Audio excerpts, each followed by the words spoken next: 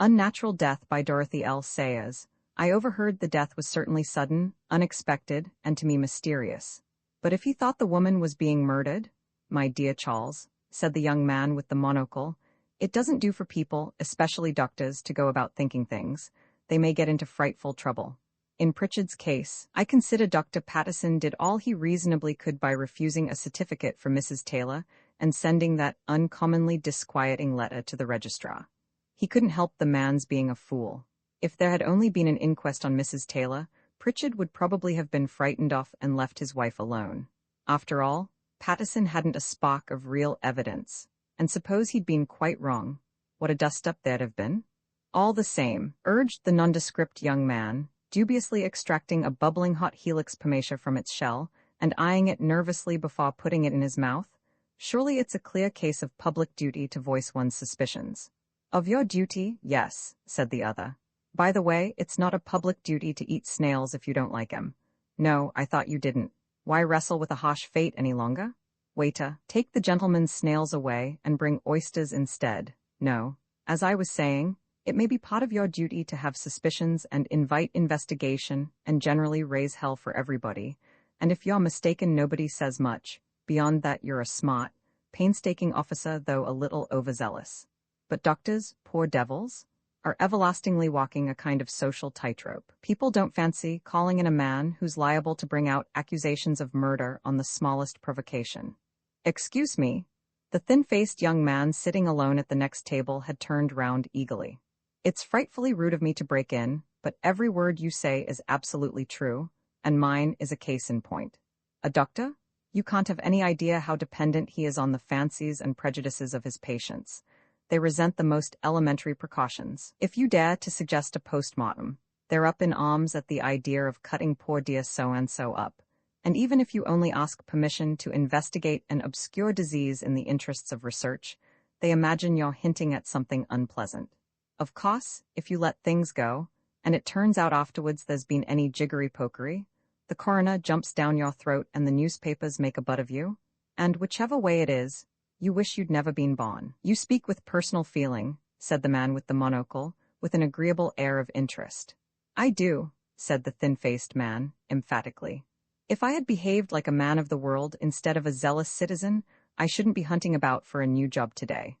The man with the monocle glanced round the little Soho restaurant with a faint smile.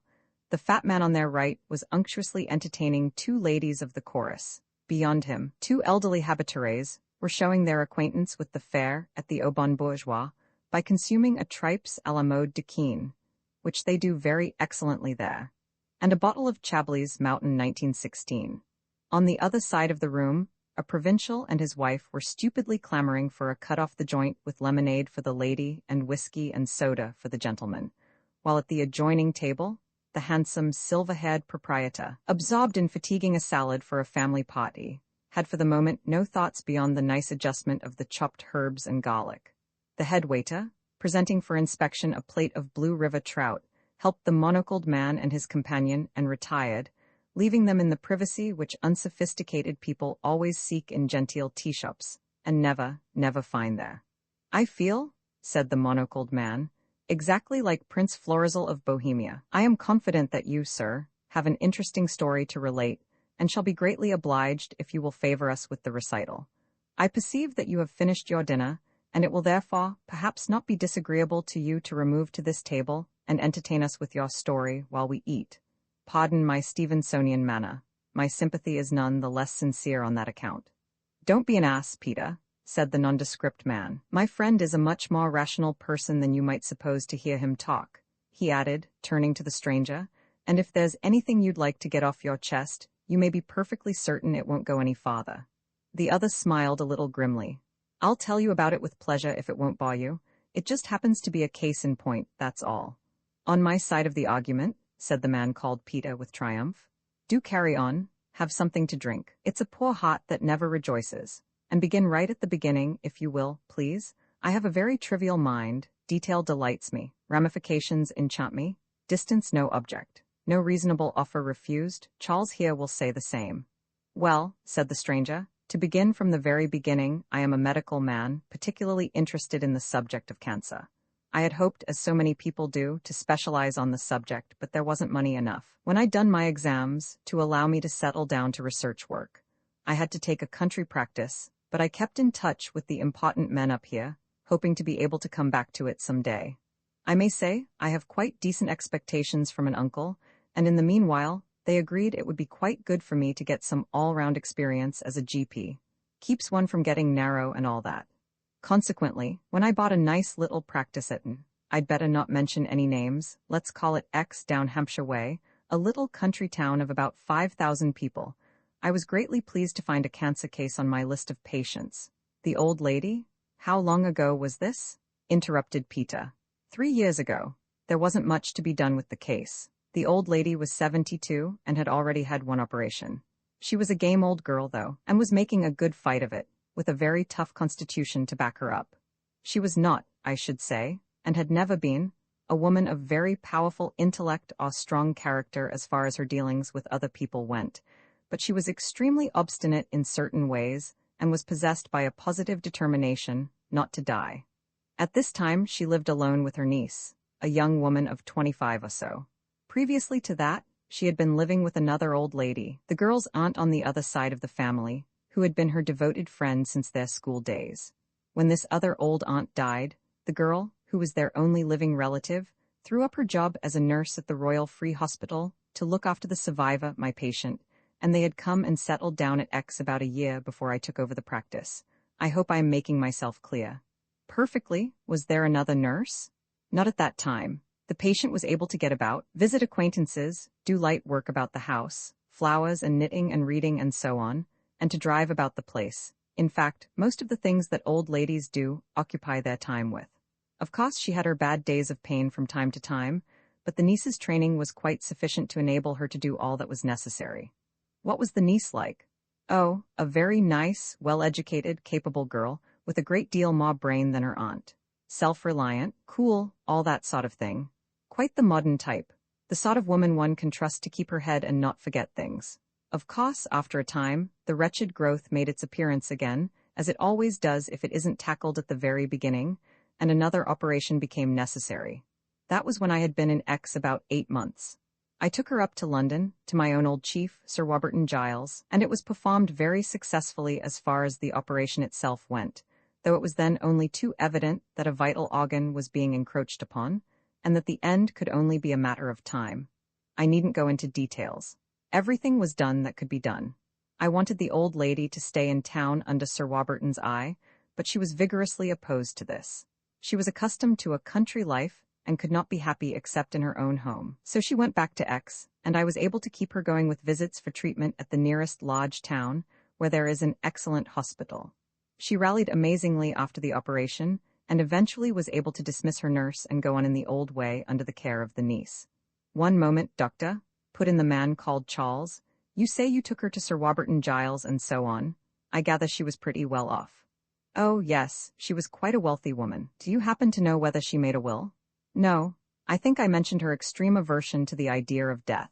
She had always refused to make any kind of will because it upset her to think about such things.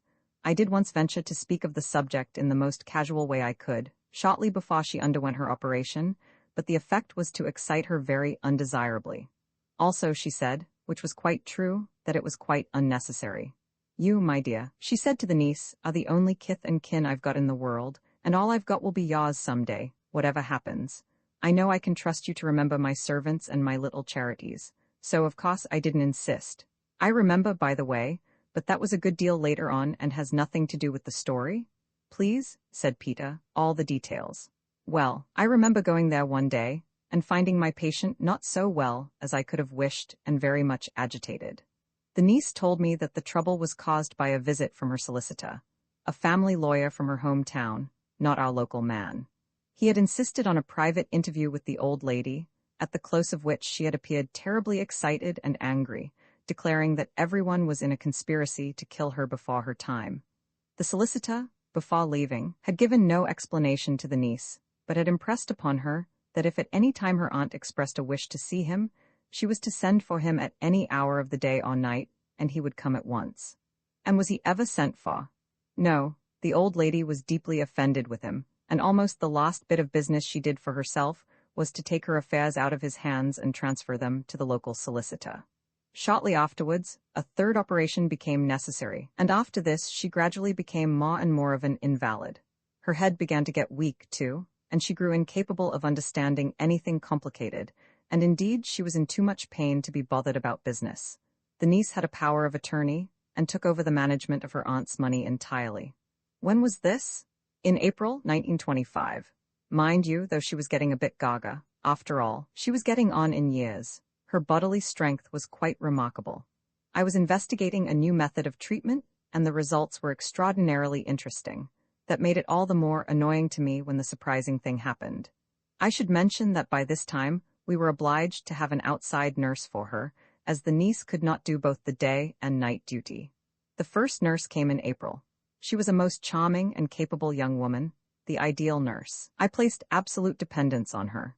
She had been specially recommended to me by Sir Warburton Giles, and though she was not then more than 28, she had the discretion and judgment of a woman twice her age. I may as well tell you at once that I became deeply attached to this lady and she to me. We are engaged, and had hoped to be married this year, if it hadn't been for my damned conscientiousness and public spirit.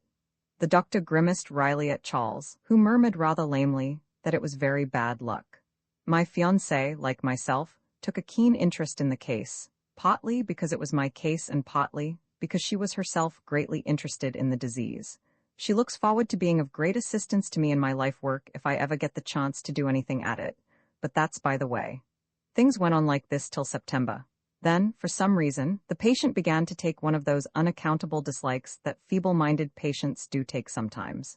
She got it into her head that the nurse wanted to kill her, the same idea she'd had about the lawyer, you see, and earnestly assured her niece that she was being poisoned. No doubt she attributed her attacks of pain to this cause. Reasoning was useless. She cried out and refused to let the nurse come near her. When that happens, naturally, there's nothing for it but to get rid of the nurse, as she can do the patient no possible good. I sent my fiancée back to town and wired to Sir Warburton's clinic to send me down another nurse. The new nurse arrived the next day. Naturally, after the other, she was a second best as far as I was concerned, but she seemed quite up to her work, and the patient made no objection. However, now I began to have trouble with the niece. Poor girl, all this long-drawn-out business was getting on her nerves, I suppose. She took it into her head that her aunt was very much worse. I said that of course she must gradually get worse, but that she was putting up a wonderful fight, and there was no cause for alarm.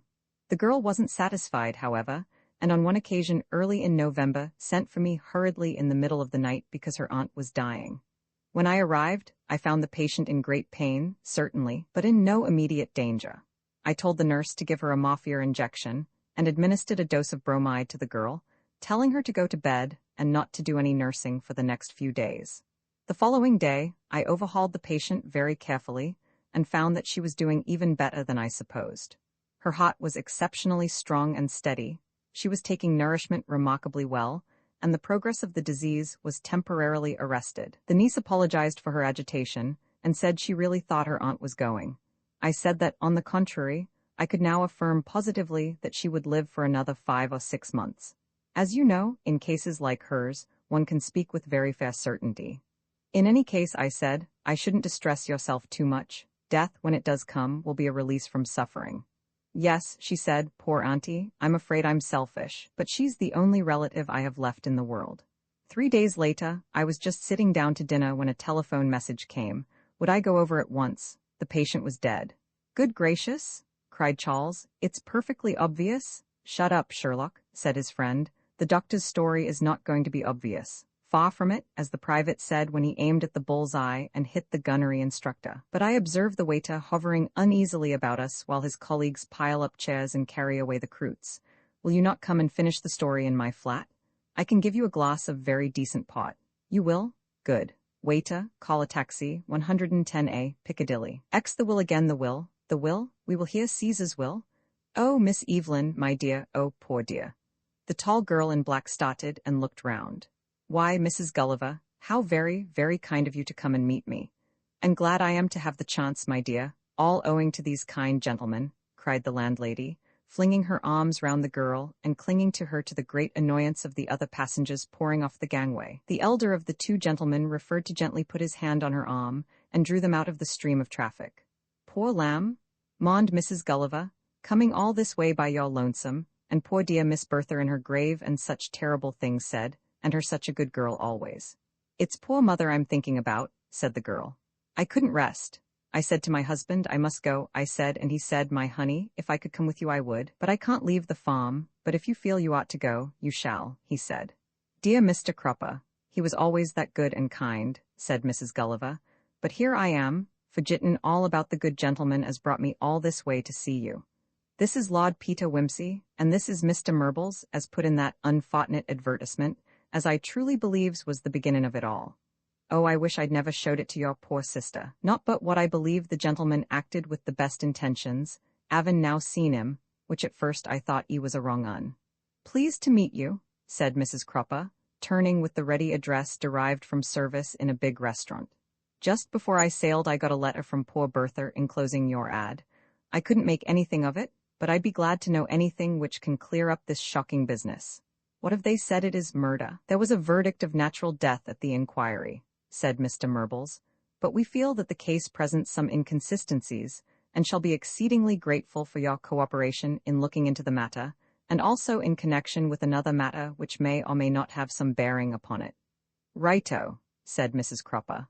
"I'm sure you're proper gentleman, if Mrs. Gulliver answers for you, for I've never known her mistaken in a person yet, have I, Mrs. G? I'll tell you anything I know, which isn't much, for it's all a horrible mystery to me.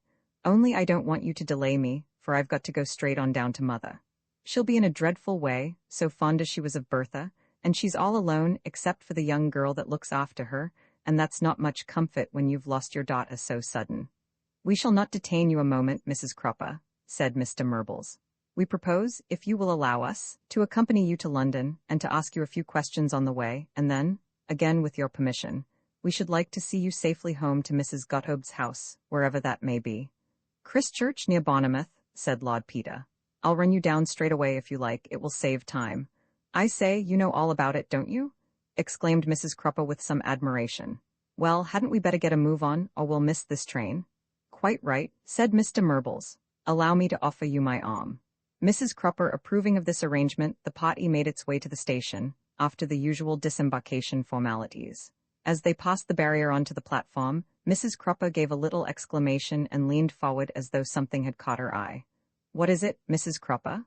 said Lord Peter's voice in her ear. "Did you think you recognized somebody? You're a noticing one, aren't you?" said Mrs. Cropper. "Make a good waiter, you would, not meaning any offense, sir. That's a real compliment from one who knows. Yes, I did think I saw someone, but it couldn't be, because the minute she caught my eye she went away." "Who did you think it was?" "Why, I thought it looked like Miss Whittaker, as Bertha and me used to work for." "Where was she?" "Just down by that pillar there, a tall dark lady in a crimson hat and grey fur, but she's gone now."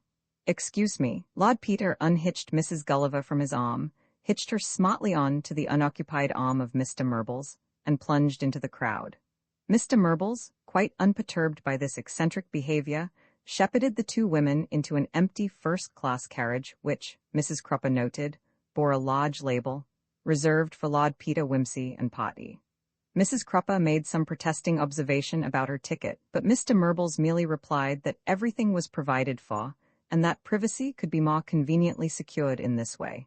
"Your friend's going to be left behind," said Mrs. Cropper, as the train moved out. "That would be very unlike him," replied Mr. Murbles, calmly unfolding a couple of rugs and exchanging his old-fashioned top hat for a curious kind of traveling cap with flaps to it. Mrs. Cropper, in the midst of her anxiety, could not help wondering where in the world he had contrived to purchase this Victorian relic.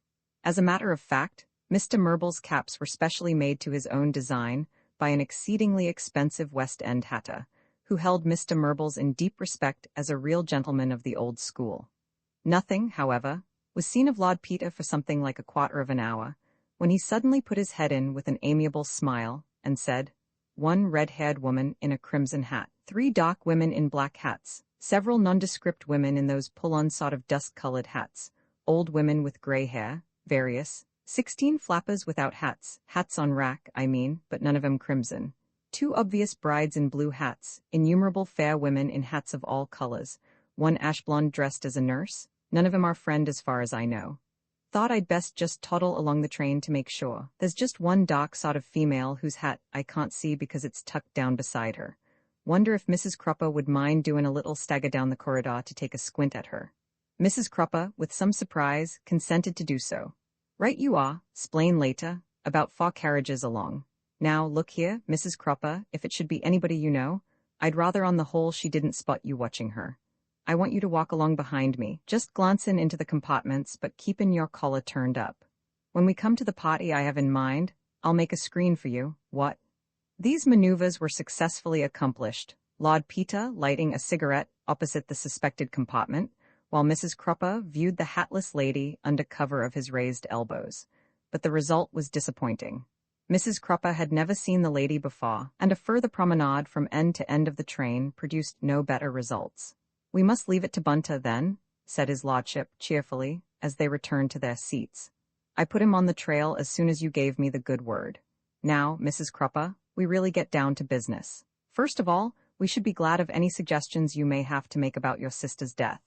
We don't want to distress you, but we have got an idea that there might, just possibly, be something behind it. There's just one thing, sir, your lordship, I suppose I should say. Bertha was a real good girl. I can answer for that absolutely. There wouldn't have been any carryings on with her young man, nothing of that. I know people have been saying all sorts of things, and perhaps, with lots of girls as they are, it isn't to be wondered at.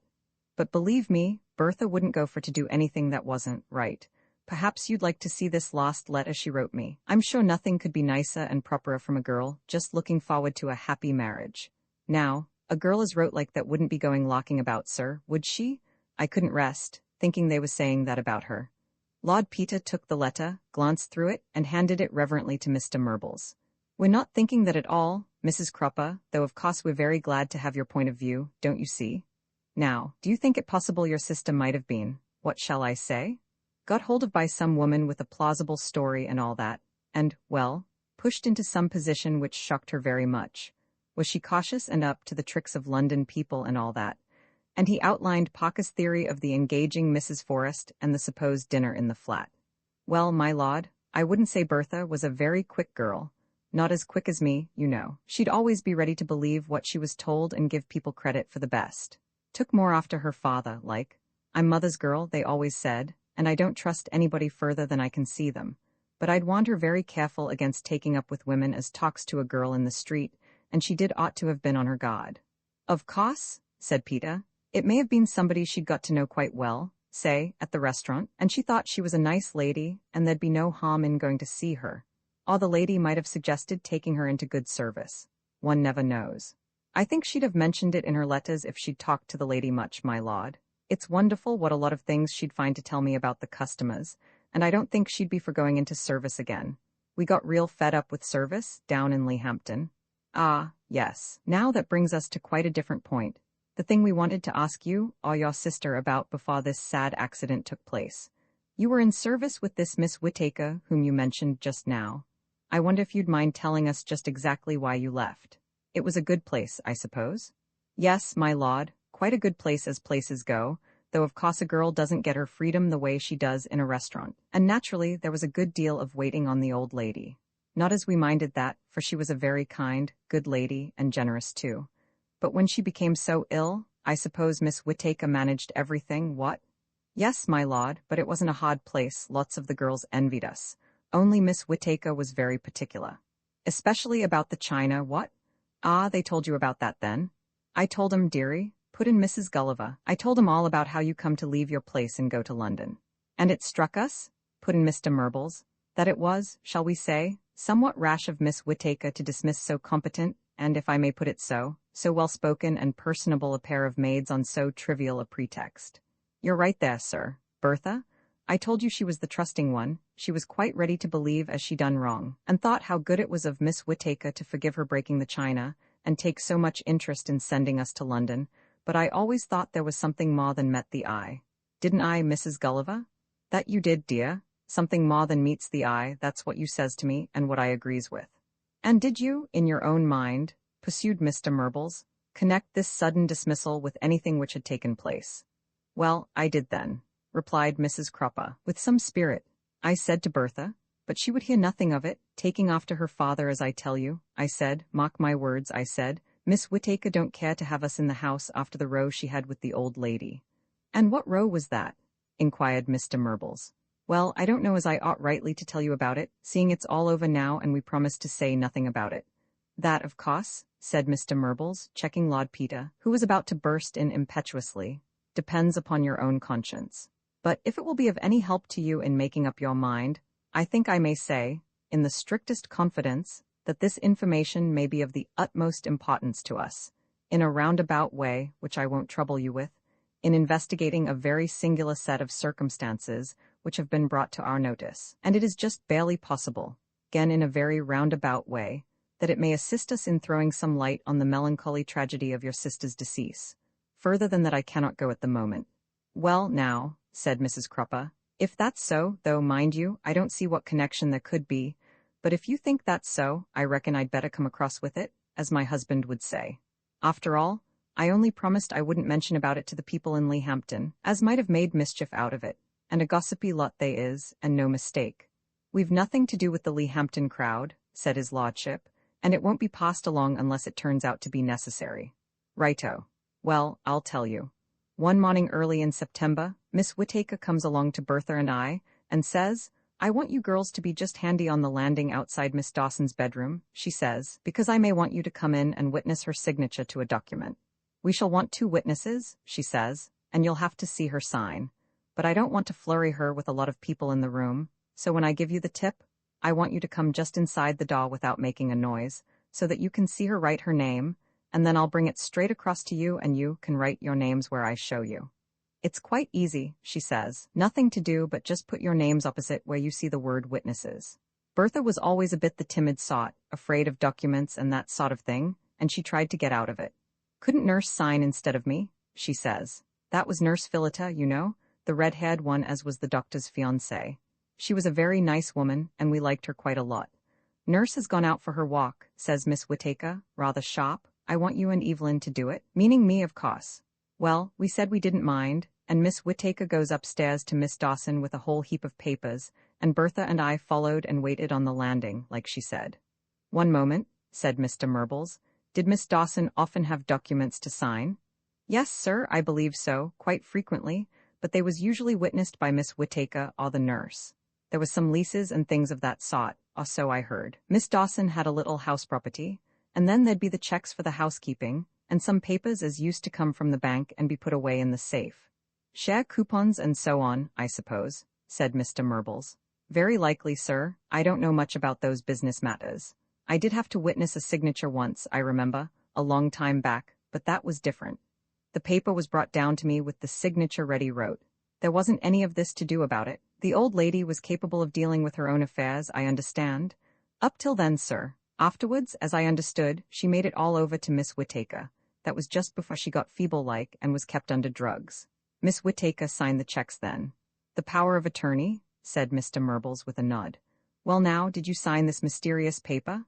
No, sir, I'll tell you how that was. When me and Bertha had been waiting a little time, Miss Whittaker comes to the door and makes us a sign to come in quiet. So we comes and stands just inside the door.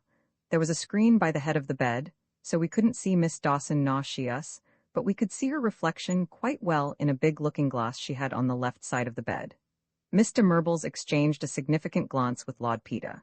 Now be sure you tell us every detail, said Whimsy, no matter how small and silly it may sound. I believe this is going to be very excitin'. Yes, my lord. Well, there wasn't much else, except that just inside the door, on the left-hand side as you went in, there was a little table, where nurse mostly used to set down trays and things that had to go down, and it was cleared, and a piece of blotting paper on it and an inkstand and pen, all ready for us to sign with. Could Miss Dawson see that? Asked Mr. Murbles. No, sir, because of the screen, but it was inside the room. Yes, sir, we want to be quite clear about this. Do you think you could draw, quite roughly, a little plan of the room, showing where the bed was and the screen and the mirror, and so on? I'm not much of a hand at drawing, said Mrs. Cropper dubiously, but I'll try. Mr. Murbles produced a notebook and fountain pen, and after a few false starts, the following rough sketch was produced. Thank you, that is very clear indeed. You notice, Lord Peter, the careful arrangements to have the document signed in presence of the witnesses and witnessed by them in the presence of Miss Dawson and of each other. I needn't tell you for what kind of document that arrangement is indispensable. Was that it, sir? We couldn't understand why it was all arranged like that. It might have happened, explained Mr. Murbles, that in case of some dispute about this document, you and your sister would have had to come into court and give evidence about it. And if so, you would have been asked whether you actually saw Miss Dawson write her signature, and whether you and your sister and Miss Dawson were all in the same room together when you signed your names as witnesses. And if that had happened, you could have said yes, couldn't you, and sworn to it. Oh, yes. And yet, actually, Miss Dawson would have known nothing about your being there. No, sir. That was it, you see. I see now, sir, but at the time Bertha and me couldn't make nothing of it. But the document, you say, was never signed. No, sir. At any rate, we never witnessed anything. We saw Miss Dawson write her name, at least I suppose it was her name, to one or two papers, and then Miss Whittaker puts another lot in front of her and says, "Here's another little lot, auntie, some more of those income tax forms." So the old lady says, "What are they exactly, dear? Let me see." So Miss Whittaker says, "Oh, only the usual things." And Miss Dawson says, "Dear, what a lot of them. How complicated they do make these things, to be sure." And we could see that Miss Whittaker was giving her several papers, all laid on top of one another, with just the places for the signatures left showing. So Miss Dawson signs the top one, and then lifts up the paper and looks underneath at the next one, and Miss Whittaker says, "They're all the same," as if she was in a hurry to get them signed and done with. But Miss Dawson takes them out of her hand and starts looking through them, and suddenly she lets out a screech and says, "I won't have it, I won't have it. I'm not dying yet. How dare you, you wicked girl? Can't you wait till I'm dead? You want to frighten me into my grave before my time. Haven't you got everything you want?" And Miss Whittaker says, "Hush, auntie, you won't let me explain." And the old lady says, "No, I won't. I don't want to hear anything about it. I hate the thought of it. I won't talk about it. You leave me be. I can't get better if you keep frightening me so." And then she begins to take and carry on dreadful, and Miss Whittaker comes over to us looking awful white and says, "Run along, you girls," she says. "My aunt's taken ill and can't attend to business. I'll call you if I want you," she says. And I said, "Can we help with her, miss?" And she says, "No, it's quite all right. It's just the pain come on again. I'll give her injection and then she'll be all right." And she pushes us out of the room and shuts the door, and we heard the poor old lady crying fit to break anybody's heart. So we went downstairs and met nurse just coming in, and we told her Miss Dawson was took worse again, and she runs up quick without taking her things off. So we was in the kitchen, just saying it seemed rather funny like, when Miss Whittaker comes down again and says, "It's all right now, and auntie's sleeping quite peaceful, only we'll have to put off business till another day." And she says, "Better not say anything about this to anybody, because when the pain comes on aunt gets frightened and talks a bit wild. She don't mean what she says, but if people was to hear about it they might think it odd." So I up and says, "Miss Whittaker," I says, "me and Bertha was never ones to talk. Rather stiff, I said it, because I don't hold by gossip and never did." And Miss Whittaker says, "That's quite all right," and goes away. And the next day she gives us an afternoon off and a present, 10 shillings each, it was, because it was her aunt's birthday, and the old lady wanted us to have a little treat in her honor.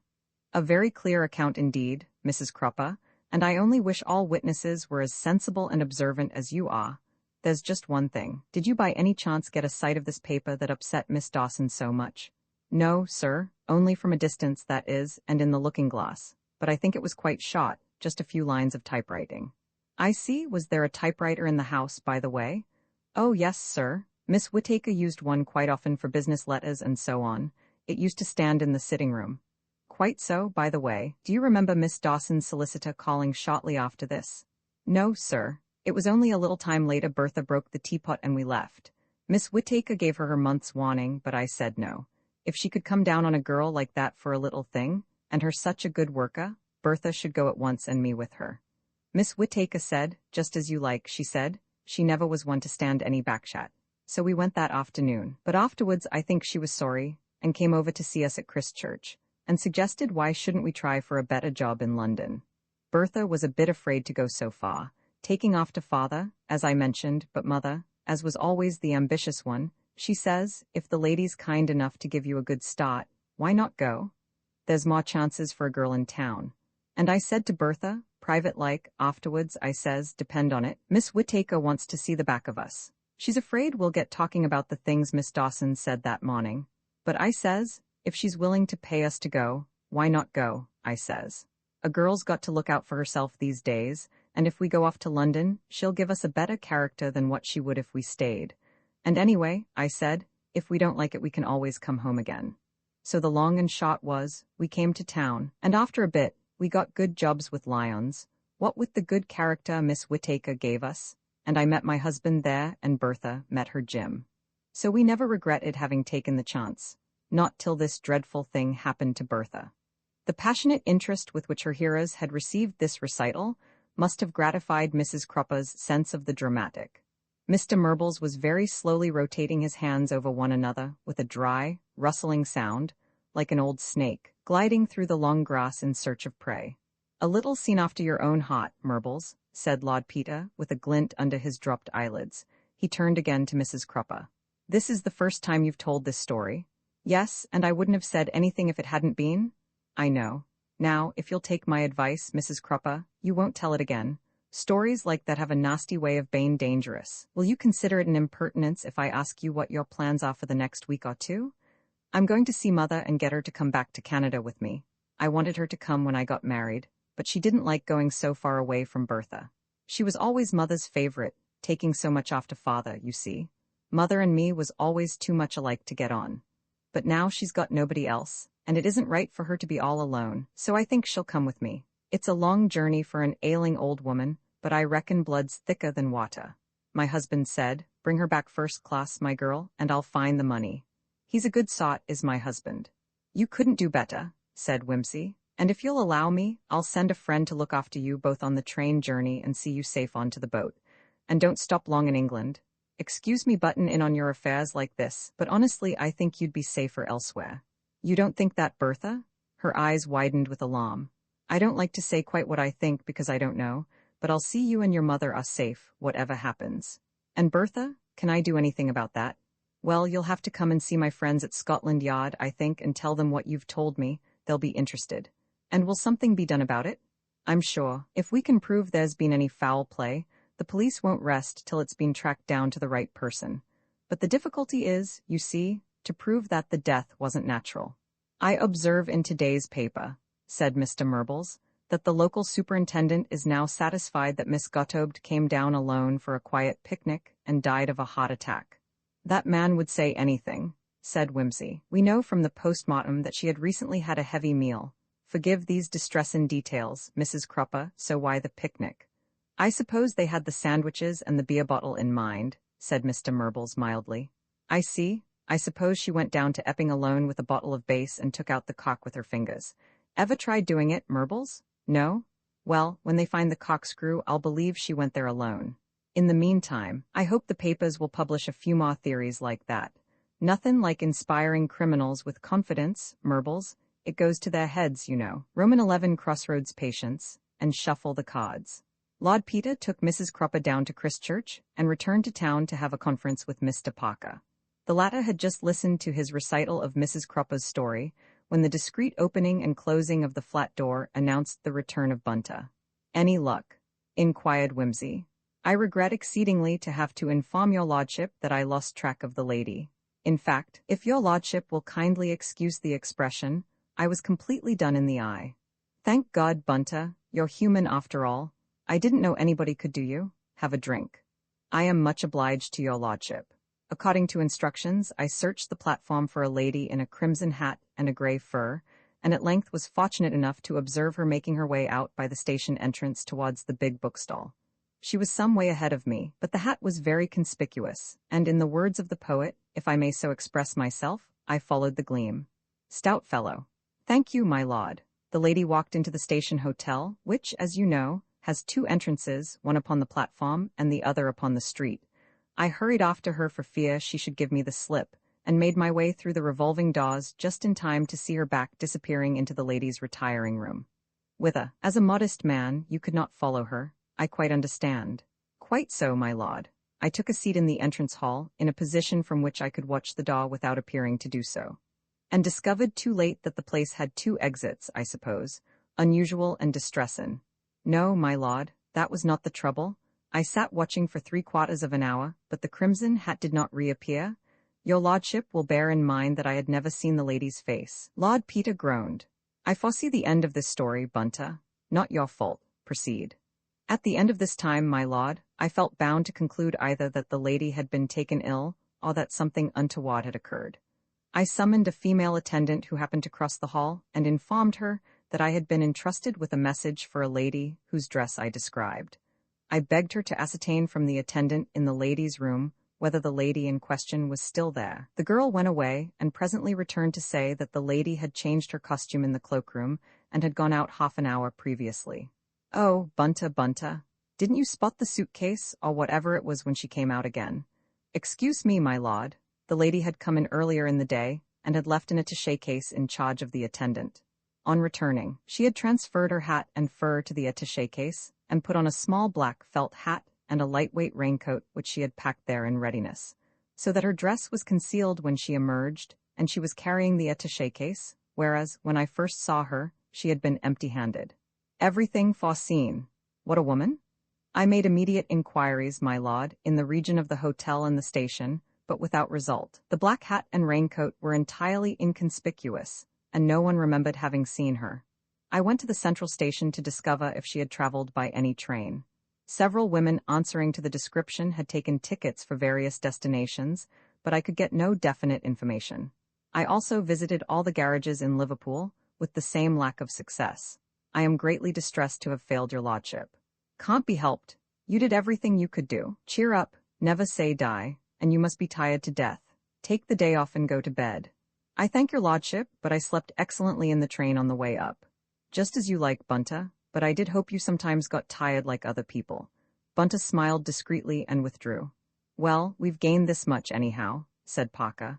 We know now that this Miss Whittaker has something to conceal, since she takes such precautions to avoid being followed. We know more than that. We know that she was desperately anxious to get hold of the Crupper woman before anybody else could see her, no doubt to stop her mouth by bribery or by worse means. By the way, how did she know she was coming by that boat? Mrs. Crupper sent a cable, which was read at the inquest.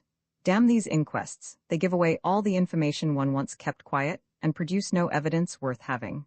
Here, said Parker, with emphasis, not to mention that we had to sit through a lot of moral punk by the coroner, about the prevalence of jazz and the immoral behavior of modern girls in going off alone with young men to Epping Forest. It's a pity these busybodies can't be had up for libel. Never mind, we'll get the Whittaker woman yet. Always provided it was the Whittaker woman. After all, Mrs. Crupper may have been mistaken.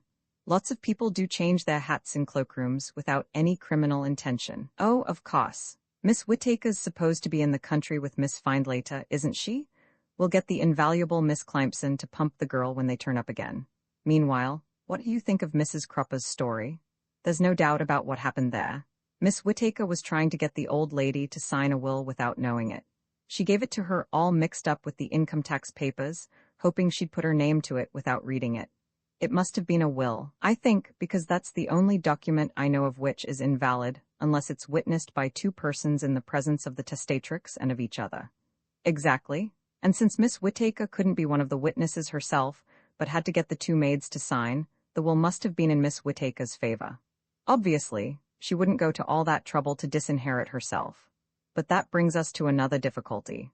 Miss Whittaker, as next of kin, would have taken all the old lady had to leave in any case. As a matter of fact, she did. Why bother about a will? Perhaps, as we said before, she was afraid Miss Dawson would change her mind and wanted to get a will made out before. No, that won't work. No, because, anyhow, any will made later would invalidate the first will.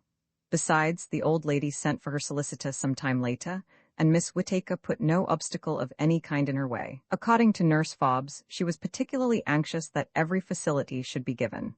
Seeing how Miss Dawson distrusted her niece, it's a bit surprising, really, that she didn't will the money away. Then it would have been to Miss Whittaker's advantage to keep her alive as long as possible. I don't suppose she really distrusted her, not to the extent of expecting to be made away with. She was excited and said more than she meant, we often do. Yes, but she evidently thought there'd be other attempts to get a will signed. How do you make that out? Don't you remember the power of attorney? The old girl evidently thought that out, and decided to give Miss Whittaker authority to sign everything for her so that there couldn't possibly be any jiggery-pokery about papers in future. Of course, cute old lady, how very irritating for Miss Whittaker, and after that very hopeful visit of the solicitor too. So disappointing. Instead of the expected will, a very carefully planted spoke in her wheel. Yes, but we're still brought up against the problem, why a will at all? So we are. The two men pulled at their pipes for some time in silence. The aunt evidently intended the money to go to Mary Whittaker all right, remarked Parker at last. She promised it so often, besides, I dare say she was a just-minded old thing, and remembered that it was really Whittaker money which had come to her over the head of the Rev. Charles, or whatever his name was. That's so. Well, there's only one thing that could prevent that happening, and that's, oh Lord, old son. Do you know what it works out at? The old story, beloved of novelists, the missing heir? Good Lord, yes, you're right. Damn it all, what fools we were not to think of it before. Mary Whittaker possibly found out that there was some nearer relative left, who would scoop the lot. Maybe she was afraid that if Miss Dawson got to know about it, she'd divide the money or disinherit Mary altogether. Or perhaps she just despaired of hammering the story into the old lady's head, and so hit on the idea of getting her to make the will unbeknownst to herself in Mary's favor. What a brain you've got, Charles. Ah, see here, Miss Dawson may have known all about it, sly old thing, and determined to pay Miss Whittaker out for her indecent urgency in the matter of Will Mackin by just dyin' intestate in the other chappie's favor. If she did, she deserved anything she got, said Parker, rather viciously. After taking the poor girl away from her job, under promise of leaving her the dibs. Teach the young woman not to be so mercenary, retorted Whimsy, with the cheerful brutality of the man who has never in his life been short of money. If this bright idea is correct, said Parker, it rather messes up your murder theory, doesn't it? Because Mary would obviously take the line of keeping her aunt alive as long as possible, in hopes she might make a will after all. That's true. Curse you, Charles, I see that bet of mine going west. What a blow for friend Ka, too. I did hope I was going to vindicate him, and have him played home by the village band under a triumphal arch with welcome, champion of truth, picked out in red, white, and blue electric bulbs. Never mind, it's better to lose a wager and see the light than walk in ignorance bloated with gold. Aw, stop. Why shouldn't Ka be right after all? Perhaps it's just my choice of a murderer that's wrong. Aha. I see a new and even more sinister villain step upon the scene. The new claimant, warned by his minions. What minions? Oh, don't be so pernickety, Charles. Nurse Fobbs, probably. I shouldn't wonder if she's in his pay. Where was I? I wish you wouldn't interrupt. Warned by his minions? Prompted Parker. Oh, yes. Warned by his minions that Miss Dawson is hobnobbing with solicitors and being tempted into making wills and things, gets the said minions to polish her off before she can do any mischief. Yes, but how? Oh, by one of those native poisons which slay in a split second and defy the skill of the analyst. They are familiar to the meanest writer of mystery stories. I'm not going to let a trifle like that stand in my way. And why hasn't this hypothetical gentleman brought forward any claim to the property so far? He's biding his time. The fuss about the death scared him, and he's lying low till it's all blown over. He'll find it much more awkward to dispossess Miss Whittaker now she's taken possession. Possession is 9 points of the law, you know. I know, but he's going to pretend he wasn't anywhere near at the time of Miss Dawson's death.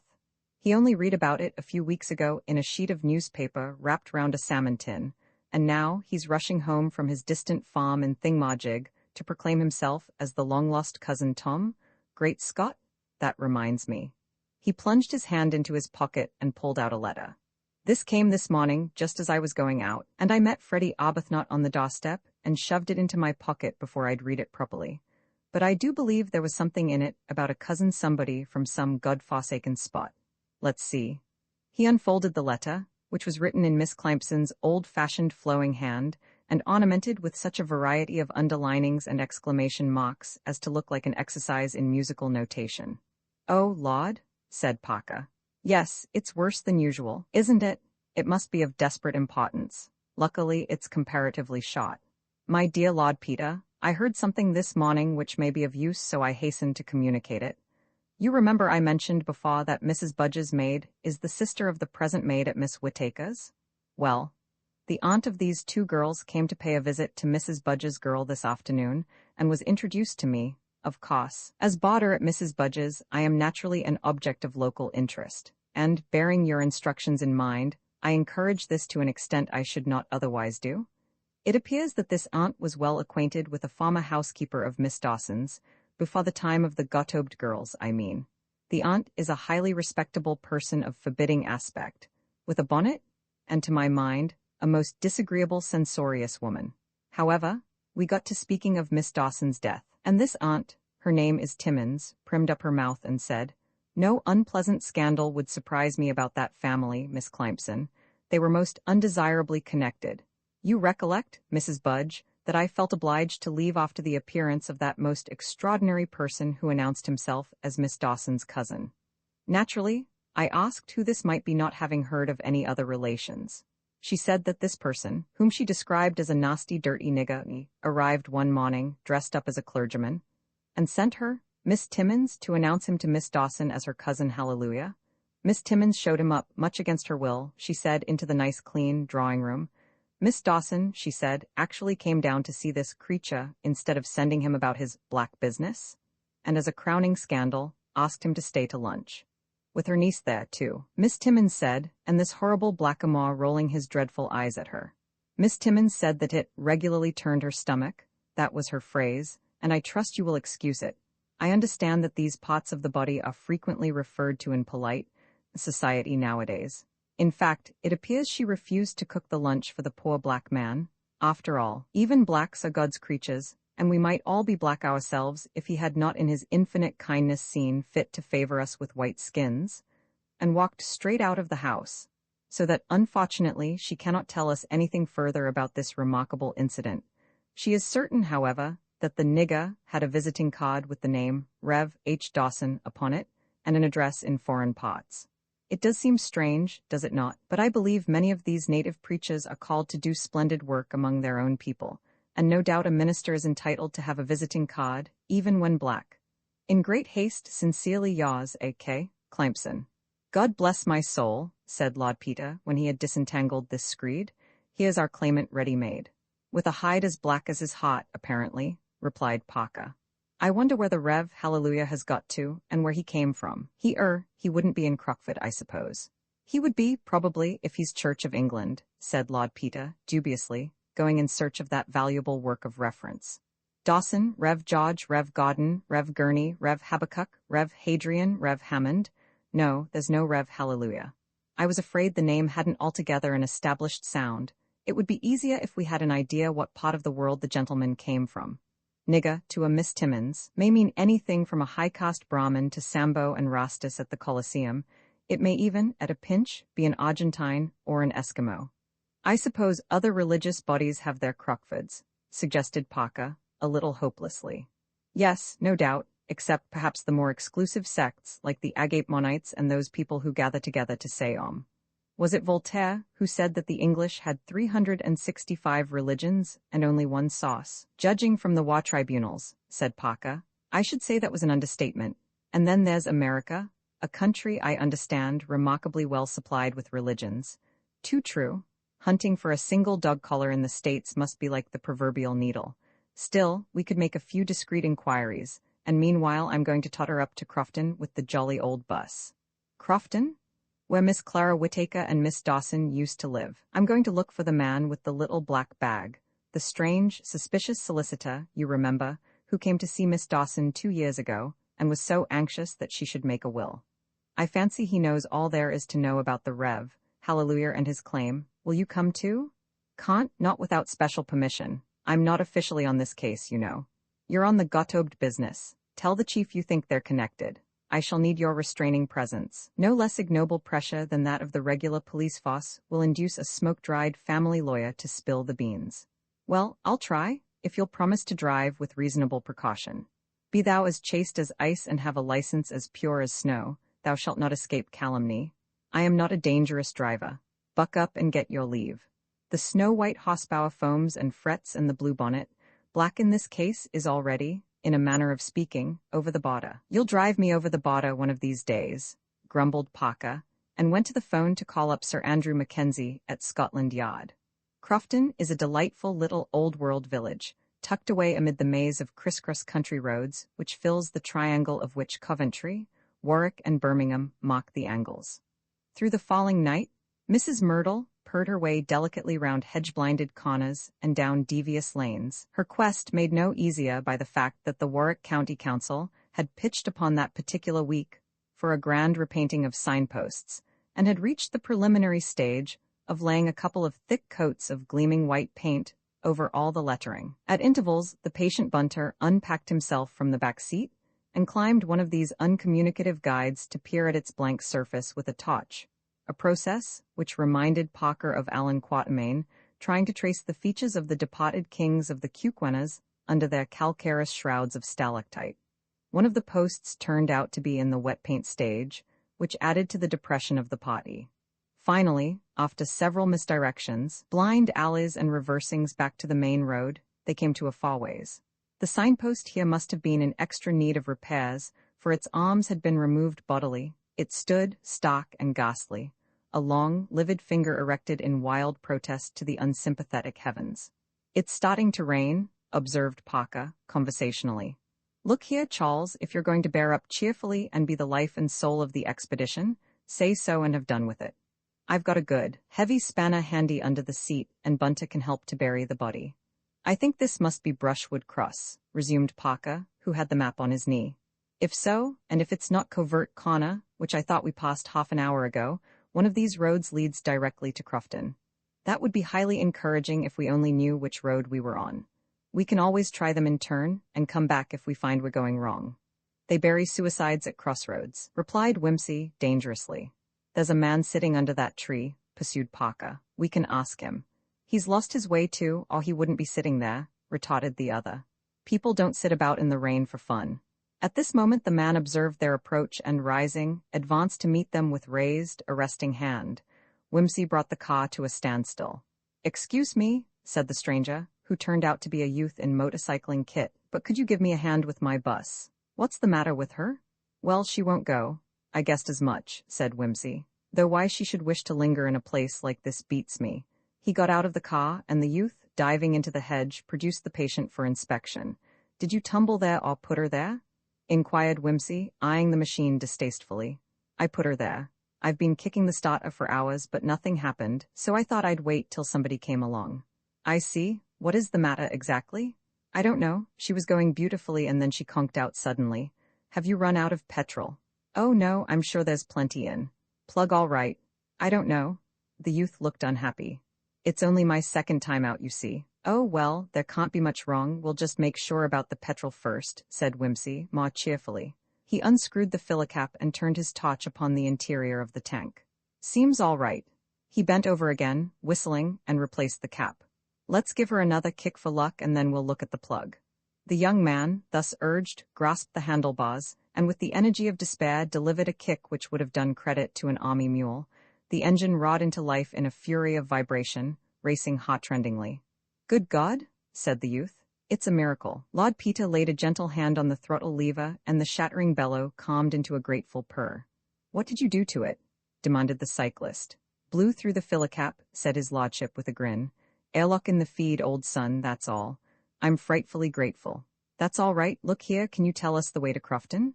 "Sure, straight down here, I'm going there as a matter of fact." "Thank heaven. Lead and I follow, as Sir Galahad says." "How far?" 5 miles. "Decent inn?" "My governor keeps the Fox and Hounds. Would that do? We'd give you awfully decent grub." Sorrow vanquished, labor ended, Jordan passed. "Buzz off, my lad." "No, Charles, I will not wait while you put on a Burberry." "Back inside go bear, hand and foot go cold. So Belagod send us good ale enough, whether it be new or old." The starter hummed. The youth mounted his machine and led off down the lane after one alarming wobble. Whimsy slipped in the clutch and followed in his wake.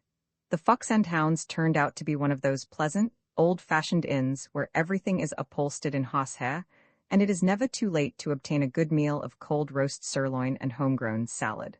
The landlady, Mrs. Piggin, served the travelers herself. She wore a decent black satin dress, and a front of curls of the fashion favored by the royal family.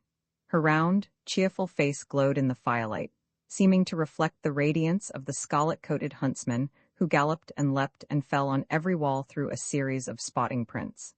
Lord Peter's mood softened under the influence of the atmosphere and the house's excellent ale, and by a series of inquiries directed to the hunting season, just concluded, the neighboring families and the price of horseflesh, he dexterously led the conversation round to the subject of the late Miss Clara Whittaker. "Oh dear, yes," said Mrs. Piggin. "To be sure, we knew Miss Whittaker. Everybody knew her in these parts, a wonderful old lady she was. There's a many of her hosses still in the country. Mr. Cleveland, he bought the best part of the stock and is doin' well with them. Fine, honest stock she bred, and they all used to say she was a woman of wonderful judgment with a hoss, or a man either. Nobody ever got the better of her twice, and very few once." "Ah," said Lord Peter sagaciously. "I remember her well, riding to hounds when she was well over 60, went on Mrs. Piggin, and she wasn't one to wait for a gap, neither.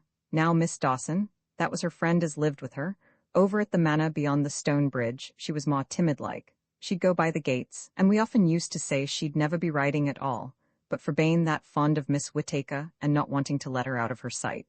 But there, we can't all be alike, can we, sir? And Miss Whittaker was altogether out of the way. They don't make them like that nowadays. Not but what these modern girls are good goers, many of them, and does a lot of things as would have been thought very fast in the old days, but Miss Whittaker had the knowledge as well, bought her own hosses and physicked 'em and bred 'em, and needed no advice from anybody." "She sounds a wonderful old girl," said Whimsy haughtily.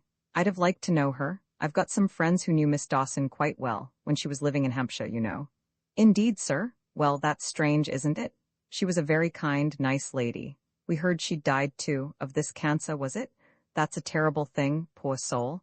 And fancy you being connected with her, so to speak. I expect you'd be interested in some of our photographs of the Crofton hunt.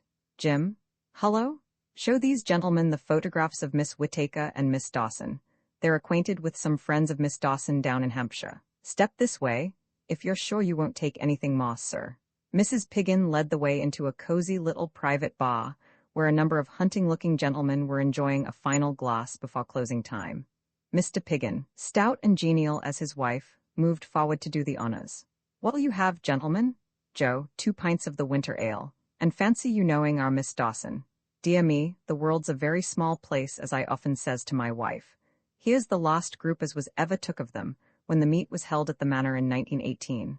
Of course, you'll understand, it wasn't a regular meet like, owing to the war and the gentlemen being away and the hosses too. We couldn't keep things up regular like in the old days. But what with the foxes gettin' so terrible many, and the packs all going to the dogs, ha, ha? That's what I often used to say in this bar. The 'ounds is going to the dogs, I says. Very good, they used to think it. There's many a gentleman has laughed at me sayin' that the 'ounds, I says, is going to the dogs.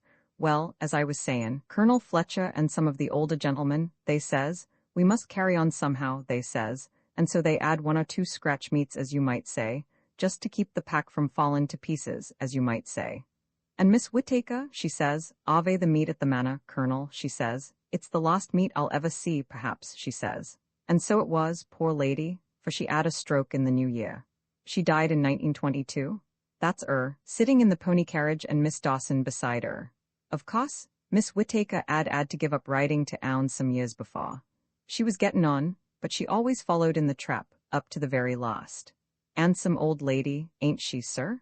Lord Peter and Parker looked with considerable interest at the rather grim old woman sitting so uncompromisingly upright with the reins in her hand, a dour, weather-beaten old face, but certainly handsome still, with its large nose and straight, heavy eyebrows. And beside her, smaller, plumper and more feminine, was the Agatha Dawson whose curious death had led them to this quiet country place. She had a sweet, smiling face, less dominating than that of her redoubtable friend, but full of spirit and character. Without doubt, they had been a remarkable pair of old ladies. Lord Peter asked a question or two about the family.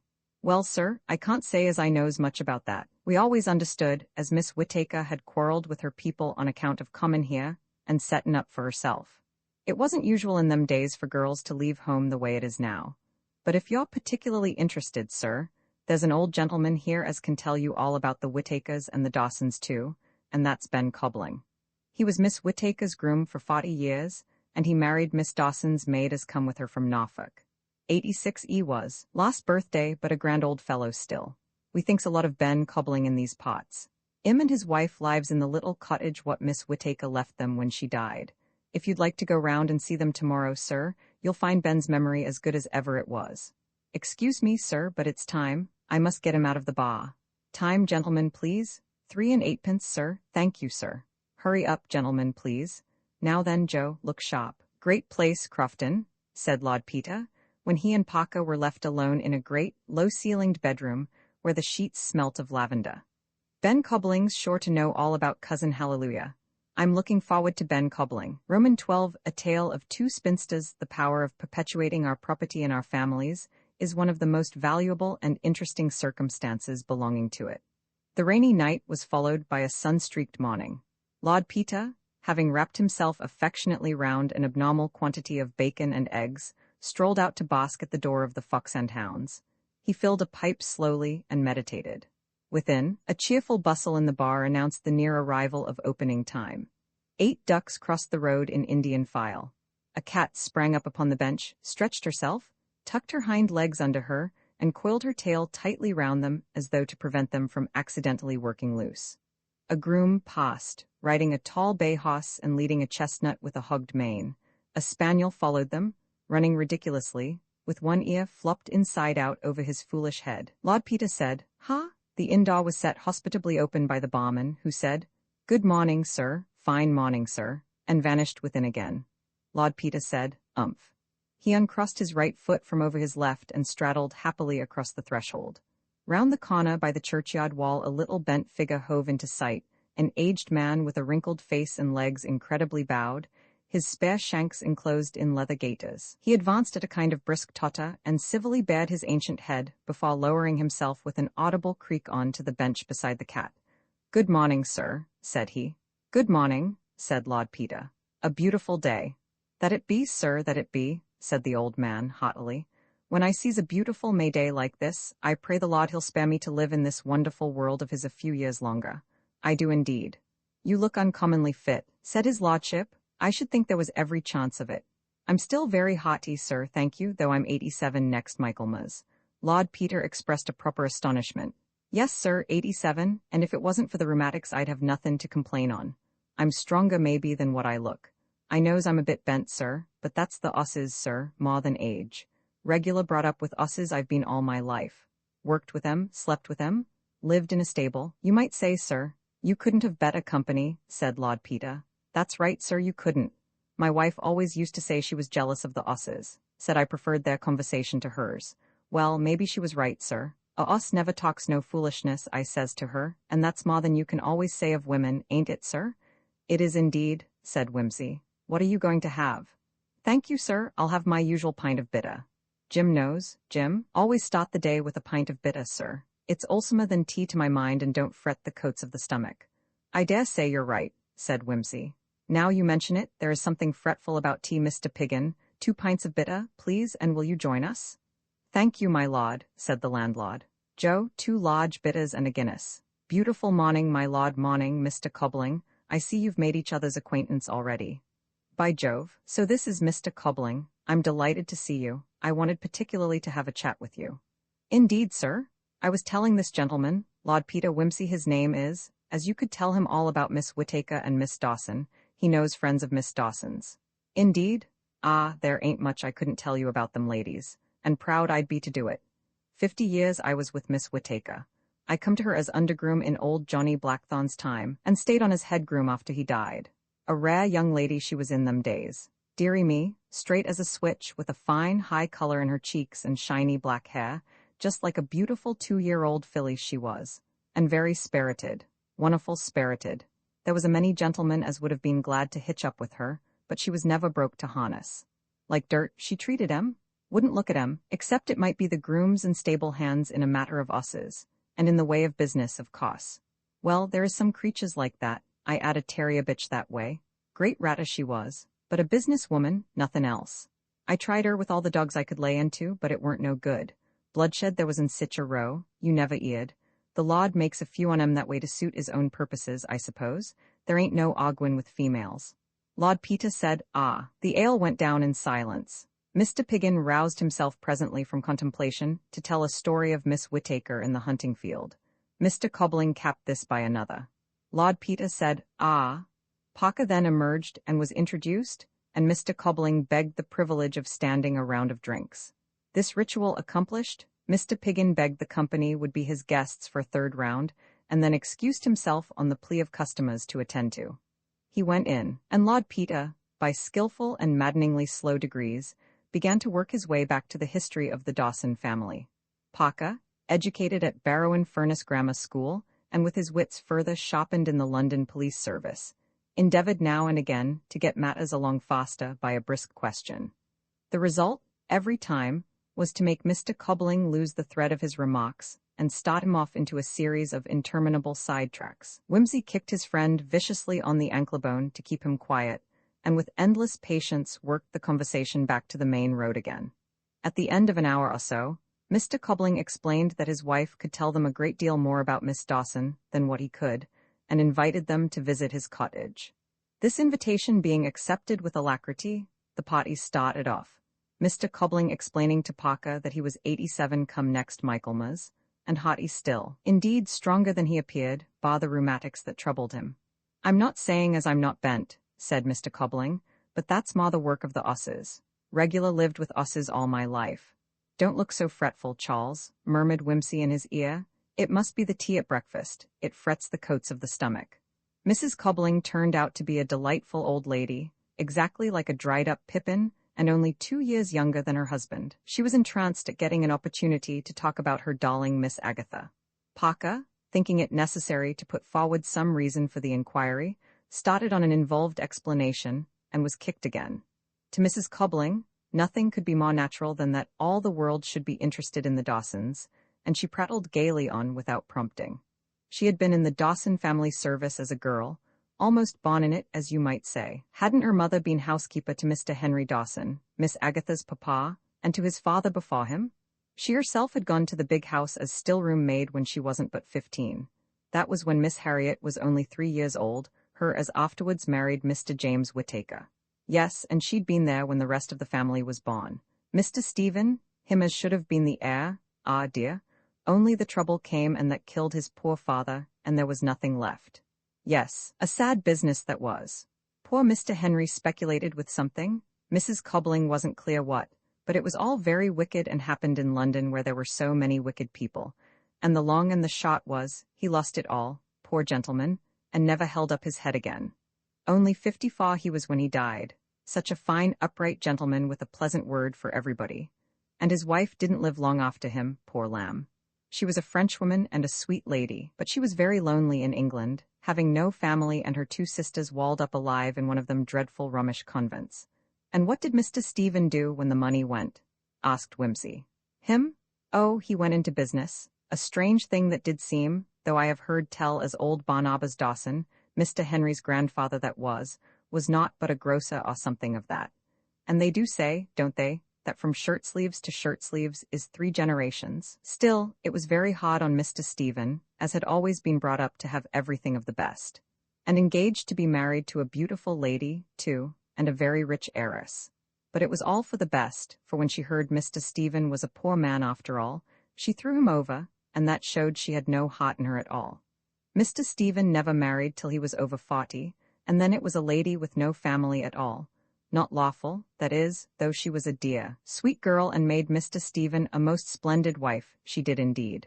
And Mr. John, he was their only son. They thought the world of him. It was a terrible day when the news came that he was killed in the war. A cruel business that was, sir, wasn't it? And nobody the better for it as I can see, but all these shocking hard taxes and the price of everything gone up so, and so many out of work. So he was killed? That must have been a terrible grief to his parents. Yes, sir, terrible. Oh, it was an awful thing altogether, sir, for poor Mr. Stephen, as had so much trouble all his life, he went out of his poor mind and shot hisself. Out of his mind he must have been, sir, to do it. And what was more dreadful still, he shot his dear lady as well. You may remember it, sir. There was pieces in the paper about it. I seem to have some vague recollection of it, said Peter, quite untruthfully, but anxious not to seem to belittle the local tragedy. And young John, he wasn't married, I suppose? No, sir. That was very sad, too. He was engaged to a young lady, a nurse in one of the English hospitals, as we understood, and he was hoping to get back and be married to her on his next leave. Everything did seem to go all wrong together them terrible years. The old lady sighed and wiped her eyes.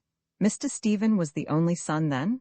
Well, not exactly, sir. There was the Darling twins, Such pretty children, but they only lived 2 days. They come 4 years after Miss Harriet, her, as married Mr. James Whittaker. Yes, of course, that was how the families became connected. Yes, sir, Miss Agatha and Miss Harriet and Miss Clara Whittaker was all at the same school together, and Mrs. Whittaker asked the two young ladies to go and spend their holidays with Miss Clara, and that was when Mr. James fell in love with Miss Harriet. She wasn't as pretty as Miss Agatha to my thinking, but she was livelier and quicker. And then, of course, Miss Agatha was never one for flirting and foolishness. Often she used to say to me, "Betty," she said, "I mean to be an old maid and so does Miss Clara, and we're going to live together and be ever so happy, without any stupid, tiresome gentleman." And so it turned out, sir, as you know, for Miss Agatha, for all she was so quiet, was very determined. Once she'd said a thing, you couldn't turn her from it, not with reasons, nor with threats, nor with coaxings, nothing. Many's the time I've tried when she was a child, for I used to give a little help in the nursery sometimes, sir. You might drive her into a temper or into the sulks, but you couldn't make her change her little mind, even then. There came to Whimsy's mind the picture of the stricken, helpless old woman, holding to her own way in spite of her lawyer's reasoning and her niece's subterfuge. A remarkable old lady, certainly, in her way.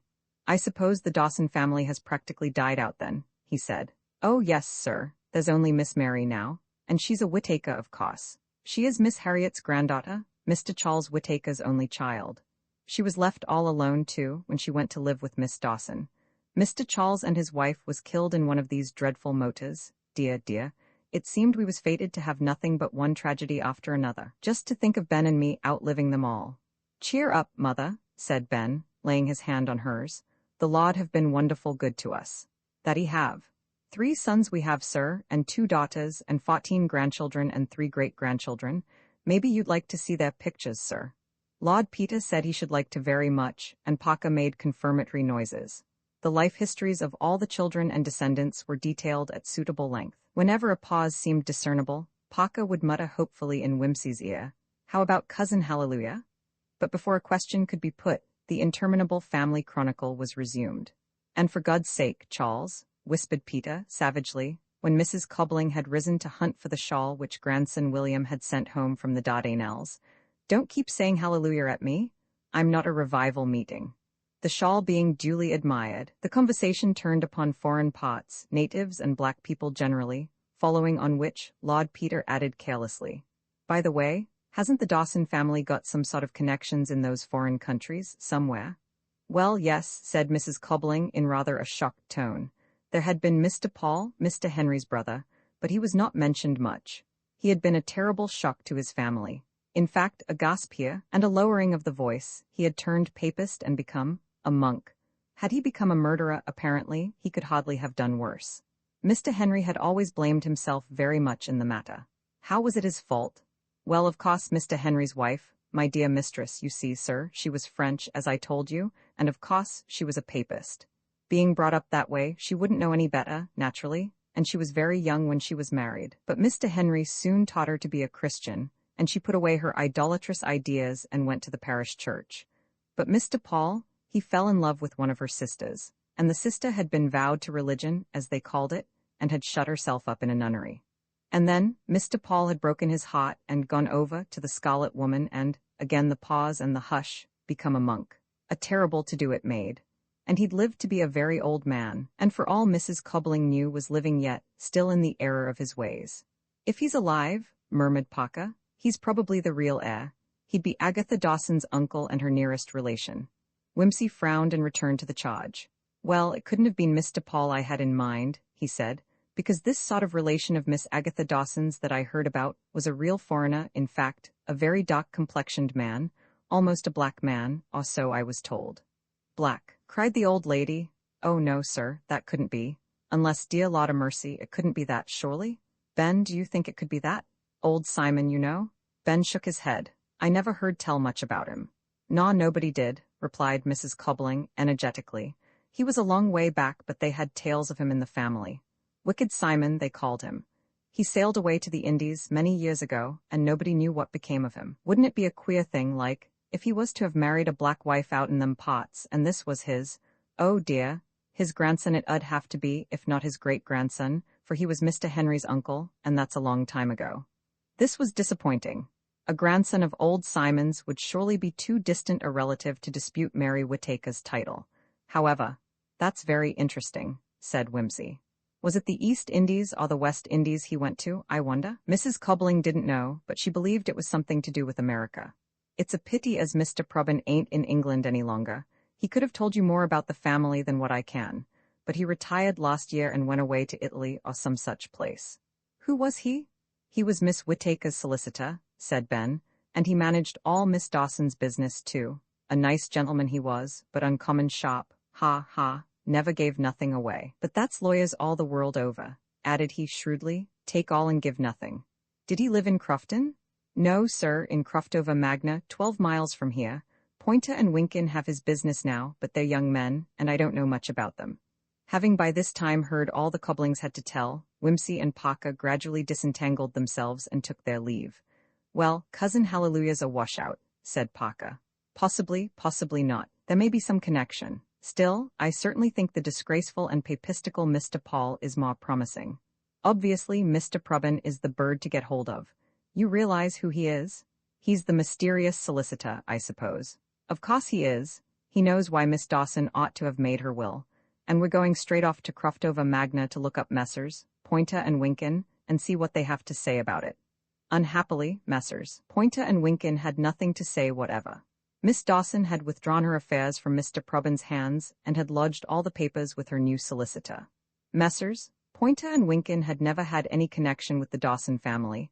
They had no objection, however, to furnishing Mr. Probin's address, Villa Bianca, Feasel. They regretted that they could be of no further assistance to Lord Peter Whimsy and Mr. Parker.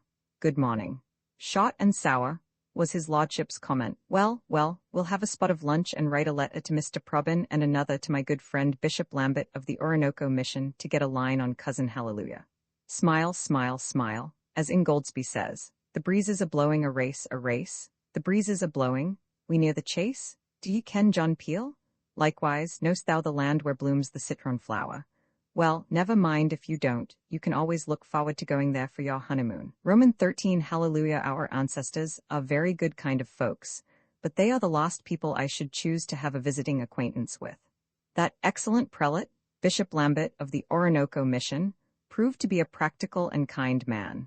He did not personally know the Rev. Hallelujah Dawson, but thought he might belong to the Tabernacle Mission, a nonconformist body which was doing a very valuable work in those parts. He would himself communicate with the London headquarters of this community and let Lord Peter know the result. 2 hours later, Bishop Lambert's secretary had duly rung up the Tabernacle Mission and received the very satisfactory information that the Rev. Hallelujah Dawson was in England, and indeed, available at their mission house in Stepney. He was an elderly minister, living in very reduced circumstances. In fact, the bishop rather gathered that the story was a sad one. Oh, not at all, pray, no thanks. The bishop's poor miserable slave of a secretary did all the work. Very glad to hear from Lord Peter, and was he being good? Ha, ha? And when was he coming to dine with the bishop? Lord Peter promptly gathered up Parker and swooped down with him upon the Tabernacle Mission, before whose dim and grim frontage Mrs. Myrtle's long black bonnet and sweeping copper exhaust made an immense impression. The small fry of the neighborhood had clustered about her and were practicing horn solos almost before Whimsy had rung the bell. On Parker's threatening them with punishment and casually informing them that he was a police officer, they burst into ecstasies of delight, and joining hands, formed a ring o' roses round him, under the guidance of a sprightly young woman of 12 years old or thereabouts. Parker made a few harassed dots at them, but the ring only broke up, shrieking with laughter, and reformed, singing. The mission door opened at the moment, displaying this undignified exhibition to the eyes of a lank young man in spectacles, who shook a long finger disapprovingly and said, "Now, you children," without the slightest effect and apparently without the faintest expectation of producing any. Lord Peter explained his errand. "Oh, come in, please," said the young man, who had one finger in a book of theology. "I'm afraid your friend, this is rather a noisy district." Parker shook himself free from his tormentors and advanced, breathing threatenings and slaughter, to which the enemy responded by a derisive blast of the horn. "They'll run those batteries down," said Whimsy. "You can't do anything with the little devils," growled Parker. "Why don't you treat them as human beings?" retorted Whimsy. Children are creatures of like passions with politicians and financiers. Here, Esmeralda, he added, beckoning to the ringleader. The young woman put her tongue out and made a rude gesture, but observing the glint of coin in the outstretched hand, suddenly approached and stood challengingly before them. "Look here," said Whimsy. "Here's 1/2 crown, 30 pennies, you know. Any use to you?" The child promptly proved her kinship with humanity. She became abashed in the presence of wealth, and was silent, rubbing one dusty shoe upon the cuff of her stocking. "You appear," pursued Lord Peter, "to be able to keep your young friends in order if you choose. I take you, in fact, for a woman of character. Very well, if you keep them from touching my car while I'm in the house, you get this 1/2 crown, see? But if you let him blow the horn, I shall hear it. Every time the horn goes, you lose a penny, got that? If the horn blows 6 times, you only get 2 bob. If I hear it 30 times, you don't get anything. And I shall look out from time to time, and if I see anybody mauling the car about us sitting in it, then you don't get anything. Do I make myself clear?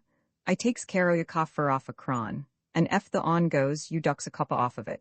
That's right. Right you are, mister. I'll see none on 'em touches it.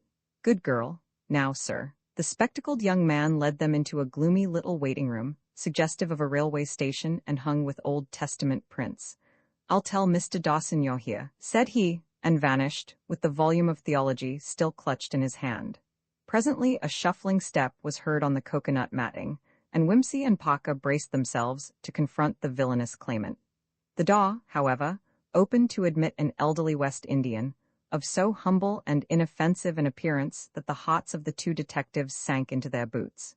Anything less murderous could scarcely be imagined, as he stood blinking nervously at them from behind a pair of steel-rimmed spectacles, the frames of which had at one time been broken and bound with twine.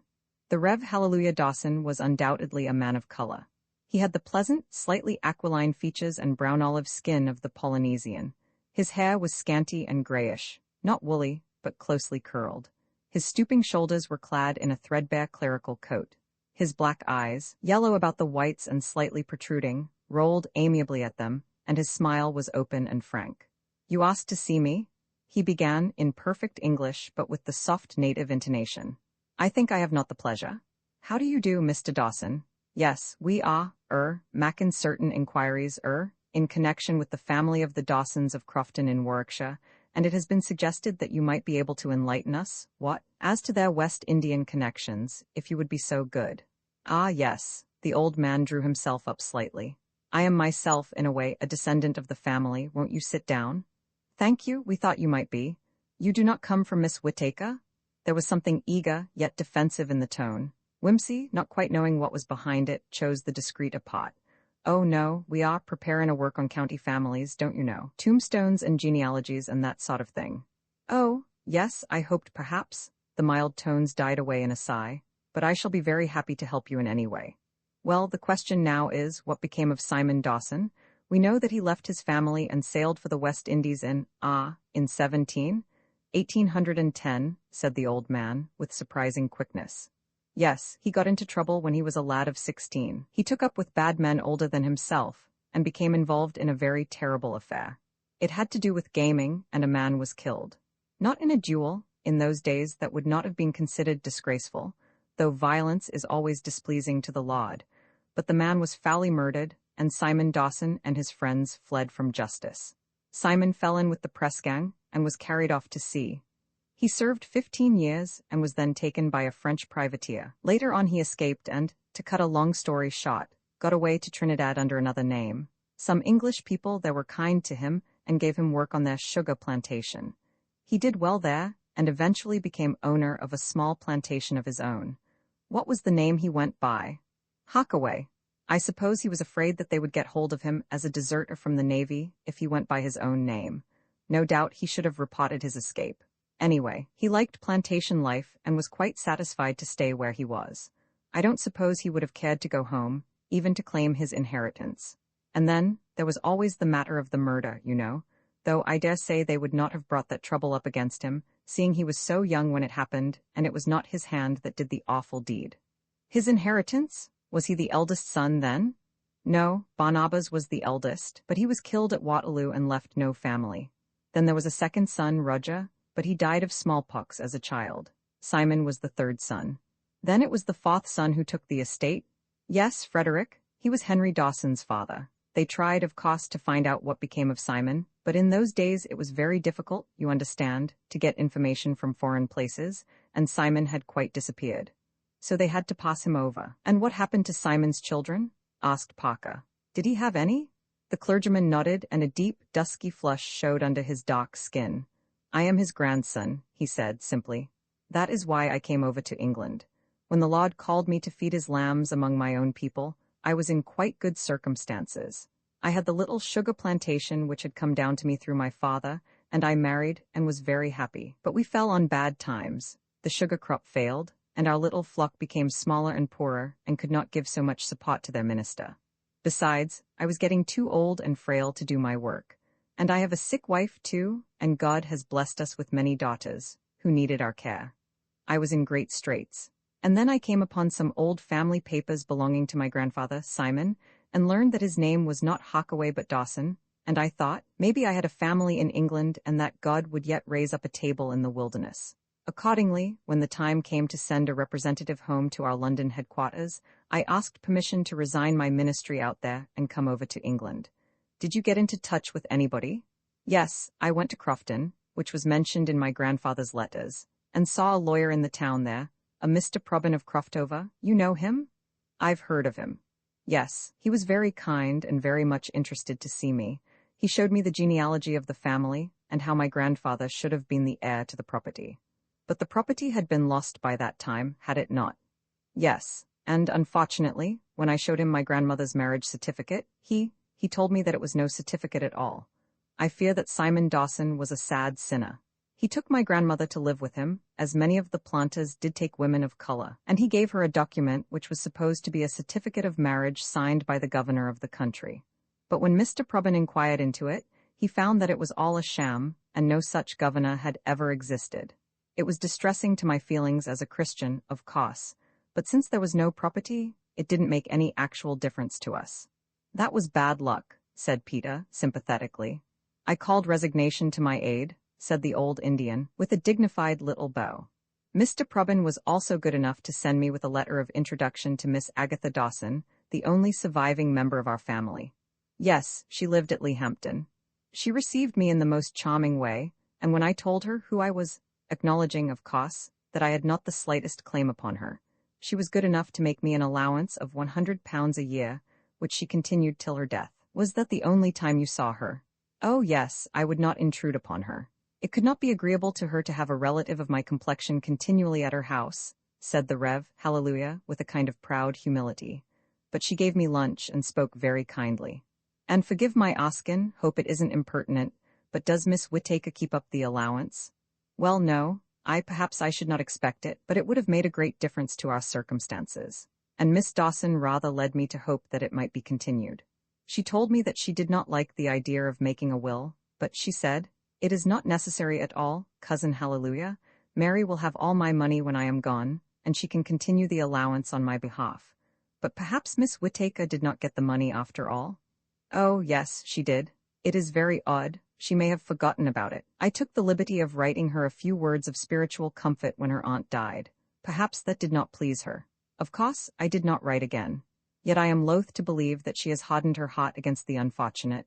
No doubt there is some explanation." "No doubt," said Lord Peter. "Well, I'm very grateful to you for your kindness. That has quite cleared up the little matter of Simon and his descendants. I'll just make a note of the names and dates, if I may." "Certainly. I will bring you the paper which Mr. Probin kindly made out for me, showing the whole of the family. Excuse me." He was not gone long, and soon reappeared with a genealogy, neatly typed out on a legal-looking sheet of blue paper.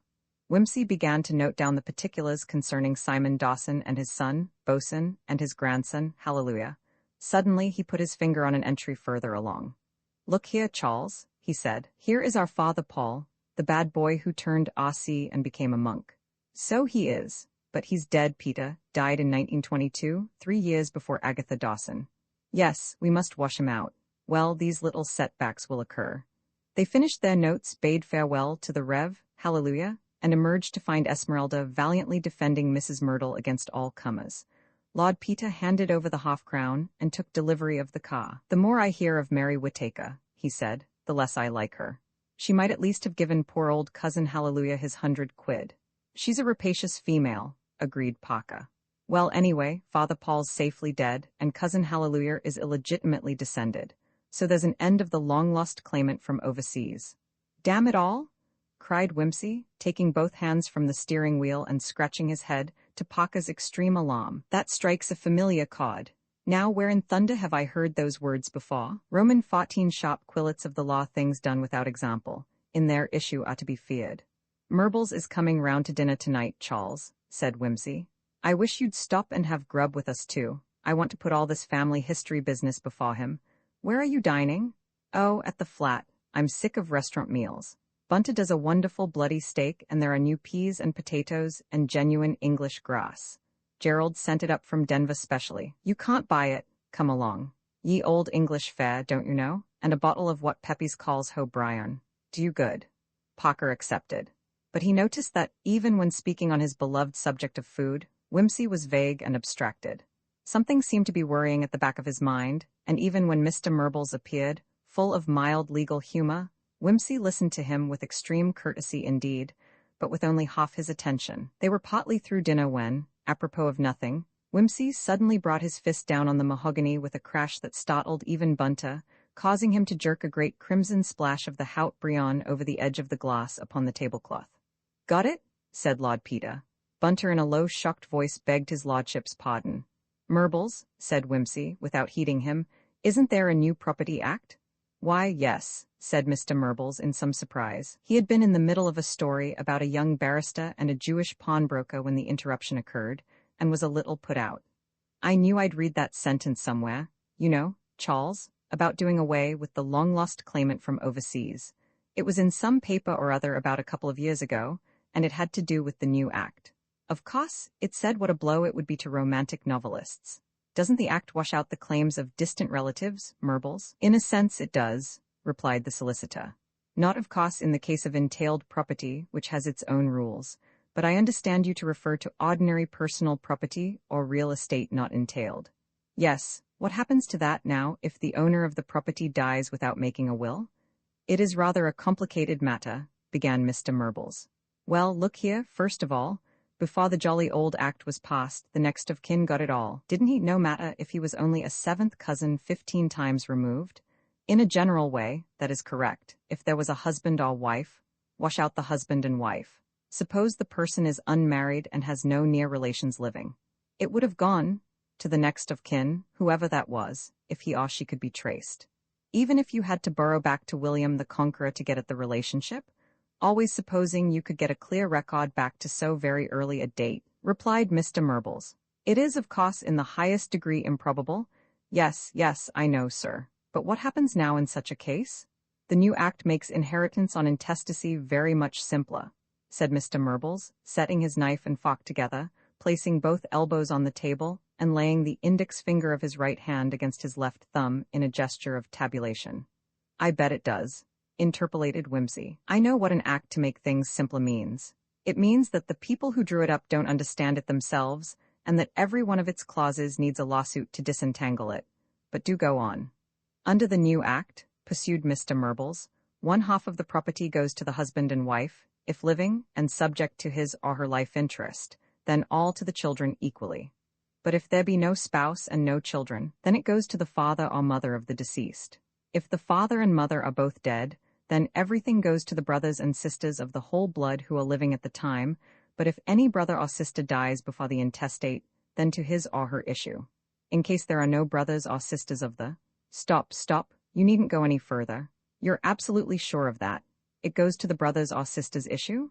Yes, that is to say, if it were you that died intestate, and your brother Gerald and your sister Mary were already dead, your money would be equally divided among your nieces and nephews. Yes, but suppose they were already dead too? Suppose I'd gone tediously living on till I'd nothing left but great-nephews and great-nieces. Would they inherit? Why, yes, I suppose they would, said Mr. Murbles with less certainty, however. Oh yes, I think they would. Clearly they would, said Paka, a little impatiently, if it says to the issue of the deceased's brothers and sisters. Ah, but we must not be precipitate, said Mr. Murbles, rounding upon him. To the lay mind, doubtless, the word issue appears a simple one. But in law, Mr. Murbles, who up till this point had held the index finger of the right hand poised against the ring finger of the left, in recognition of the claims of the brothers and sisters of the half-blood, now placed his left palm upon the table and wagged his right index finger admonishingly in Parker's direction. In law, the word may bear one of two, or indeed several, interpretations, according to the nature of the document in which it occurs and the date of that document. But in the new act, urged Lord Peter. I am not particularly, said Mr. Murbles, a specialist in the law concerning property, and I should not like to give a decided opinion as to its interpretation. All the more as, up to the present, no case has come before the courts bearing on the present issue. No pun intended, ha, ha, ha, but my immediate and entirely tentative opinion, which, however, I should advise you not to accept without the support of some weightier authority, would be, I think, that issue in this case means issue ad infinitum, and that therefore the great-nephews and great-nieces would be entitled to inherit. But there might be another opinion. Yes, the question is a complicated one. What did I tell you? Groaned Peter. I knew this simplifying act would cause a shocking lot of muddle. May I ask, said Mr. Murbles, exactly why you want to know all this? Why, sir, said Whimsy, taking from his pocketbook the genealogy of the Dawson family which he had received from the Rev. Hallelujah Dawson, here is the point. We have always talked about Mary Whittaker as Agatha Dawson's niece. She was always called so, and she speaks of the old lady as her aunt. But if you look at this, you will see that actually she was no nearer to her than great-niece. She was the granddaughter of Agatha's sister Harriet. Quite true, said Mr. Murbles, but still, she was apparently the nearest surviving relative, and since Agatha Dawson died in 1925, the money passed without any question to Mary Whittaker under the old Property Act. There's no ambiguity there. No, said Whimsy, none whatever, that's the point. But, good God, broke in Parker, I see what you're driving at. When did the new act come into force, sir? In January 1926, replied Mr. Murbles. And Miss Dawson died rather unexpectedly, as we know, in November 1925, went on Peter. But supposing she had lived, as the doctor fully expected her to do, till February or March 1926, are you absolutely positive, sir, that Mary Whittaker would have inherited then? Mr. Murbles opened his mouth to speak, and shut it again. He rubbed his hands very slowly the one over the other. He removed his eyeglasses and resettled them more firmly on his nose. Then, you are quite right, Lord Peter, he said in a grave tone. This is a very serious and important point, much too serious for me to give an opinion on. If I understand you rightly, you are suggesting that any ambiguity in the interpretation of the new act might provide an interested party with a very good and sufficient motive for hastening the death of Agatha Dawson. I do mean exactly that. Of course, if the great-niece inherits anyhow, the old lady might as well die under the new act as under the old. But if there was any doubt about it, how tempting, don't you see, to give her a little push over the edge, so as to make her die in 1925, especially as she couldn't live long anyhow, and there were no other relatives to be defrauded. That reminds me, put in Parker, suppose the great-niece is excluded from the inheritance, where does the money go? It goes to the Duchy of Lancaster, or in other words, to the Crown. In fact, said Whimsy, to no one in particular. Upon my soul, I really can't see that it's very much of a crime to bump a poor old thing off a bit previously when she's sufferin' horribly, just to get the money she intends you to have. Why the devil should the Duchy of Lancaster have it? Who cares about the Duchy of Lancaster? It's like defrauding the income tax. Ethically, observed Mr. Murbles, there may be much to be said for your point of view. Legally, I am afraid, murder is murder, however frail the victim or convenient the result. And Agatha Dawson didn't want to die, added Parker. She said so. No, said Whimsy, thoughtfully, and I suppose she had a right to an opinion. I think, said Mr. Murbles, that before we go any further, we ought to consult a specialist in this branch of the law. I wonder whether Tokington is at home. He is quite the ablest authority I could name. Greatly as I dislike that modern invention, the telephone, I think it might be advisable to ring him up. Mr. Tokington proved to be at home and at liberty. The case of the great-niece was put to him over the phone. Mr. Tokington, taken at a disadvantage without his authorities, and hazarding an opinion on the spur of the moment, thought that in all probability the great-niece would be excluded from the succession under the new act. But it was an interesting point, and he would be glad of an opportunity to verify his references. Would not Mr. Murbles come round and talk it over with him? Mr. Murbles explained that he was at that moment dining with two friends who were interested in the question. In that case, would not the two friends also come round and see Mr. Tokington? Tokington has some very excellent pot, said Mr. Murbles, in a cautious aside, and clapping his hand over the mouthpiece of the telephone. Then why not go and try it? Said Whimsy cheerfully. It's only as far as Gray's Inn, continued Mr. Murbles. All the better, said Lord Peter.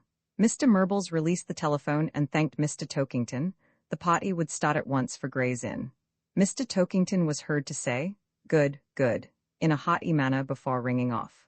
On their arrival at Mr. Tokington's chambers, the oak was found to be hospitably unspotted, and almost before they could knock, Mr. Tokington himself flung open the door and greeted them in a loud and cheerful tone. He was a large, square man with a florid face and a harsh voice.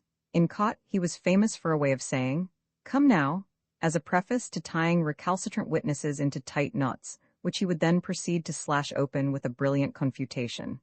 He knew Whimsy by sight, expressed himself delighted to meet Inspector Parker, and bustled his guests into the room with jovial shouts. "I've been going into this little matter while you were coming along," he said. "Awkward, eh? Ha! Astonishing thing that people can't say what they mean when they draw axe, eh? Ha! Why do you suppose it is, Lord Peter, eh? Ha! Come now." "I suspect it's because acts are drawn up by lawyers," said Whimsy with a grin. "To make work for themselves, eh? I dare say you're right. Even lawyers must live, eh? Ha! Very good. Well now, Murbles, let's just have this case again in greater detail. Do you mind?" Mr. Murbles explained the matter again, displaying the genealogical table and putting forward the point as regards a possible motive for murder. "Eh, ha!" exclaimed Mr. Tokington, much delighted. "That's good, very good, your idea, Lord Peter. Very ingenious. Too ingenious. The dock at the Old Bailey is peopled by gentlemen who are too ingenious. Ha! Come to a bad end one of these days, young man. Eh, yes? Well now, Murbles, the question here turns on the interpretation of the word issue. You grasp that? Eh, ha! Yes. Well, you seem to think it means issue ad infinitum. How do you make that out, come now?" "I didn't say I thought it did. I said I thought it might," remonstrated Mr. Murbles mildly. "The general intention of the act appears to be to exclude any remote kin where the common ancestor is further back than the grandparents, not to cut off the descendants of the brothers and sisters." "Intention?"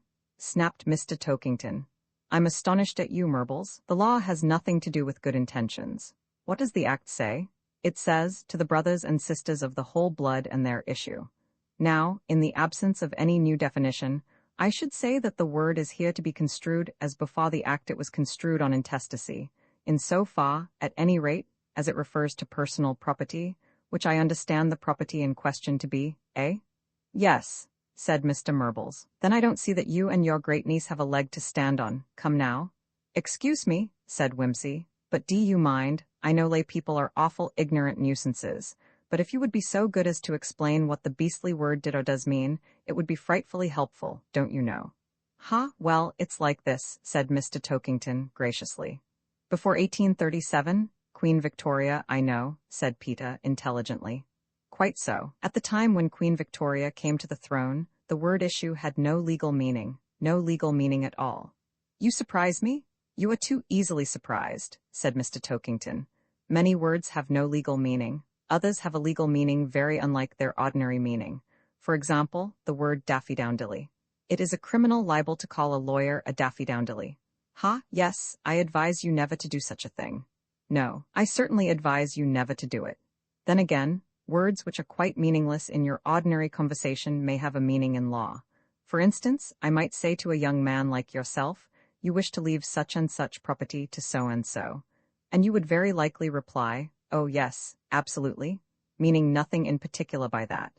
But if you were to write in your will, I leave such and such property to so absolutely, then that word would bear a definite legal meaning, and would condition your bequest in a certain manner, and might even prove an embarrassment and produce results very far from your actual intentions. Eh, ha, you see? Quite. Very well. Prior to 1837, the word issue meant nothing, a grant to A, and his issue merely gave A life estate. Ha, but this was altered by the Wills Act of 1837. As far as a will was concerned, put in Mr. Murbles, precisely.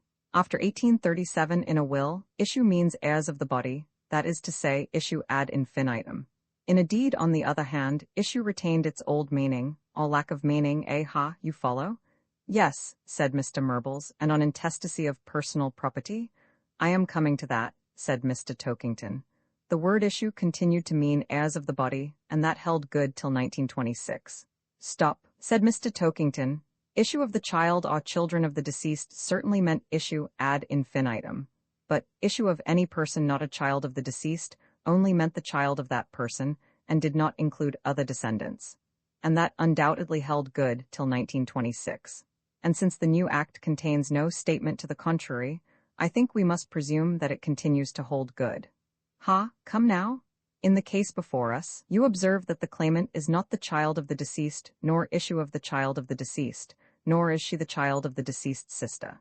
She is merely the grandchild of the deceased sister of the deceased. Accordingly, I think she is debarred from inheriting under the new act, eh? I see your point, said Mr. Murbles.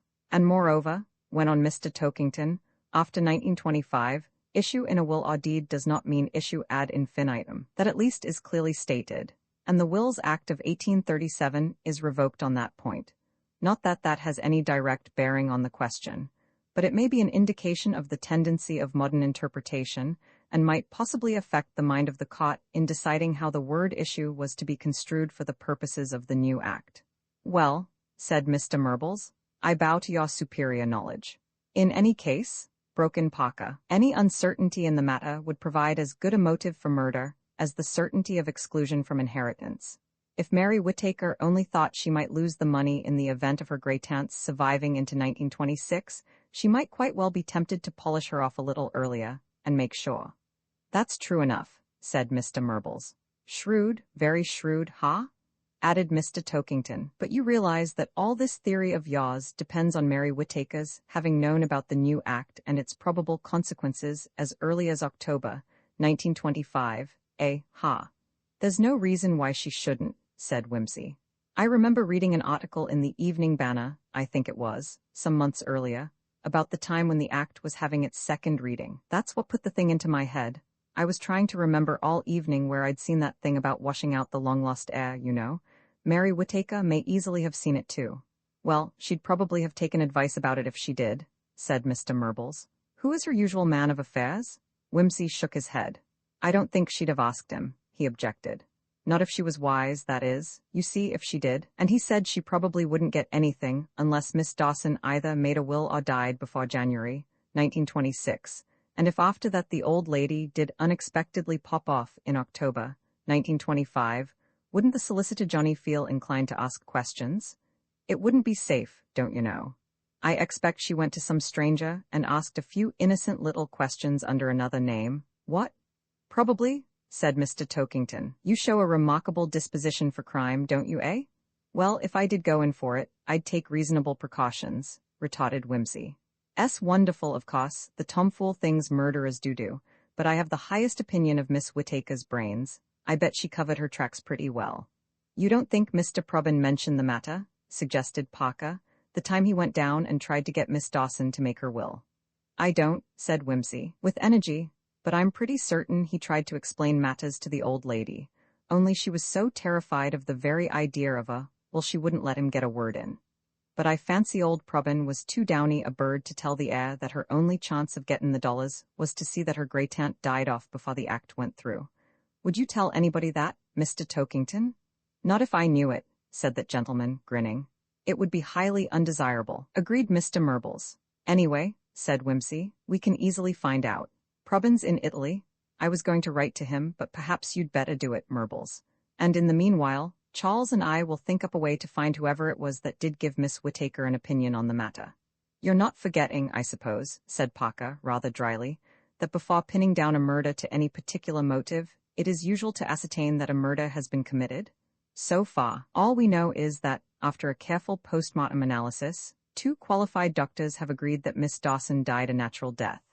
I wish you wouldn't keep on saying the same thing, Charles. It bores me so. It's like the raven never flitting which, as the poet observes, still is sitting, inviting one to heave the pallid bust of Pallas at him, and have done with it. You wait till I publish my epoch-making work, The Murderer's Vade Mecum, all 101 Ways of Causing Sudden Death, That'll show you I'm not a man to be trifled with. Oh, well, said Paka, but he saw the chief commissioner next morning and reported that he was at last disposed to take the Dawson case seriously. Roman 15 Temptation of St. Peter. As Paka came out from the chief commissioner's room, he was caught by an officer. There's been a lady on the phone to you, he said. I told her to ring up at 10:30, it's about that now. What name? A Mrs. Forrest. She wouldn't say what she wanted.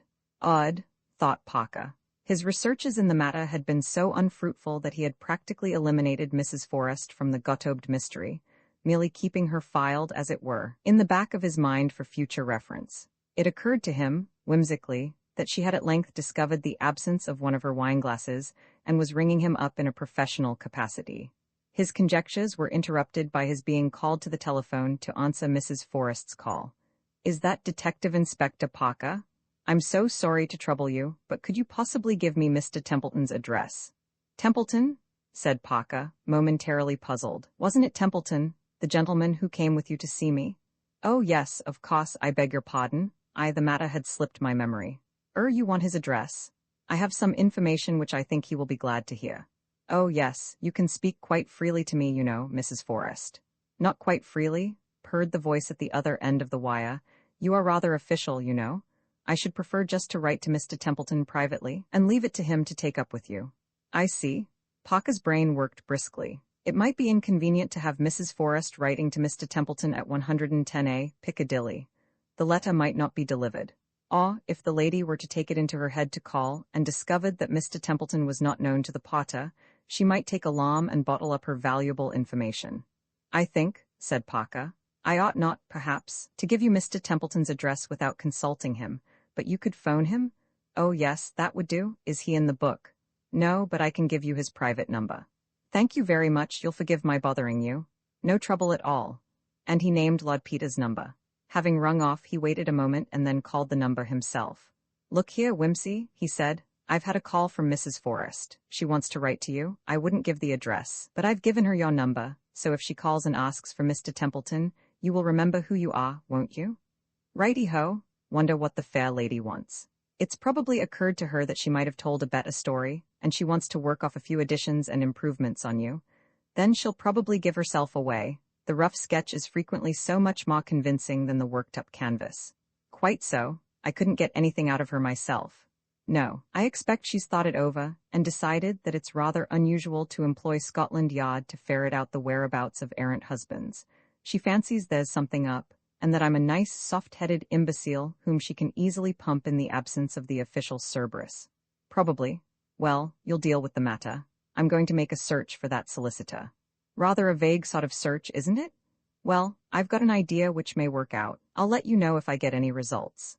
Mrs. Forrest's call duly came through in about 20 minutes' time. Mrs. Forrest had changed her mind. Would Mr. Templeton come round and see her that evening, about 9 o'clock, if that was convenient? She had thought the matter over, and preferred not to put her information on paper. Mr. Templeton would be very happy to come round. He had no other engagement. It was no inconvenience at all. He begged Mrs. Forrest not to mention it. Would Mr. Templeton be so very good as not to tell anybody about his visit? Mr. Forrest and his sleuths were continually on the watch to get Mrs. Forrest into trouble, and the decree absolute was due to come up in a month's time. Any trouble with the King's proctor would be positively disastrous. It would be better if Mr. Templeton would come by underground to Bond Street and proceed to the flats on foot, so as not to leave a car standing outside the door, or put a taxi driver into a position to give testimony against Mrs. Forrest. Mr. Templeton chivalrously promised to obey these directions. Mrs. Forrest was greatly obliged, and would expect him at 9 o'clock. Bunter, my lord, I am going out tonight. I've been asked not to say where, so I won't. On the other hand, I've got a kind of feelin' that it's unwise to disappear from mortal ken, so to speak. Anything might happen. One might have a stroke, don't you know? So I'm going to leave the address in a sealed envelope. If I don't turn up before tomorrow mornin', I shall consider myself absolved from all promises. What? Very good, my lord. And if I'm not to be found at that address, there wouldn't be any harm in tryin', say Epping Forest or Wimbledon Common. Quite so, my lord. By the way, you made the photographs of those fingerprints I brought you some time ago. Oh, yes, my lord. Because possibly Mr. Paka may be wanting them presently for some inquiries he will be making. I quite understand, my lord. Nothing whatever to do with my excursion tonight, you understand? Certainly not, my lord. And now you might bring me Christie's catalogue. I shall be attending a sale there and lunching at the club. And, detaching his mind from crime, Lord Peter bent his intellectual and financial powers to outbidding and breaking a ring of dealers, an exercise very congenial to his mischievous spirit. Lord Peter duly fulfilled the conditions imposed upon him, and arrived on foot at the block of flats in South Audley Street. Mrs. Forrest, as before, opened the door to him herself. It was surprising, he considered, that, situated as she was, she appeared to have neither maid nor companion. But then, he supposed, a chaperone, however disarming of suspicion in the eyes of the world, might prove venal. On the whole, Mrs. Forrest's principle was a sound one: no accomplices. Many transgressors, he reflected, had died because they never knew these simple little rules, and few. Mrs. Forrest apologized prettily for the inconvenience to which she was putting Mr. Templeton. "But I never know when I am not spied upon," she said. "It is sheer spite, you know. Considering how my husband has behaved to me, I think it is monstrous, don't you?" Her guest agreed that Mr. Forrest must be a monster, Jesuitically, however, reserving the opinion that the monster might be a fabulous one. "And now you will be wondering why I have brought you here," went on the lady. "Do come and sit on the sofa. Will you have whiskey or coffee?" "Coffee, please." "The fact is," said Mrs. Forrest, "that I've had an idea since I saw you. You know, having been much in the same position myself," with a slight laugh, "I felt so much for your friend's wife." "Sylvia," put in Lord Peter with commendable promptitude. "Oh, yes, shocking temper and so on, but possibly some provocation. Yes, yes, quite, poor woman. Feels things, extra sensitive, highly strung and all that, don't you know?" "Quite so." Mrs. Forrest nodded her fantastically turbaned head, swathed to the eyebrows in gold tissue, with only 2 flat crescents of yellow hair plastered over her cheekbones. She looked, in an exotic smoking suit of embroidered tissue, like a young prince out of the Arabian Nights. Her heavily ringed hands busied themselves with the coffee cups. "Well, I felt that your inquiries were really serious, you know, and though, as I told you, it had nothing to do with me, I was interested and mentioned the matter in a letter to my friend, you see, who was with me that night." "Just so," said Wimsey, taking the cup from her. "Yes, that was very, it was kind of you to be interested. He, my friend, is abroad at the moment, my letter had to follow him, and I only got his reply today." Mrs. Forrest took a sip or two of coffee as though to clear her recollection. "His letter rather surprised me. He reminded me that after dinner he had felt the room rather close, and had opened the sitting-room window. That window, there, which overlooks South Audley Street. He noticed a car standing there, a small closed one, black or dark blue or some such color, and while he was looking idly at it, the way one does, you know, he saw a man and woman come out of this block of flats, not this door, but 1 or 2 along to the left, and get in and drive off. The man was in evening dress, and he thought it might have been your friend." Lord Peter, with his coffee cup at his lips, paused and listened with great attention. "Was the girl in evening dress, too?" "No, that struck my friend particularly. She was in just a plain little dark suit with a hat on." Lord Peter recalled to mind as nearly as possible Bertha Gottobed's costume. Was this going to be real evidence at last? That's very interesting," he stammered. "I suppose your friend couldn't give any more exact details of the dress?" "No," replied Mrs. Forrest, regretfully, "but he said the man's arm was round the girl as though she was feeling tired or unwell, and he heard him say, 'That's right, the fresh air will do you good, but you're not drinking your coffee.'" "I beg your pardon?" Wimsey recalled himself with a start. "I was dreamin', puttin' 2 and 2 together, as you might say. So he was along here all the time, the artful beggar. Oh, the coffee. Do you mind if I put this away and have some without sugar?" "I'm so sorry. Men always seem to take sugar in black coffee. Give it to me, I'll empty it away." "Allow me." There was no slop basin on the little table, but Wimsey quickly got up and pawed the coffee into the window box outside. "That's all right. How about another cup for you?" "Thank you. I oughtn't to take it really. It keeps me awake." "Just a drop." "Oh, well, if you like." She filled both cups and sat sipping quietly. "Well, that's all really, but I thought perhaps I ought to let you know." "It was very good of you," said Wimsey. They sat talking a little longer, about plays in town. "I go out very little, you know. It's better to keep oneself out of the limelight on these occasions. And books. I adore Michael Allen." Had she read Young Men in Love yet?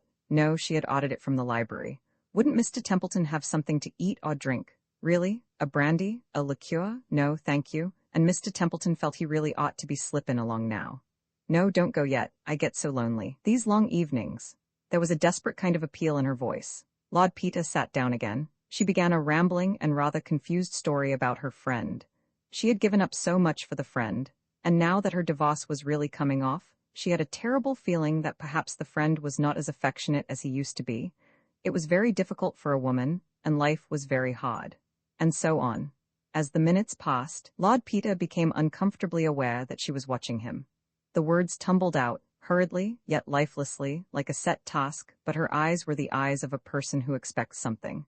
Something alarming, he decided, yet something she was determined to have. It reminded him of a man waiting for an operation, keyed up to it, knowing that it will do him good, yet shrinking from it with all his senses. He kept up his end of the fatuous conversation. Behind a barrage of small talk, his mind ran quickly to and fro, analyzing the position, getting the range. Suddenly he became aware that she was trying, clumsily, stupidly, and as though in spite of herself, to get him to make love to her. The fact itself did not strike Wimsey as odd. He was rich enough, well-bred enough, attractive enough and man of the world enough to have received similar invitations fairly often in his 37 years of life. And not always from experienced women. There had been those who sought experience as well as those qualified to bestow it. But so awkward an approach by a woman who admitted to already possessing a husband and a lover was a phenomenon outside his previous knowledge. Moreover, he felt that the thing would be a nuisance. Mrs. Forrest was handsome enough, but she had not a particle of attraction for him.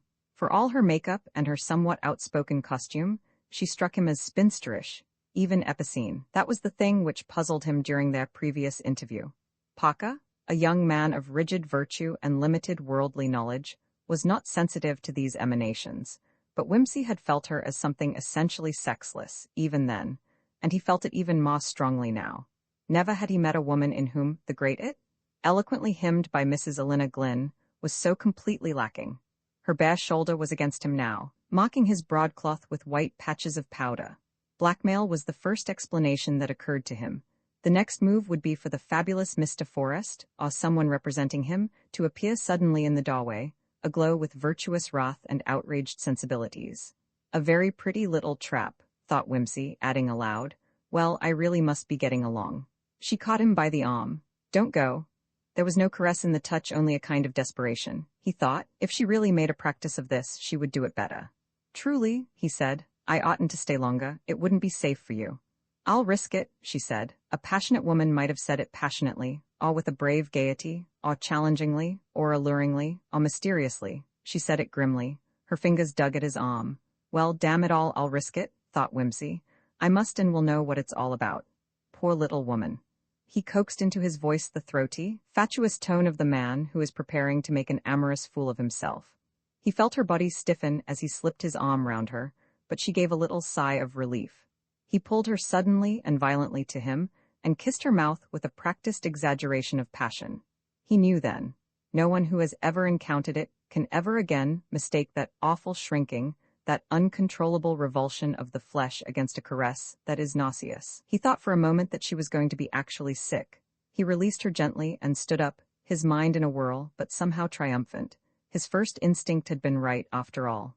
"That was very naughty of me," he said lightly. "You made me forget myself. You will forgive me, won't you?" She nodded, shaken. "And I really must toddle. It's gettin' frightfully late and all that. Where's my hat? Ah, yes, in the hall. Now, goodbye, Mrs. Forrest, and take care of yourself. And thank you ever so much for telling me about what your friend saw. You are really going?" She spoke as though she had lost all hope. "In God's name," thought Wimsey. What does she want?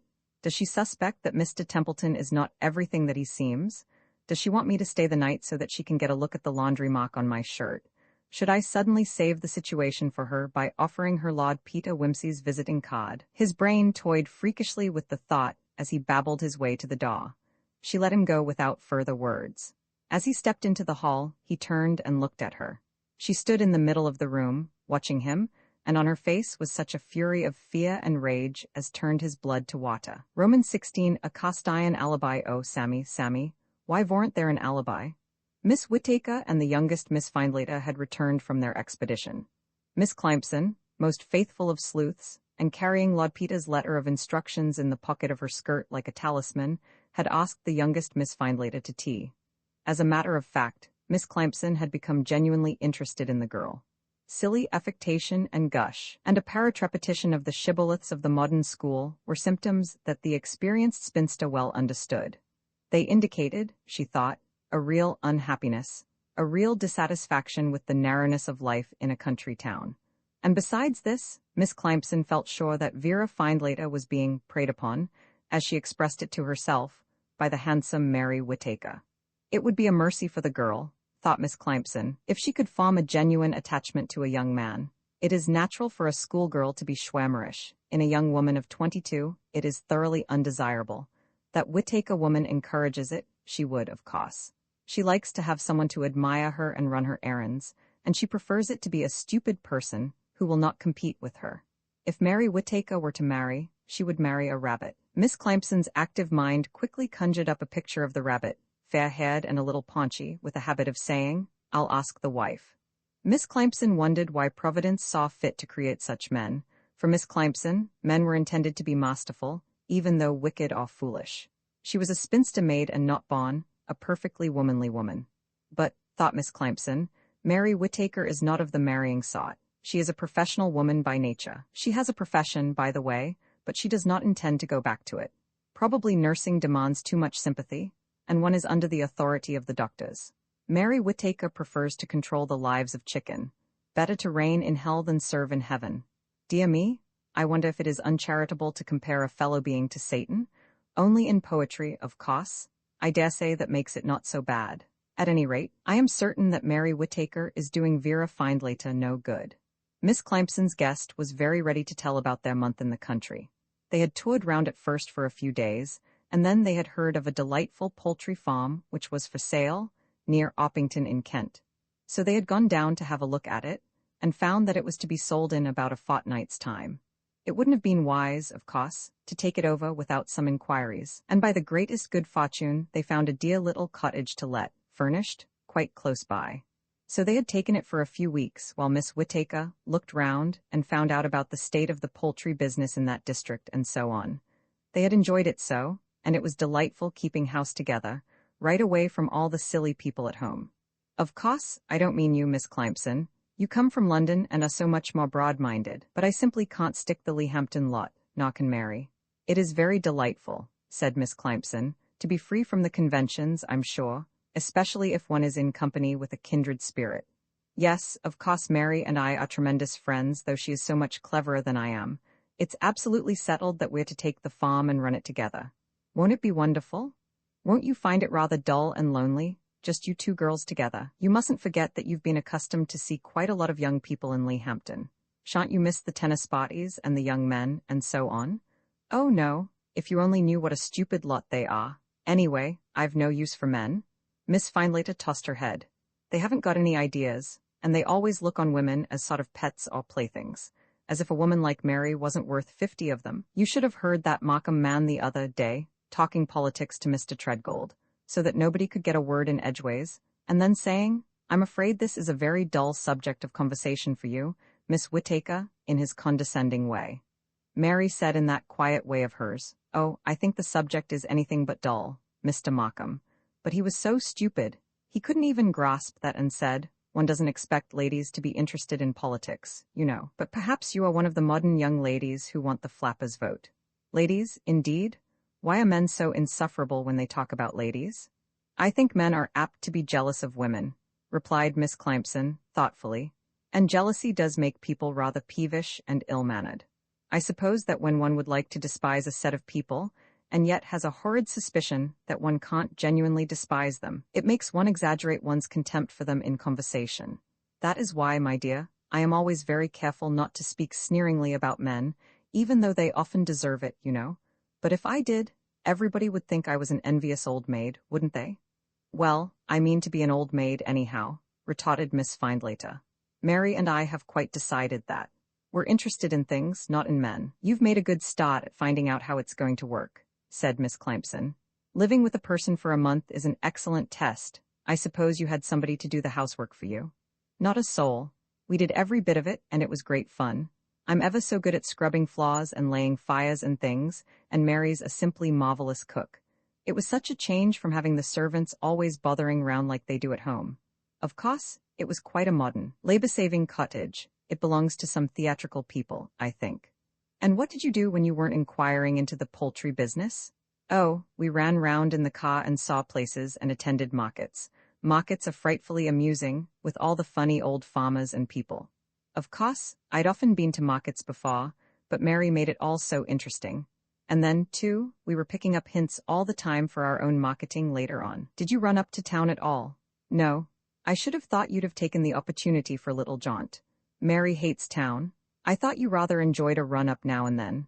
I'm not keen, not now. I used to think I was, but I expect that was only the sort of spiritual restlessness one gets when one hasn't an object in life. There's nothing in it. Miss Findlater spoke with the air of a disillusioned rake, who has sucked life's orange and found it dead sea fruit. Miss Climson did not smile. She was accustomed to the role of confidante. So you were together, just you two, all the time? Every minute of it, and we weren't bored with one another a bit. I hope your experiment will prove very successful, said Miss Climson. But when you really start on your life together, don't you think it would be wise to arrange for a few breaks in it? A little change of companionship is good for everybody. I've known so many happy friendships spoilt by people seeing too much of one another. They couldn't have been real friendships then, asserted the girl, dogmatically. Mary and I are absolutely happy together. Still, said Miss Climson, if you don't mind an old woman giving you a word of warning, I should be inclined not to keep the bow always bent. Suppose Miss Whittaker, for instance, wanted to go off and have a day in town on her own, say, or go to stay with friends, you would have to learn not to mind that. Of course I shouldn't mind. Why? She checked herself. I mean, I'm quite sure that Mary would be every bit as loyal to me as I am to her. That's right, said Miss Climson. The longer I live, my dear, the more certain I become that jealousy is the most fatal of feelings. The Bible calls it cruel as the grave, and I'm sure that is so. Absolute loyalty, without jealousy, is the essential thing. Yes, though naturally one would hate to think that the person one was really friends with was putting another person in one's place. Miss Climson, you do believe, don't you, that a friendship ought to be 50-50? That is the ideal friendship, I suppose, said Miss Climson, thoughtfully, but I think it is a very rare thing. Among women, that is. I doubt very much if I've ever seen an example of it. Men, I believe, find it easier to give and take in that way, probably because they have so many outside interests. Men's friendships? Oh yes, I know one hears a lot about them, but half the time, I don't believe they are real friendships at all. Men can go off for years and forget all about their friends, and they don't really confide in one another. Mary and I tell each other all our thoughts and feelings. Men seem just content to think each other good sorts without ever bothering about their inmost selves. Probably that's why their friendships last so well, replied Miss Climson. They don't make such demands on one another. But a great friendship does make demands, cried Miss Findlater eagerly. It's got to be just everything to one. It's wonderful the way it seems to color all one's thoughts. Instead of being centered in oneself, one's centered in the other person. That's what Christian love means, one's ready to die for the other person. Well, I don't know, said Miss Climson. I once heard a sermon about that from a most splendid priest, and he said that that kind of love might become idolatry if one wasn't very careful. He said that Milton's remark about Eve, you know, he for God only, she for God in him, was not congruous with Catholic doctrine. One must get the proportions right, and it was out of proportion to see everything through the eyes of another fellow creature. One must put God first, of course, said Miss Findlater, a little formally. But if the friendship is mutual, that was the point, quite unselfish on both sides, it must be a good thing. Love is always good when it's the right kind, agreed Miss Climson, but I don't think it ought to be too possessive. One has to train oneself, she hesitated, and went on courageously. And in any case, my dear, I cannot help feeling that it is more natural, more proper, in a sense, for a man and woman to be all in all to one another than for two persons of the same sex. After all, it is a fruitful affection, said Miss Climson, boggling a trifle at this idea, and all that you know, and I am sure that when the right man comes along for you. Bother the right man, cried Miss Findlater crossly. I do hate that kind of talk. It makes one feel dreadful, like a prize cow or something. Surely, we have got beyond that point of view in these days. Miss Climson perceived that she had let her honest zeal outrun her detective discretion. She had lost the goodwill of her informant, and it was better to change the conversation. However, she could assure Lord Peter now of one thing. Whoever the woman was that Mrs. Cropper had seen at Liverpool, it was not Miss Whittaker. The attached Miss Findlater, who had never left her friend's side, was sufficient guarantee of that. Romans 17, the country lawyer's story. And he that gives us in these days new lauds may give us new laws. Letter from Mr. Probin, retired solicitor, of Villabianca, fee sold to Mr. Merbles, solicitor, of Staple Inn. Private and confidential, dear sir, I was much interested in your letter relative to the death of Miss Agatha Dawson, late of Leahampton, and will do my best to answer your inquiries as briefly as possible, always, of course, on the understanding that all information as to the affairs of my late client will be treated as strictly confidential. I make an exception, of course, in favor of the police officer you mention in connection with the matter. You wish to know, 1. Whether Miss Agatha Dawson was aware that it might possibly prove necessary, under the provisions of the new Act, for her to make a testamentary disposition, in order to ensure that her great-niece, Miss Mary Whittaker, should inherit her personal property. 2. Whether I ever urged her to make this testamentary disposition, and what her reply was. 3. Whether I had made Miss Mary Whittaker aware of the situation in which she might be placed, supposing her great-aunt to die intestate later than December 31, 1925.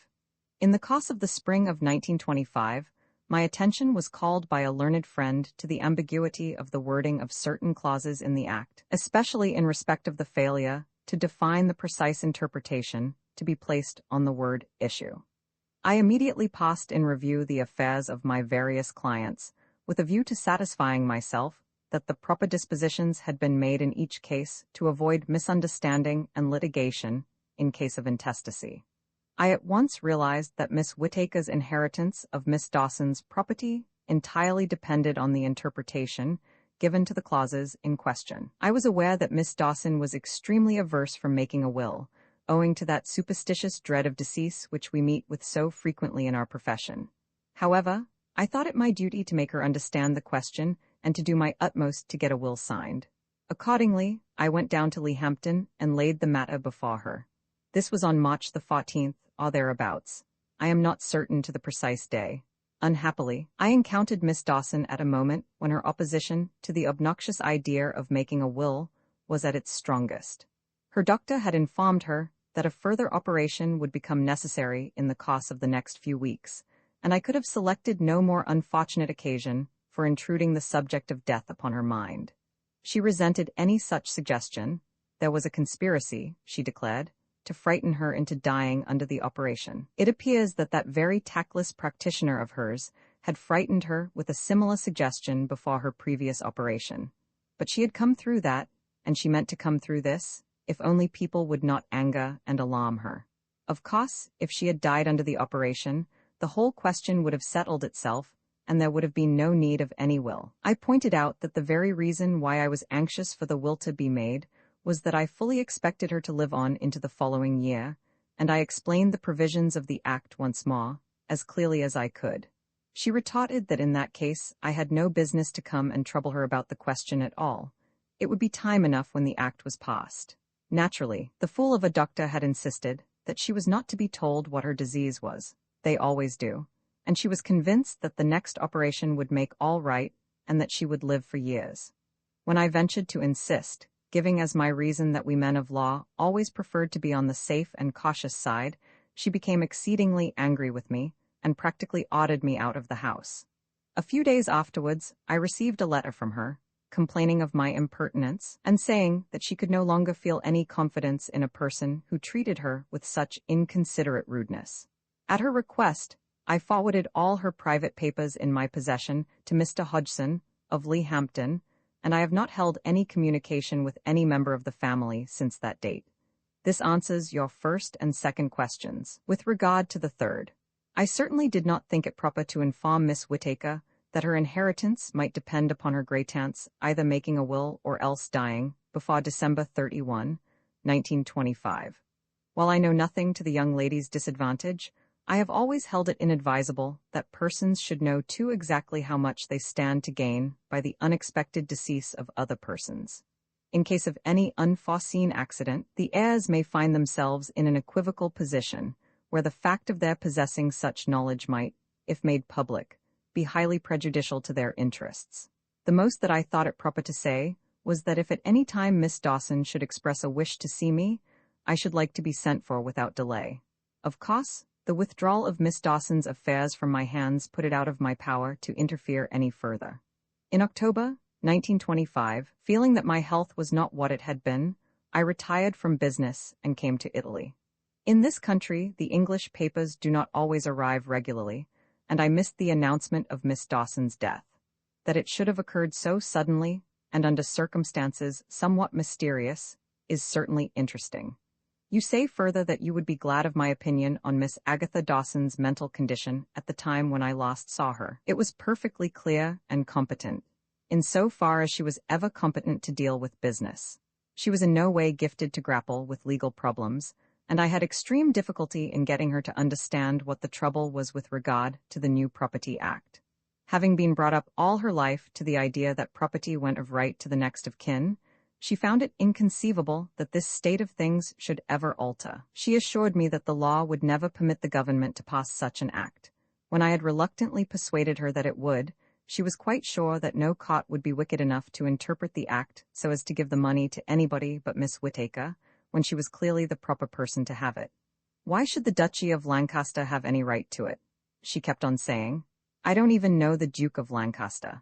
She was not a particularly sensible woman, and in the end, I was not at all sure that I had made her comprehend the situation, quite apart from the dislike she had of pursuing the subject. However, there is no doubt that she was then quite compos mentis. My reason for urging her to make the will before her final operation was, of course, that I feared she might subsequently lose the use of her faculties, or, which comes to the same thing from a business point of view, might have to be kept continually under the influence of opiates. Trusting that you will find here the information you require, I remain, yours faithfully, Thos. Probin. Mr. Murbles read this letter through twice, very thoughtfully. To even his cautious mind, the thing began to look like the makings of a case. In his neat, elderly hand, he wrote a little note to Detective Inspector Parker, begging him to call at Staple Inn at his earliest convenience. Mr. Parker, however, was experiencing nothing at that moment but inconvenience. He had been calling on solicitors for 2 whole days, and his soul sickened at the sight of a brass plate. He glanced at the long list in his hand, and distastefully counted up the scores of names that still remained unticked. Parker was one of those methodical, painstaking people whom the world could so ill spare. When he worked with Whimsy on a case, it was an understood thing that anything lengthy, intricate, tedious, and soul-destroying was done by Parker. He sometimes felt that it was irritating of Whimsy to take this so much for granted. He felt so now. It was a hot day. The pavements were dusty. Pieces of paper blew about the streets. Buses were grilling outside and stuffy inside. The express dairy, where Parker was eating a hurried lunch, seemed full of the odors of fried plaice and boiling tea-urns. Whimsy, he knew, was lunching at his club before running down with Freddie Arbuthnot to see the New Zealanders at somewhere or other. He had seen him, a vision of exquisite pale gray, ambling gently along Pall Mall. Damn Whimsy! Why couldn't he have let Miss Dawson rest quietly in her grave?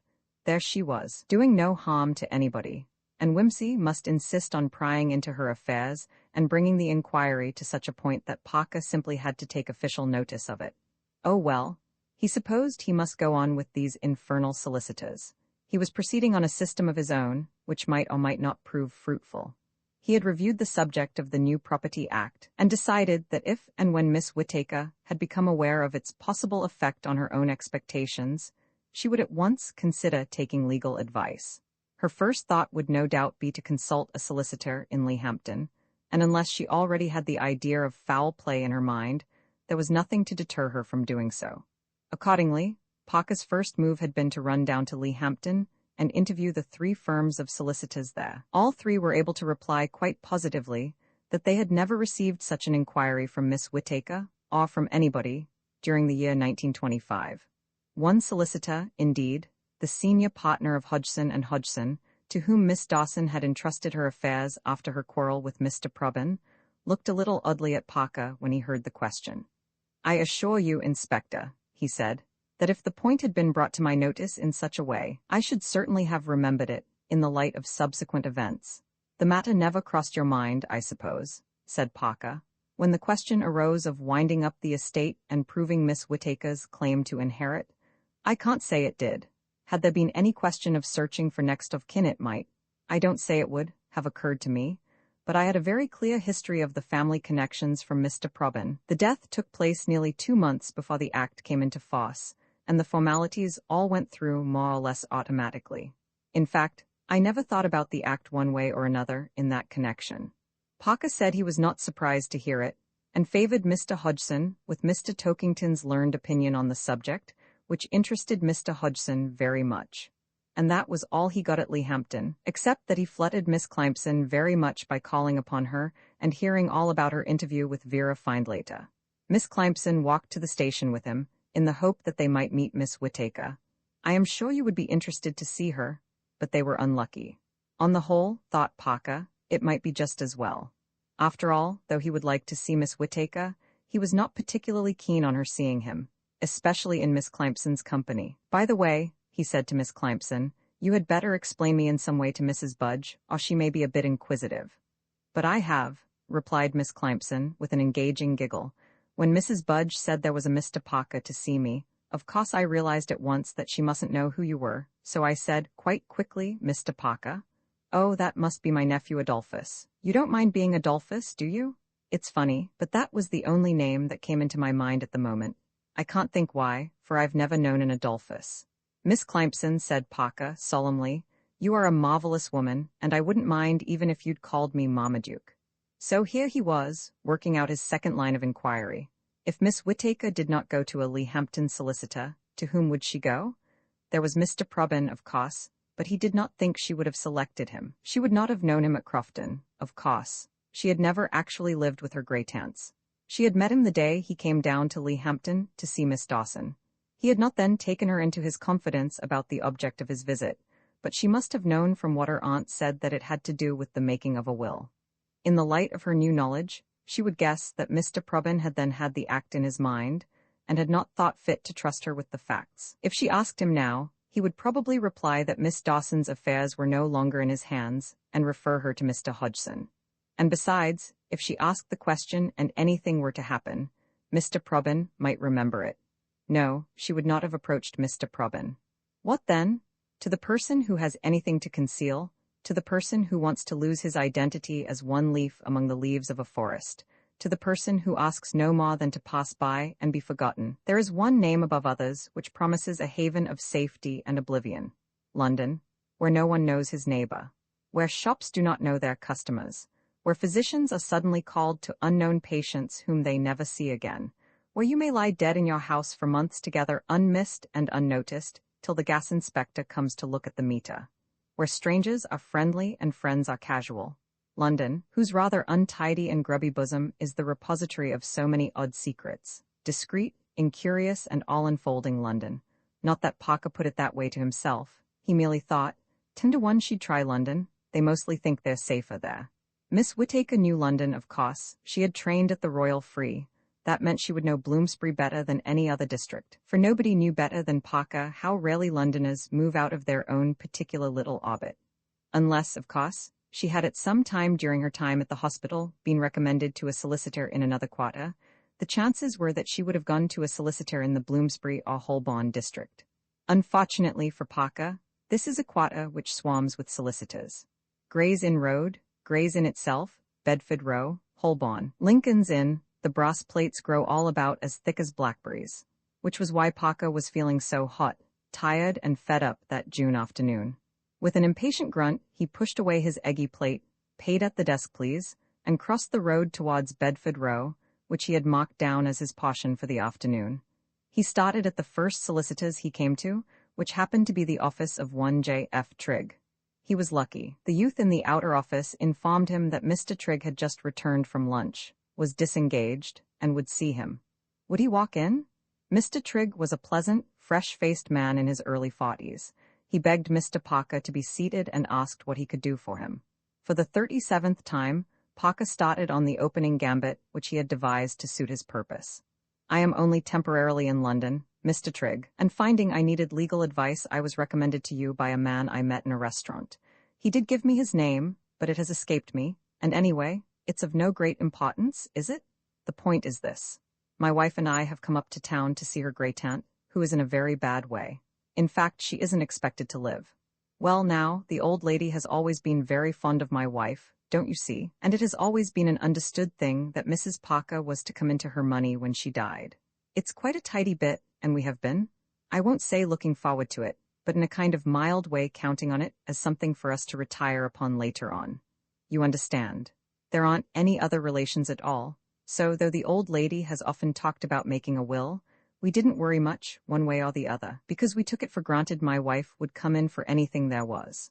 But we were talking about it to a friend yesterday, and he took us rather aback by saying that there was a new law or something, and that if my wife's great-aunt hadn't made a will we shouldn't get anything at all.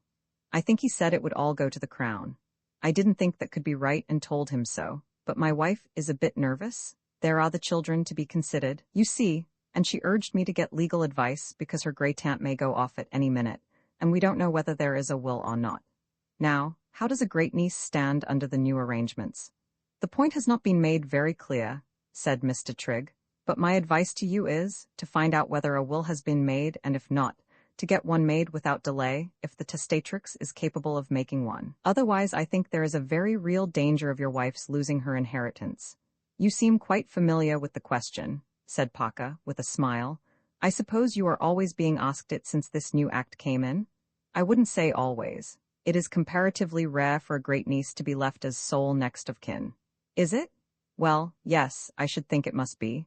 Do you remember being asked that question in the summer of 1925, Mr. Trigg? A most curious expression came over the solicitor's face. It looked almost like alarm. What makes you ask that? You need have no hesitation in answering, said Parker, taking out his official card. I am a police officer and have a good reason for asking. I put the legal point to you first as a problem of my own, because I was anxious to have your professional opinion first. I see. Well, Inspector, in that case I suppose I am justified in telling you all about it. I was asked that question in June, 1925. Do you remember the circumstances? Clearly, I am not likely to forget them, or rather, the sequel to them. That sounds interesting. Will you tell the story in your own way and with all the details you can remember? Certainly, just a moment. Mr. Trigg put his head out into the outer office. Badcock, I am engaged with Mr. Parker and can't see anybody. Now, Mr. Parker, I am at your service. Won't you smoke? Parker accepted the invitation and lit up his well-worn briar, while Mr. Trigg, rapidly smoking cigarette after cigarette, unfolded his remarkable story. Roman 18, the London lawyer's story. I who am given to novel reading, how often have I gone out with the doctor when the stranger has summoned him to visit the unknown patient in the lonely house. This strange adventure may lead, in a later chapter, to the revealing of a mysterious crime. I think, said Mr. Trigg, that it was on the 15th or 16th June, 1925, that a lady called to ask almost exactly the same question that you have done, only that she represented herself as inquiring on behalf of a friend whose name she did not mention. Yes, I think I can describe her pretty well. She was tall and handsome, with a very clear skin, dark hair and blue eyes, an attractive girl. I remember that she had very fine brows, rather straight and not much color in her face, and she was dressed in something summery, but very neat. I should think it would be called an embroidered linen dress. I am not an expert on those things, and a shady white hat of Panama straw. Your recollection seems very clear, said Parker. It is, I have rather a good memory. Besides, I saw her on other occasions, as you shall hear. At this first visit she told me, much as you did, that she was only temporarily in town and had been casually recommended to me. I told her that I should not like to answer her question offhand. The act, you may remember, had only recently passed its final reading, and I was by no means up in it. Besides, from just skimming through it, I had convinced myself that various important questions were bound to crop up. I told the lady, Miss Grant was the name she gave, by the way, that I should like to take counsel's opinion before giving her any advice, and asked if she could call again the following day. She said she could, rose, and thanked me, offering me her hand. In taking it, I happened to notice rather an odd scar running across the backs of all the fingers, rather as though a chisel or something had slipped at some time. I noticed it quite idly, of course, but it was lucky for me I did. Miss Grant duly turned up the next day. I had looked up a very learned friend in the interval, and gave her the same opinion that I gave you just now. She looked rather concerned about it, in fact, almost more annoyed than concerned. It seems rather unfair, she said, that people's family money should go away to the crown like that. After all, a great-niece is quite a near relation, really. I replied that, provided the great-niece could call witnesses to prove that the deceased had always had the intention of leaving her the money, the Crown would, in all probability, allot the estate, or a suitable proportion of it, in accordance with the wishes of the deceased. It would, however, lie entirely within the discretion of the court to do so or not, and of course, if there had been any quarrel or dispute about the matter at any time, the judge might take an unfavorable view of the great-niece's application. In any case, I added, I don't know that the great-niece is excluded under the Act. I only understand that she may be. In any case, there are still 6 months before the Act comes into force, and many things may happen before then. You mean that Auntie may die, she said, but she's not really dangerously ill, only mental, as nurse calls it. Anyhow, she went away then after paying my fee, and I noticed that the friend's great-aunt had suddenly become auntie, and decided that my client felt a certain personal interest in the matter. I fancy she had, said Parker. When did you see her again? Oddly enough, I ran across her in the following December. I was having a quick and early dinner in Soho, before going on to a show. The little place I usually patronize was very full, and I had to sit at a table where a woman was already seated. As I muttered the usual formula about was anybody sitting there, she looked up and I promptly recognized my client. Why, how do you do, Miss Grant? I said. I beg your pardon, she replied rather stiffly. I think you are mistaken. I beg your pardon, said I, stiffer still. My name is Trigg, and you came to consult me in Bedford Row last June. But if I am intruding, I apologize and withdraw. She smiled then, and said, I'm sorry, I did not recognize you for the moment. I obtained permission to sit at her table. By way of starting a conversation, I asked whether she had taken any further advice in the matter of the inheritance. She said no, she had been quite content with what I had told her. Still, to make conversation, I inquired whether the great-aunt had made a will after all. She replied, rather briefly, that it had not been necessary. The old lady had died. I noticed that she was dressed in black, and was confirmed in my opinion that she herself was the great-niece concerned. We talked for some time, Inspector, and I will not conceal from you that I found Miss Grant a very interesting personality. She had an almost masculine understanding. I may say I am not the sort of man who prefers women to be brainless. No, I am rather modern in that respect. If ever I was to take a wife, Inspector, I should wish her to be an intelligent companion. Parker said Mr. Trigg's attitude did him great credit. He also made the mental observation that Mr. Trigg would probably not object to marrying a young woman who had inherited money and was unencumbered with relations. It is rare, went on Mr. Trigg, to find a woman with a legal mind. Miss Grant was unusual in that respect. She took a great interest in some case or other that was prominent in the newspapers at the time, I forget now what it was, and asked me some remarkably sensible and intelligent questions. I must say that I quite enjoyed our conversation. Before dinner was over, we had got on to more personal topics, in the course of which I happened to mention that I lived in Golders Green. Did she give you her own address? She said she was staying at the Peveril Hotel in Bloomsbury, and that she was looking for a house in town. I said that I might possibly hear of something out Hampstead Way, and offered my professional services in case she should require them. After dinner, I accompanied her back to her hotel, and bade her goodbye in the lounge. She was really staying there then, apparently. However, about a fortnight later, I happened to hear of a house in Golders Green that had fallen vacant suddenly. It belonged, as a matter of fact, to a client of mine. In pursuance of my promise, I wrote to Miss Grant at the Peveril. Receiving no reply, I made inquiries there, and found that she had left the hotel the day after our meeting, leaving no address. In the hotel register, she had merely given her address as Manchester. I was somewhat disappointed, but thought no more about the matter. About a month later, on January 26th to be exact, I was sitting at home reading a book, preparatory to retiring to bed. I should say that I occupy a flat, or rather maisonette, in a small house which has been divided to make 2 establishments. The people on the ground floor were away at that time, so that I was quite alone in the house. My housekeeper only comes in by the day. The telephone rang. I noticed the time. It was 11:15. I answered it, and a woman's voice spoke, begging me to come instantly to a certain house on Hampstead Heath, to make a will for someone who was at the point of death. Did you recognize the voice? No, it sounded like a servant's voice. At any rate, it had a strong Cockney accent. I asked whether tomorrow would not be time enough, but the voice urged me to hurry, or it might be too late. Rather annoyed, I put my things on and went out. It was a most unpleasant night, cold and foggy. I was lucky enough to find a taxi on the nearest rank. We drove to the address, which we had great difficulty in finding, as everything was pitch black. It turned out to be a small house in a very isolated position on the heath. In fact, there was no proper approach to it. I left the taxi on the road, about a couple of 100 yards off, and asked the man to wait for me, as I was very doubtful of ever finding another taxi in that spot at that time of night. He grumbled a good deal, but consented to wait if I promised not to be very long. I made my way to the house. At first I thought it was quite dark, but presently I saw a faint glimmer in a ground floor room. I rang the bell, no answer, though I could hear it trilling loudly. I rang again and knocked, still no answer. It was bitterly cold.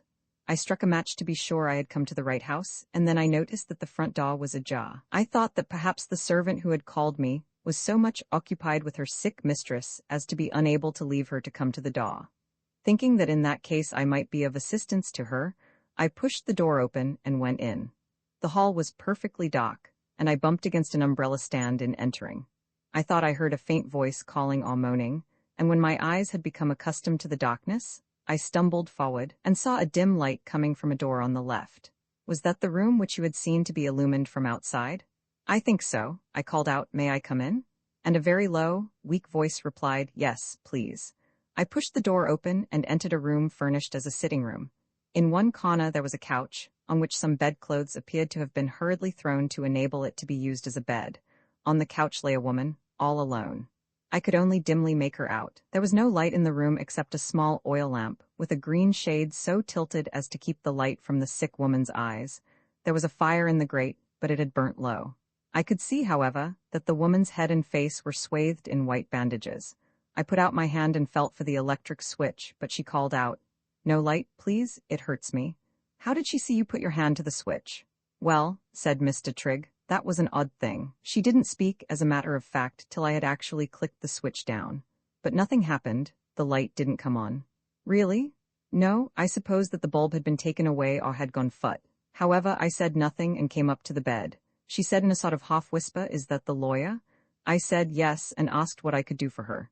She said, 'I have had a terrible accident, I can't live. I want to make my will quickly.' I asked whether there was nobody with her. 'Yes, yes,' she said in a hurried way, 'my servant will be back in a moment. She has gone to look for a doctor.' But I said, 'Couldn't she have rung up?' 'You are not fit to be left alone.' 'We couldn't get through to one,' she replied. 'It's all right. She will be here soon. Don't waste time. I must make my will.' She spoke in a dreadful, gasping way, and I felt that the best thing would be to do what she wanted, for fear of agitating her. I drew a chair to the table where the lamp was, got out my fountain pen and a printed wool form with which I had provided myself, and expressed myself ready to receive her instructions. Before beginning, she asked me to give her a little brandy and water from a decanter which stood on the table. I did so, and she took a small sip, which seemed to revive her. I placed the glass near her hand, and at her suggestion mixed another glass for myself. I was very glad of it, for, as I said, it was a beast of a night, and the room was cold. I looked round for some extra coals to put on the fire, but could see none. "That," said Parker, "is extremely interesting and suggestive. I thought it queer at the time, but the whole thing was queer. Anyway, I then said I was ready to begin. She said, 'You may think I am a little mad because my head has been so hurt, but I am quite sane. But he shan't have a penny of the money.' I asked her if someone had attacked her. She replied, 'My husband. He thinks he has killed me, but I am going to live long enough to will the money away.' She then said that her name was Mrs. Marion Mead, and proceeded to make a will, leaving her estate, which amounted to about £10,000, among various legatees, including a daughter and 3 or 4 sisters. It was rather a complicated will, as it included various devices for tying up the daughter's money in a trust, so as to prevent her from ever handing over any of it to the father. Did you make a note of the names and addresses of the people involved?" "I did, but, as you will see later on, I could make no use of them."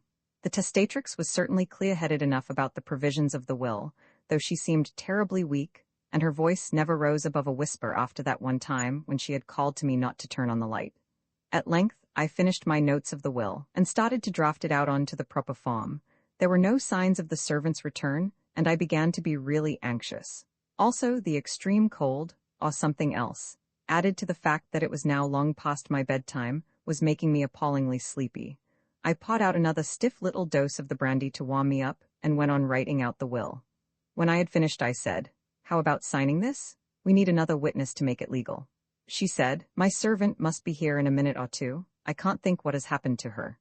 I expect she has missed her way in the fog, I said. However, I will wait a little longer. I can't go and leave you like this.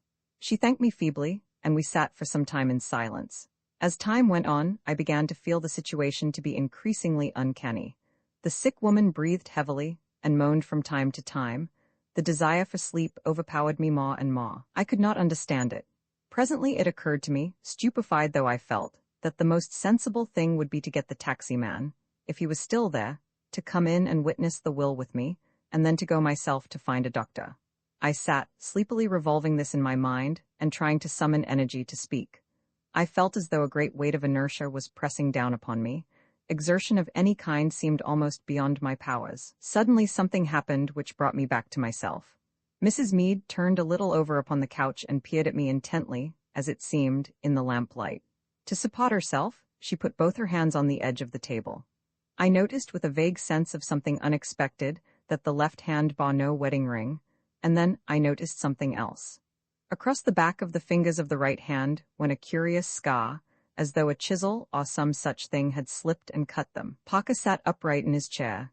"Yes," said Mr. Trigg, "that interests you. It startled me, or rather, startled isn't quite the word. In my oppressed state it affected me like some kind of nightmare. I struggled upright in my chair, and the woman sank back upon her pillows. At that moment there came a violent ring at the bell. The servant?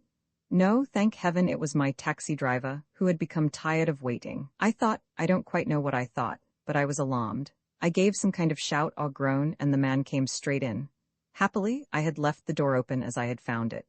I pulled myself together sufficiently to ask him to witness the will. I must have looked queer and spoken in a strange way, for I remember how he looked from me to the brandy bottle. However, he signed the paper off to Mrs. Meade, who wrote her name in a weak, straggling hand as she lay on her back. "What next, governor?" asked the man when this was done. I was feeling dreadfully ill by now. I could only say, "Take me home." He looked at Mrs. Meade and then at me and said, "Ain't there nobody to see to the lady, sir?"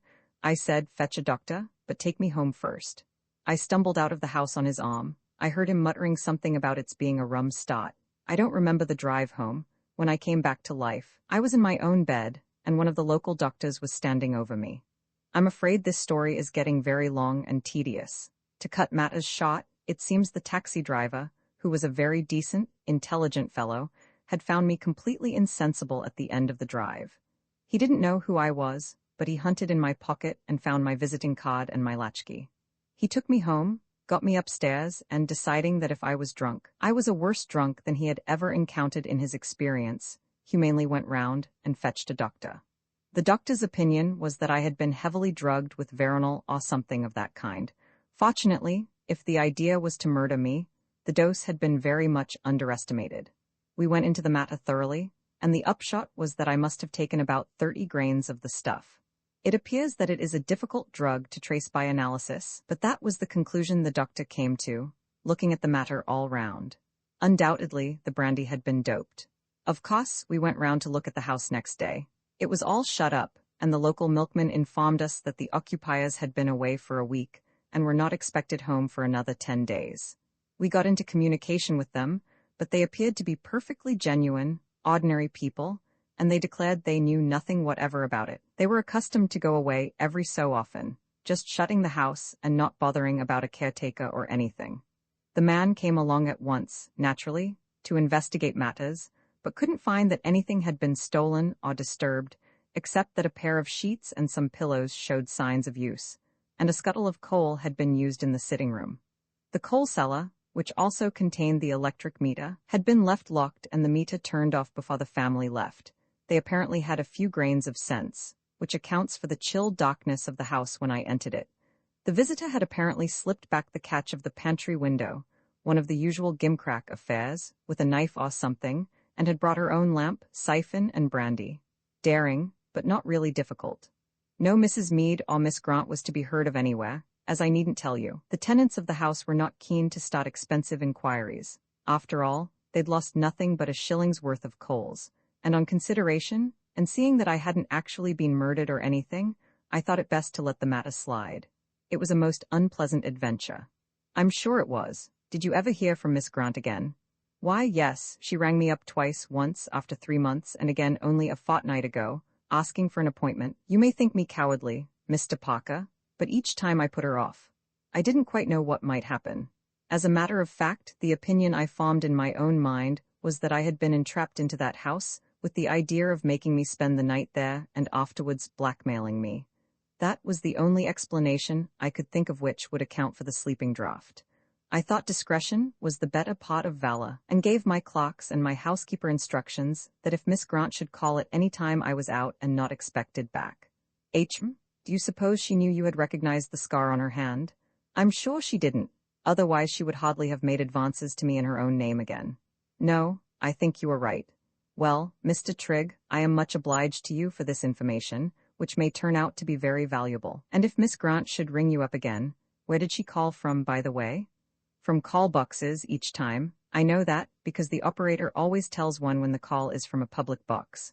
I didn't have the calls traced. No, of course not. Well, if she does it again, will you please make an appointment with her, and then let me know about it at once? A call to Scotland Yard will always find me. Mr. Trigg promised that he would do this, and Parker took his leave. And now we know, thought Parker as he returned home, that somebody, an odd, unscrupulous somebody, was making inquiries about great-nieces in 1925. A word to Miss Clympson, I fancy, is indicated, just to find out whether Mary Whittaker has a scar on her right hand, or whether I've got to hunt up any more solicitors. The hot streets seemed less oppressively oven-like than before. In fact, Parker was so cheered by his interview that he actually bestowed a cigarette card upon the next urchin, who accosted him. Roman 19 gone away, there is nothing good or evil save in the will. You will not, I imagine, deny, observed Lord Peter, that very odd things seem to happen to the people who are in a position to give information about the lost days of Agatha Dawson. Bertha Gottobed dies suddenly, under suspicious circumstances. Her sister thinks she sees Miss Whittaker lying in wait for her at Liverpool docks. Mr. Trigg is inveigled into a house of mystery, and is semi-poisoned. I wonder what would have happened to Mr. Probyn if he had been careless enough to remain in England. I deny nothing, replied Parker. I will only point out to you that during the month in which these disasters occurred to the Gottobed family, the object of your suspicions was in Kent with Miss Vera Findlater, who never left her side. As against that undoubted snag, rejoined Wimsey, I bring forward a letter from Miss Clympson, in which, amid a lot of rigmarole with which I will not trouble you, she informs me that upon Miss Whittaker's right hand there is a scar, precisely similar to the one which Mr. Trigg describes. Is there? That does seem to connect Miss Whittaker pretty definitely with the Trigg business, but is it your theory that she is trying to polish off all the people who know anything about Miss Dawson? Rather a big job, don't you think, for a single-handed female? And if so, why is Dr. Carr spared, and Nurse Phillida, and Nurse Fobbs, and the other Dr. Chappie, and the rest of the population of Leahampton if it comes to that? That's an interesting point which had already occurred to me. I think I know why. Up to the present, the Dawson case has presented two different problems, one legal and one medical, the motive and the means, if you like that better. As far as opportunity goes, only two people figure as possibles, Miss Whittaker and Nurse Fobbs. The Fobbs woman had nothing to gain by killing a good patient, so for the moment we can wash her out. Well now, as to the medical problem, the means, I must say that up to now that appears completely insoluble. I am baffled, Watson, said he, his hawk-like eyes gleaming angrily from under the half-closed lids. Even I am baffled. But not for long? He cried, with a magnificent burst of self-confidence. My honor, capital H, is concerned to track this human fiend, capitals, to its hidden sauce, and nail the whited sepulchre to the mast even though it crush me in the attempt. Loud applause. His chin sank broodingly upon his dressing-gown, and he breathed a few guttural notes into the bass saxophone, which was the cherished companion of his solitary hours in the bathroom. Parker ostentatiously took up the book which he had laid aside on Wimsey's entrance. Tell me when you've finished, he said, caustically. I've hardly begun. The means, I repeat, seems insoluble, and so the criminal evidently thinks. There has been no exaggerated mortality among the doctors and nurses. On that side of the business the lady feels herself safe. No, the motive is the weak point, hence the hurry to stop the mouths of the people who knew about the legal part of the problem. Yes, I see. Mrs. Cropper has started back to Canada, by the way. She doesn't seem to have been molested at all. No, and that's why I still think there was somebody on the watch in Liverpool. Mrs. Cropper was only worth silencing so long as she had told nobody her story. That is why I was careful to meet her and accompany her ostentatiously to town. Oh, rot Peter? Even if Miss Whittaker had been there, which we know she couldn't have been, how was she to know that you were going to ask about the Dawson business? She doesn't know you from Adam. She might have found out who Myrbles was. The advertisement which started the whole business was in his name, you know. In that case, why hasn't she attacked Myrbles, are you? Myrbles is a wise old bird. In vain are nets spread in his sight. He is seeing no female clients, answering no invitations, and never goes out without an escort. I didn't know he took it so seriously. Oh, yes, Myrbles is old enough to have learnt the value of his own skin. As for me, have you noticed the remarkable similarity in some ways between Mr. Trigg's adventure and my own little adventurellet, as you might say, in South Audley Street? What with Mrs. Forrest?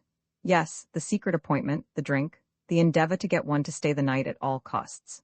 I'm positive there was something in that sugar, Charles, that no sugar should contain. See Public Health Adulteration of Food, Acts, various. You think Mrs. Forrest is an accomplice? I do. I don't know what she has to gain by it, probably money. But I feel sure there is some connection. Partly because of Bertha Gottobed's £5 note, partly because Mrs. Forrest's story was a palpable fake. I'm certain the woman's never had a lover, let alone a husband. You can't mistake real inexperience, and chiefly because of the similarity of method. Criminals always tend to repeat their effects. Look at George Joseph Smith and his brides. Look at Neil Cream. Look at Armstrong and his tea parties. Well, if there's an accomplice, all the better. Accomplices generally end by giving the show away. True, and we are in a good position because up till now I don't think they know that we suspect any connection between them. But I still think, you know, we ought to get some evidence that actual crimes have been committed. Call me finicking, if you like. If you could suggest a means of doing away with these people so as to leave no trace, I should feel happier about it. The means, eh? Well, we do know something about it. As what? Well, take the two victims, alleged. All right, old particular. The two alleged victims and the two alleged intended victims. Miss Dawson was ill and helpless, Bertha Gottobed possibly stupefied by a heavy meal and an unaccustomed quantity of wine. Trigg was given a sufficient dose of veronal to send him to sleep, and I was offered something of probably the same kind. I wish I could have kept the remains of that coffee. So we deduce from that, what? I suppose that it was a means of death which could only be used on somebody more or less helpless or unconscious. Exactly. As for instance, a hypodermic injection, only nothing appears to have been injected. Or a delicate operation of some kind, if we could only think of one to fit the case. Or the inhalation of something, such as chloroform, only we could find no traces of suffocation. Yes, that doesn't get us very far, though. It's something. Then again, it may very well be something that a trained nurse would have learnt or heard about. Miss Whittaker was trained, you know, which, by the way, was what made it so easy for her to bandage up her own head and provide a pitiful and unrecognizable spectacle for the stupid Mr. Trigg. It wouldn't have to be anything very out of the way, nothing, I mean, that only a trained surgeon could do, or that required very specialized knowledge. Oh no. Probably something picked up in conversation with the doctor or the other nurses. I say, how about getting hold of Dr. Carr again? Oh no, if he'd got any ideas on the subject he'd have trotted him out before now. I know, I'll ask Lubbock, the analyst. He'll do. I'll get in touch with him tomorrow. And meanwhile, said Parker, I suppose we just sit round and wait for somebody else to be murdered. It's beastly, isn't it? I still feel poor Bertha Gottobed's blood on my head, so to speak, I say. Yes. We've practically got clear proof on the Trigg business. Couldn't you put the lady in quod on a charge of burglary while we think out the rest of the dope? It's often done. It was a burglary, you know. She broke into a house after dark and appropriated a scuttleful of coal to her own use. Trigg could identify her. He seems to have paid the lady particular attention on more than one occasion, and we could rake up his taxi man for corroborative detail. Parker pulled at his pipe for a few minutes. There's something in that, he said finally. I think perhaps it's worthwhile putting it before the authorities, but we mustn't be in too much of a hurry, you know. I wish we were further ahead with our other proofs. There's such a thing as habeas corpus. You can't hold on to people indefinitely just on a charge of stealing coal. There's the breaking and entering, don't forget that. It's burglary, after all. You can get penal servitude for life for burglary. But it all depends on the view the law takes of the coal. It might decide that there was no original intention of stealing coal, and treat the thing as a mere misdemeanor or civil trespass. Anyhow, we don't really want a conviction for stealing coal, but I'll see what they think about it at our place, and meanwhile I'll get hold of Trigg again and try and find the taxi driver. And Trigg's doctor. We might get it as an attempt to murder Trig, or at least to inflict grievous bodily harm, but I should like some more evidence about. Cuckoo, so should I, but I can't manufacture evidence out of nothing. Dash it all, be reasonable. I've built you up a case out of nothing. Isn't that handsome enough? Base ingratitude, that's what's the matter with you. Parker's inquiries took some time, and June lingered into its longest days. Chamberlain and Levine flew the Atlantic, and Segrave bade farewell to Brooklands. The Daily Yell wrote anti-red leaders and discovered a plot. Somebody laid claim to a marquisate, and a Czechoslovakian pretended to swim the channel. Hammond outgraced Grace. There was an outburst of murder at Moscow. Foxlaw won the Gold Cup, and the earth opened at Oxhey and swallowed up somebody's front garden. Oxford decided that women were dangerous, and the electric hair consented to run at the White City. England's supremacy was challenged at Wimbledon, and the House of Lords made the gesture of stooping to conquer. Meanwhile, Lord Peters' projected magnum opus on 101 Ways of Causing Sudden Death had advanced by the accumulation of a mass of notes which flowed all over the library at the flat, and threatened to engulf Bunter, whose task it was to file and cross-reference and generally to produce order from chaos. Oriental scholars and explorers were buttonholed in clubs and strenuously pumped on the subject of abstruse native poisons. Horrid experiments performed in German laboratories were communicated in unreadable documents, and the life of Sir James Lubbock, who had the misfortune to be a particular friend of Lord Peters, was made a burden to him with daily inquiries as to the post-mortem detection of such varying substances as chloroform, curea, hydrocyanic acid gas, and diethylsulfan-methylmethane. But surely there must be something which kills without leaving a trace, pleaded Lord Peter, when at length informed that the persecution must cease. A thing in such universal demand, surely it is not beyond the wit of scientists to invent it. It must exist. Why isn't it properly advertised? There ought to be a company to exploit it. It's simply ridiculous. Why, it's a thing one might be wanting oneself any day. You don't understand, said Sir James Lubbock. Plenty of poisons leave no particular post-mortem appearances, and plenty of them, especially the vegetable ones, are difficult to find by analysis, unless you know what you are looking for. For instance, if you're testing for arsenic, that test won't tell you whether strychnine is present or not. And if you're testing for strychnine, you won't find morphia. You've got to try one test after another till you hit the right one. And of course there are certain poisons for which no recognized tests exist. I know all that, said Whimsy. I've tested things myself, but these poisons with no recognized test, how do you set about proving that they are there?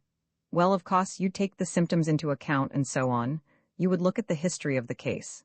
Yes, but I want a poison that doesn't produce any symptoms. Except death, of course, if you call that a symptom. Isn't there a poison with no symptoms and no test? Something that just makes you go off poof, like that? Certainly not, said the analyst, rather annoyed. For your medical analyst lives by symptoms and tests, and nobody likes suggestions that undermine the very foundations of his profession, not even old age or mental decay. There are always symptoms. Fortunately, before the symptoms of mental decay could become too pronounced in Lord Peter, Parker sounded the call to action.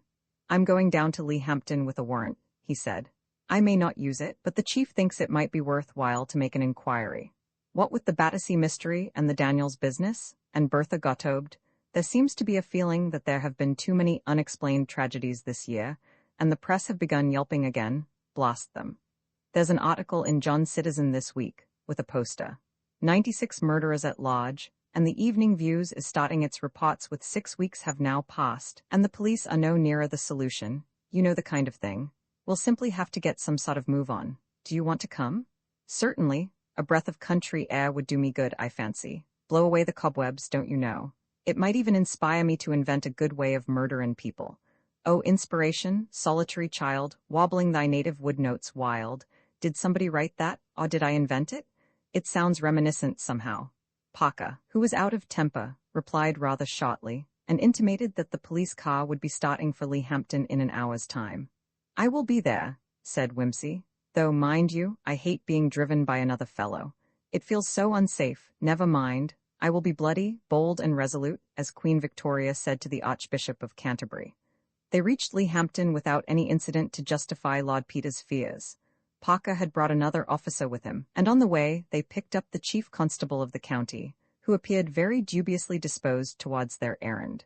Lord Peter, observing their array of 5 strong men, going out to seize upon one young woman, was reminded of the Marquise de Brinvilliers. What?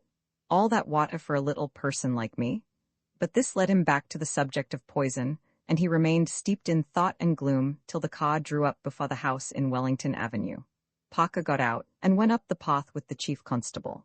The door was opened to them by a frightened-looking maid, who gave a little shriek at sight of them. "Oh, sir, have you come to say something's happened to Miss Whittaker? Isn't Miss Whittaker at home, then?" "No, sir. She went out in the car with Miss Vera Finelater on Monday. That's 4 days back, sir, and she hasn't come home, nor Miss Finelater neither, and I'm frightened something's happened to them. When I see you, sir, I thought you was the police come to say there had been an accident. I didn't know what to do, sir." "Skipped, by God," was Parker's instant thought, but he controlled his annoyance and asked, "Do you know where they were going?" "Crow's Beach, Miss Whittaker said, sir." "That's a good 50 miles, said the chief constable. "Probably they've just decided to stay there a day or two. More likely gone in the opposite direction," thought Parker. "They didn't take no things for the night, sir. They went off about 10 in the morning. They said they was going to have lunch there and come home in the evening, and Miss Whittaker hasn't written nor nothing, and her always so particular. Cook and me, we didn't know what." "Oh, well, I expect it's all right," said the chief constable. "It's a pity, as we particularly wanted to see Miss Whittaker. When you hear from her, you might say Sir Charles Pillington called with a friend." "Yes, sir, but please, sir, what ought we to do, sir?" "Nothing, don't worry, I'll have inquiries made. I'm the chief constable, you know, and I can soon find out whether there's been an accident or anything. But if there had been, depend upon it, we should have heard about it. Come, my girl, pull yourself together, there's nothing to cry about. We'll let you know as soon as we hear anything." But Sir Charles looked disturbed. Coming on top of Parker's arrival in the district, the thing had an unpleasant look about it. Lord Peter received the news cheerfully. "Good," said he, "joggle 'em up. Keep 'em moving, that's the spirit. Always like it when something happens. My worst suspicions are going to be justified. That always makes one feel so important and virtuous, don't you think? Wonder why she took the girl with her, though. By the way, we'd better look up the Finelaters. They may have heard something." This obvious suggestion was acted upon at once, but at the Finelaters' house they drew blank. The family were at the seaside, with the exception of Miss Vera, who was staying in Wellington Avenue with Miss Whittaker. No anxiety was expressed by the parlour-maid, and none, apparently, felt. The investigators took care not to arouse any alarm, and, leaving a trivial and polite message from Sir Charles, withdrew for a consultation. "There's nothing for it, so far as I can see," said Parker, "but in all stations call to look out for the car and the ladies, and we must put inquiries through to all the pots, of course. With 4 days' start, they may be anywhere by now. I wish to heaven I'd risked a bit and started earlier, approval or no approval. What's this Finelater girl like? I'd better go back to the house and get photographs of her and the Whittaker woman. And, Whimsy, I wish you'd look in on Miss Clympson and see if she has any information. And you might tell him at the yard to keep an eye on Mrs. Forrest's place," said Whimsy. "When anything sensational happens to a criminal, it's a good tip to watch the accomplice." "I feel sure you are both quite mistaken about this," urged Sir Charles Pillington. "Criminal, accomplice, bless me, I have had considerable experience in the course of a long life, longer than either of yours, and I really feel convinced that Miss Whittaker, whom I know quite well, is as good and nice a girl as you could wish to find. But there has undoubtedly been an accident of some kind, and it is our duty to make the fullest investigation. I will get on to Crow's Beach Police immediately, as soon as I know the description of the car. It's an Austin 7 and the number is XX 9917, said Whimsy, much to the chief constable's surprise, but I doubt very much whether you'll find it at Crow's Beach or anywhere near it. Well, we'd better get a move on, snapped Parker. We'd better separate. How about a spot of lunch in an hour's time at the George? Whimsy was unlucky. Miss Clympson was not to be found. She had had her lunch early and gone out, saying she felt that a long country walk would do her good. Mrs. Budge was rather afraid she had had some bad news. She had seemed so upset and worried since yesterday evening. But indeed, sir, she added, if you was quick, you might find her up at the church. She often drops in there to say her prayers like. Not a respectful way to approach a place of worship to my mind. Do you think so yourself, sir? Popping in and out on a weekday, the same as if it was a friend's house. And coming home from communion as cheerful as anything and ready to laugh and make jokes. I don't see as how we was meant to make an ordinary thing of religion that way, so disrespectful, and nothing uplifting to the odd about it. But there, we all as our failings, and Miss Clympson is a nice lady, and that I must say, even if she is a Roman Catholic or next door to one. Lord Peter thought that Roman Catholic was rather an appropriate name for the more ultramontane section of the High Church party. At the moment, however, he felt he could not afford time for religious discussion and set off for the church in quest of Miss Clamson. The doors of St. Onesimus were hospitably open, and the red sanctuary lamp made a little spot of welcoming brightness in the rather dark building. Coming in from the June sunshine, Whimsy blinked a little before he could distinguish anything else. Presently, he was able to make out a dark, bowed figure kneeling before the lamp. For a moment he hoped it was Miss Clamson, but presently saw to his disappointment that it was merely a sister in a black habit, presumably taking her turn to watch before the host. The only other occupant of the church was a priest in a cassock, who was busy with the ornaments on the high altar. It was the feast of St. John, Whimsy remembered suddenly. He walked up the aisle, hoping to find his quarry hidden in some obscure corner. His shoes squeaked. This annoyed him.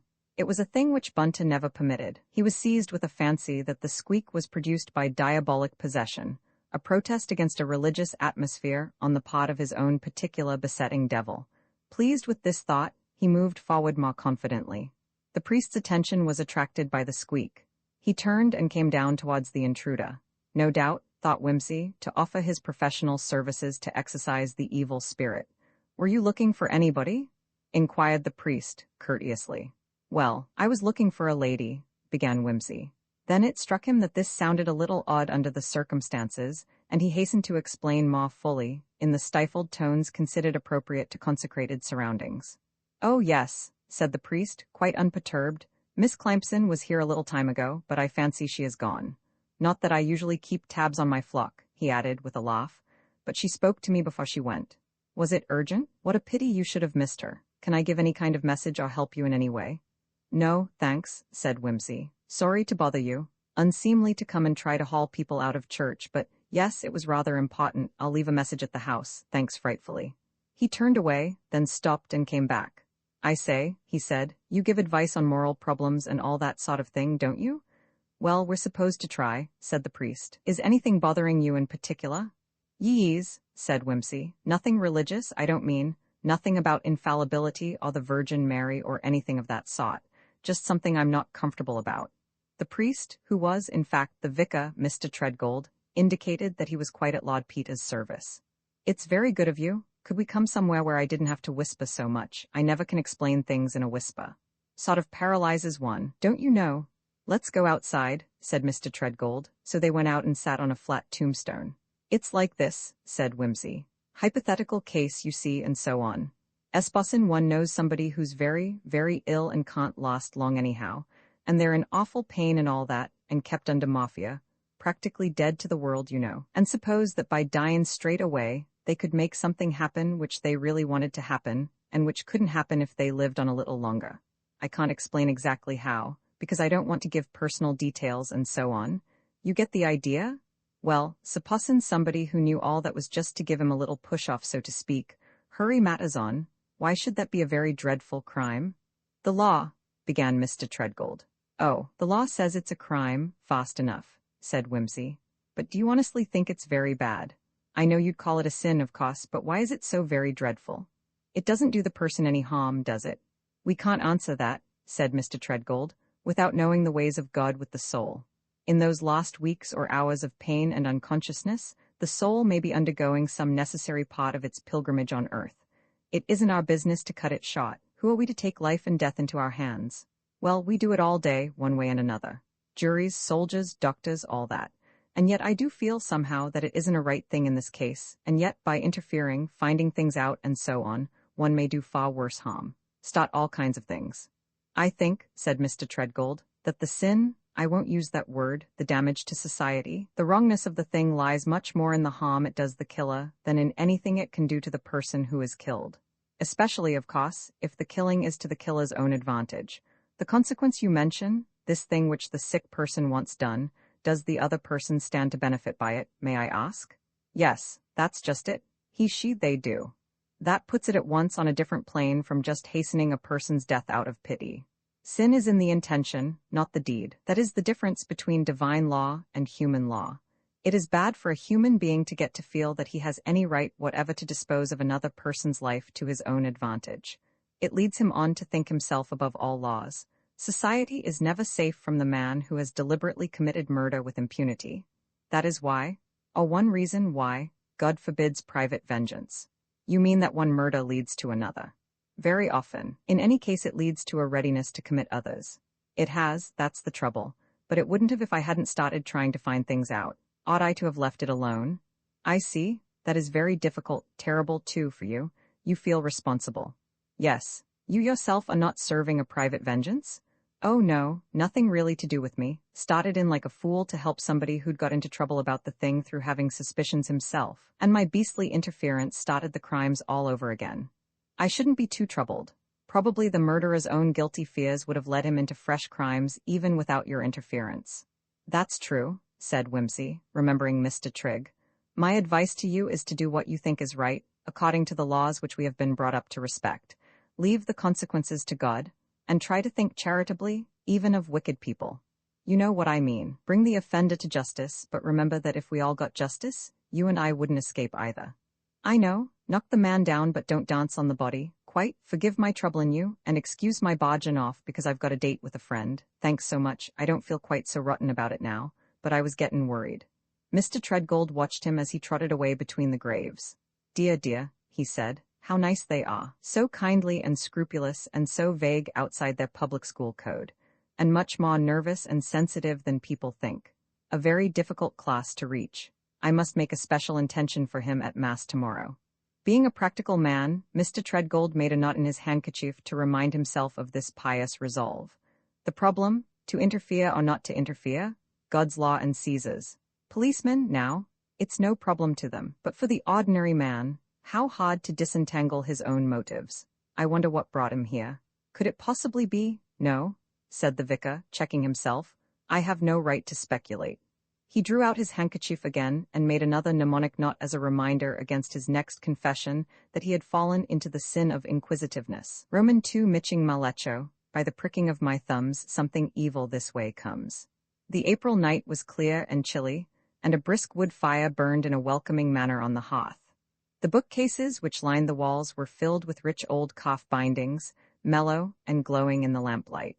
There was a grand piano, open, a huge Chesterfield piled deep with cushions, and 2 armchairs of the build that invites one to wallow. The pot was brought in by an impressive manservant and placed on a very beautiful little Chippendale table.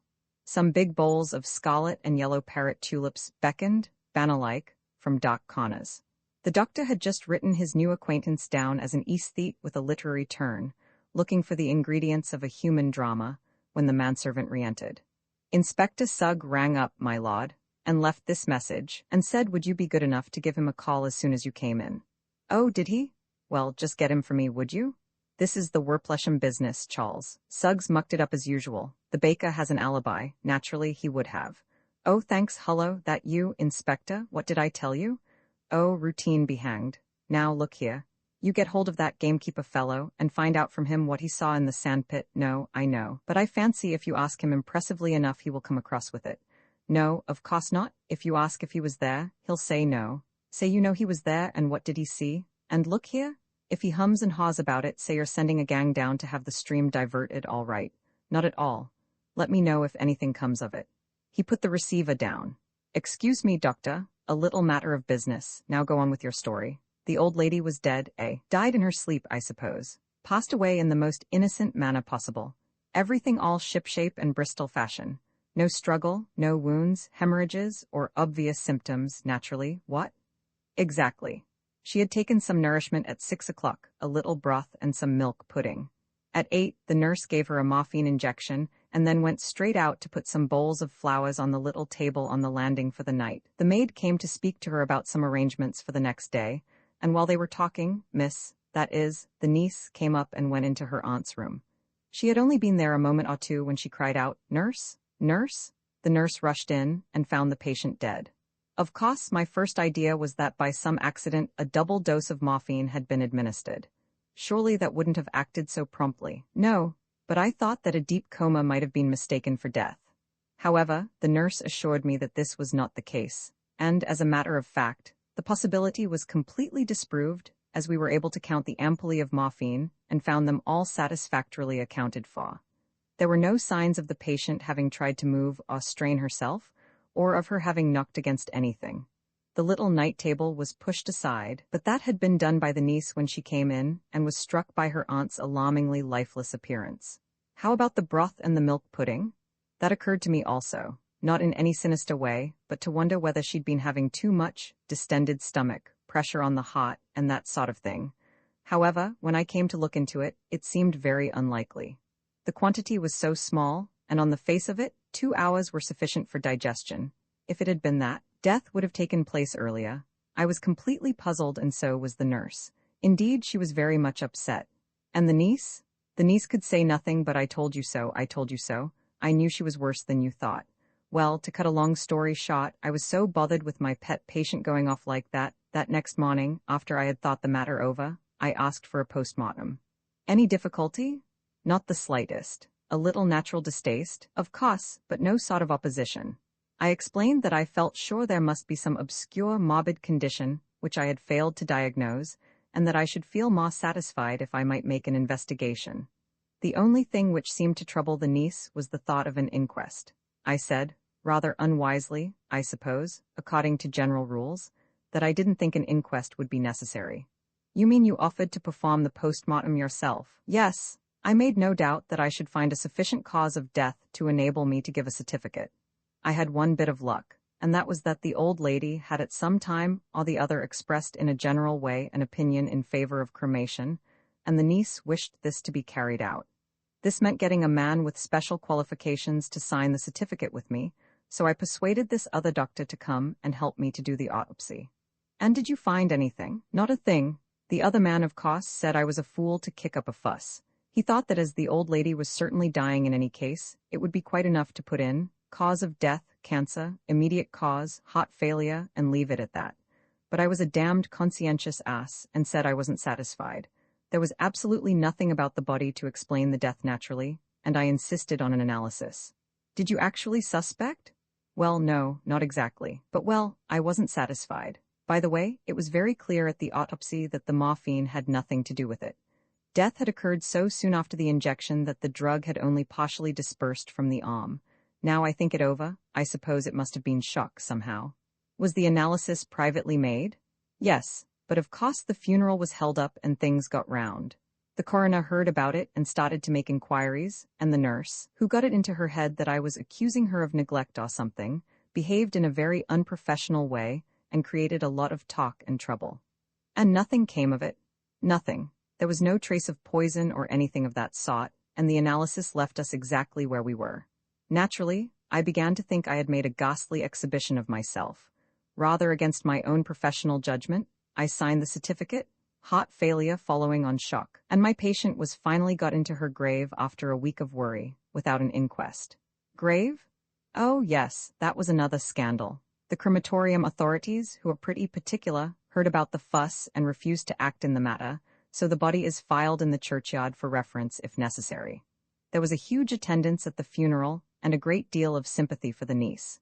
The next day, I got a note from one of my most influential patients saying that my professional services would no longer be required. The day after that, I was avoided in the street by the mayor's wife. Presently, I found my practice dropping away from me and discovered I was getting known as the man who practically accused that charming Miss So-and-so of murder. Sometimes it was the niece I was supposed to be accusing. Sometimes it was that nice nurse, not the flighty one who was dismissed, the other one, you know. Another version was that I had tried to get the nurse into trouble because I resented the dismissal of my fiancé. Finally, I heard a rumor that the patient had discovered me canoodling. That was the beastly word, with my fiancé, instead of doing my job, and had done away with the old lady myself out of revenge, though why, in that case, I should have refused a certificate, my scandalmongers didn't trouble to explain. I stuck it out for a year, but my position became intolerable. The practice dwindled to practically nothing, so I sold it, took a holiday to get the taste out of my mouth, and here I am, looking for another opening. So that's that. And the moral is, don't be officious about public duties. The doctor gave an irritated laugh and flung himself back in his chair. "I don't care," he added combatantly. "The cat's confusion to him," and he drained his glass. "Here, here," agreed his host. He sat for a few moments looking thoughtfully into the fire. "Do you know," he said, suddenly, I'm feeling rather interested by this case. I have a sensation of internal gloating which assures me that there is something to be investigated. That feeling has never failed me yet. I trust it never will. It warned me the other day to look into my income tax assessment, and I discovered that I had been paying about £900 too much for the last 3 years. It urged me only last week to ask a bloke who was preparing to drive me over the horseshoe pass whether he had any petrol in the tank, and he discovered he had just about a pint, enough to get us nicely halfway round. It's a very lonely spot. Of course, I knew the man, so it wasn't all intuition. Still, I always make it a rule to investigate anything I feel like investigating. I believe, he added, in a reminiscent tone, I was a terror in my nursery days. Anyhow, curious cases are rather a hobby of mine. In fact, I'm not just being the perfect listener. I have deceived you. I have an ulterior motive, said he, throwing off his side whiskers and disclosing the well-known hollow jaws of Mr. Sherlock Holmes. I was beginning to have my suspicions, said the doctor, after a short pause. I think you must be Lord Peter Wimsey. I wondered why your face was so familiar, but of course it was in all the papers a few years ago when you disentangled the Riddlesdale mystery. Quite right. It's a silly kind of face, of course, but rather disarming, don't you think? I don't know that I'd have chosen it, but I do my best with it. I do hope it isn't contracting a sleuth-like expression, or anything unpleasant. This is the real sleuth, my friend Detective Inspector Parker of Scotland Yard.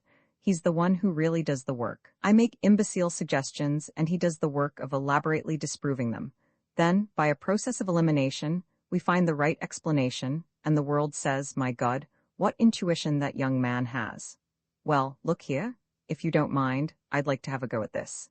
If you'll entrust me with your name and address and the names of the parties concerned, I'd like very much to have a shot at looking into it. The doctor considered a moment, then shook his head. It's very good of you, but I think I'd rather not. I've got into enough bothers already. Anyway, it isn't professional to talk, and if I stirred up any more fuss, I should probably have to chuck this country altogether and end up as one of those drunken ship's doctors in the South Seas or somewhere, who are always telling their life history to people and delivering awful warnings. Better to let sleeping dogs lie. Thanks very much, all the same. As you like, said Wimsey, but I'll think it over, and if any useful suggestion occurs to me, I'll let you know. It's very good of you, replied the visitor, absently, taking his hat and stick from the manservant who had answered Wimsey's ring. Well, good night and many thanks for hearing me so patiently. By the way, though, he added, turning suddenly at the door, how do you propose to let me know when you haven't got my name and address? Lord Peter laughed. I'm Hawkshaw, the detective, he answered, and you shall hear from me anyhow before the end of the week. Roman 20 Murder Parker, too, had spent a disappointing half-hour. It appeared that Miss Whittaker not only disliked having her photograph taken, but had actually destroyed all the existing portraits she could lay hands on, shortly after Miss Dawson's death. Of course, many of Miss Whittaker's friends might be in possession of one, notably, of course, Miss Findlater. But Parker was not sure that he wanted to start a local hue and cry at the moment. Miss Clympson might be able to get one, of course. He went round to Nelson Avenue. Miss Clympson was out. There had been another gentleman asking for her. Mrs. Budge's eyes were beginning to bulge with curiosity. Evidently, she was becoming dubious about Miss Clympson's nephew and his friends. Parker then went to the local photographers. There were 5. From 2 of them he extracted a number of local groups, containing unrecognizable portraits of Miss Whittaker at church bazaars and private theatricals. She had never had a studio portrait made in Leahampton. Of Miss Findlater, on the other hand, he got several excellent likenesses. A slight, fair girl, with a rather sentimental look, plump and prettyish. All these he dispatched to town, with directions that they should be broadcast to the police, together with a description of the girl's dress when last seen. The only really cheerful members of the party at the George were the second policeman, who had been having a pleasant gossip with various garage proprietors and publicans, with a view to picking up information, and the chief constable, who was vindicated and triumphant.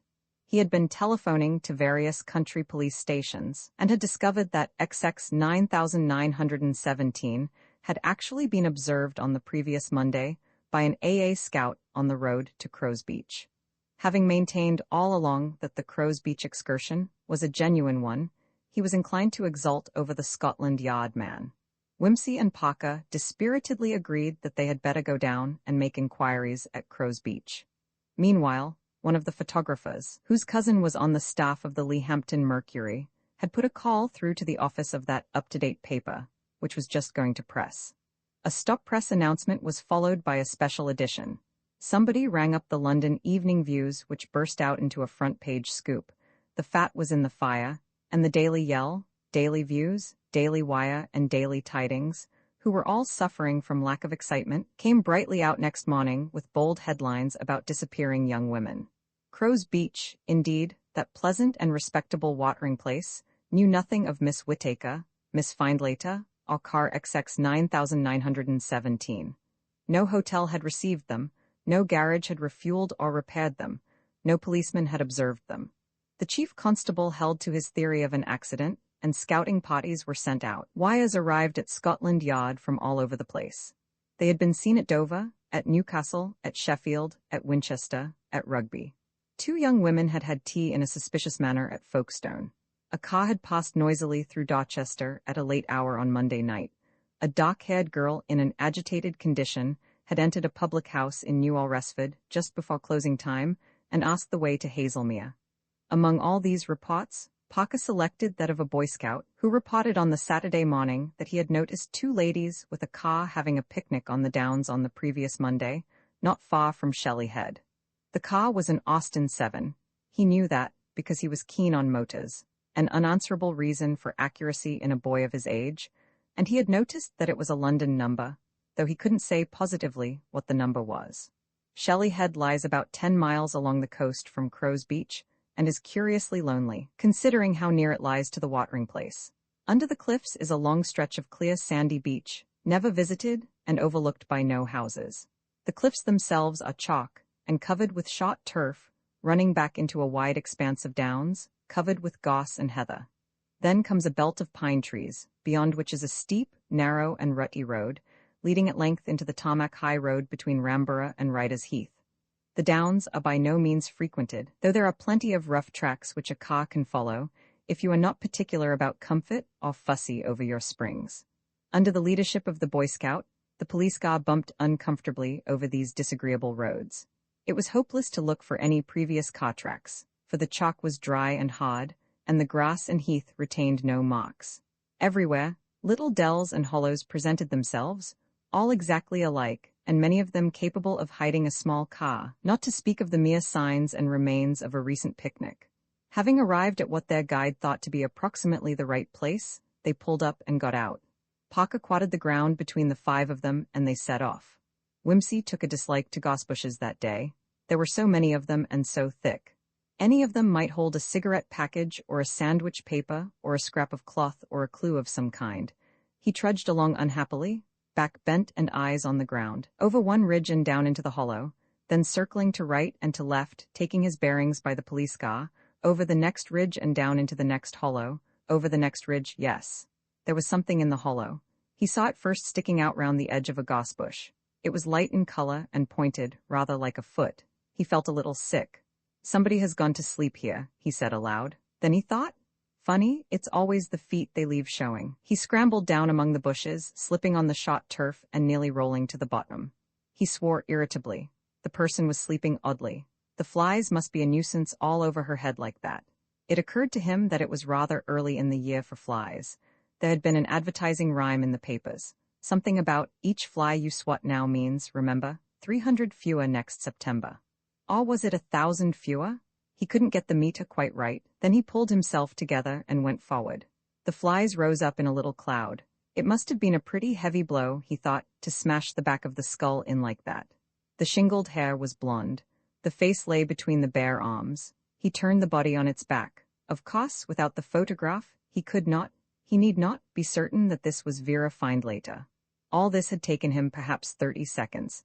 He scrambled up to the rim of the hollow and shouted. A small black figure at some distance stopped and turned. He saw its face as a white spot with no expression on it. He shouted again, and waved his arms in wide gestures of explanation.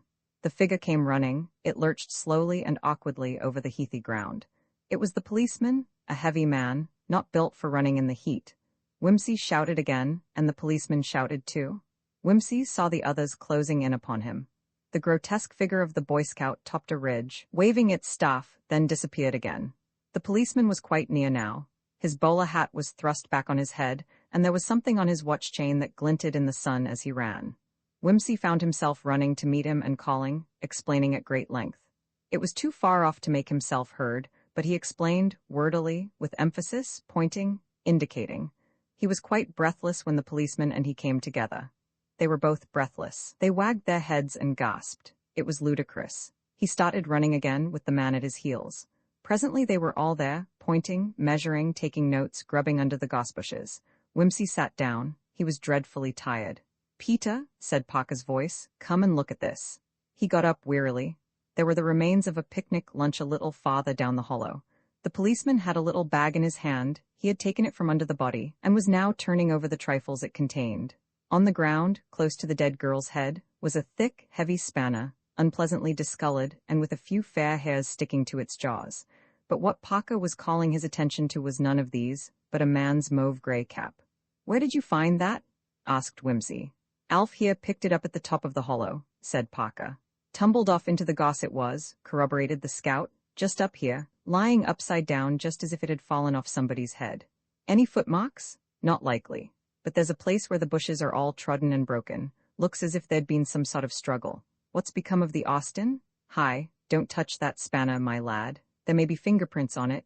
This looks like an attack by some gang or other.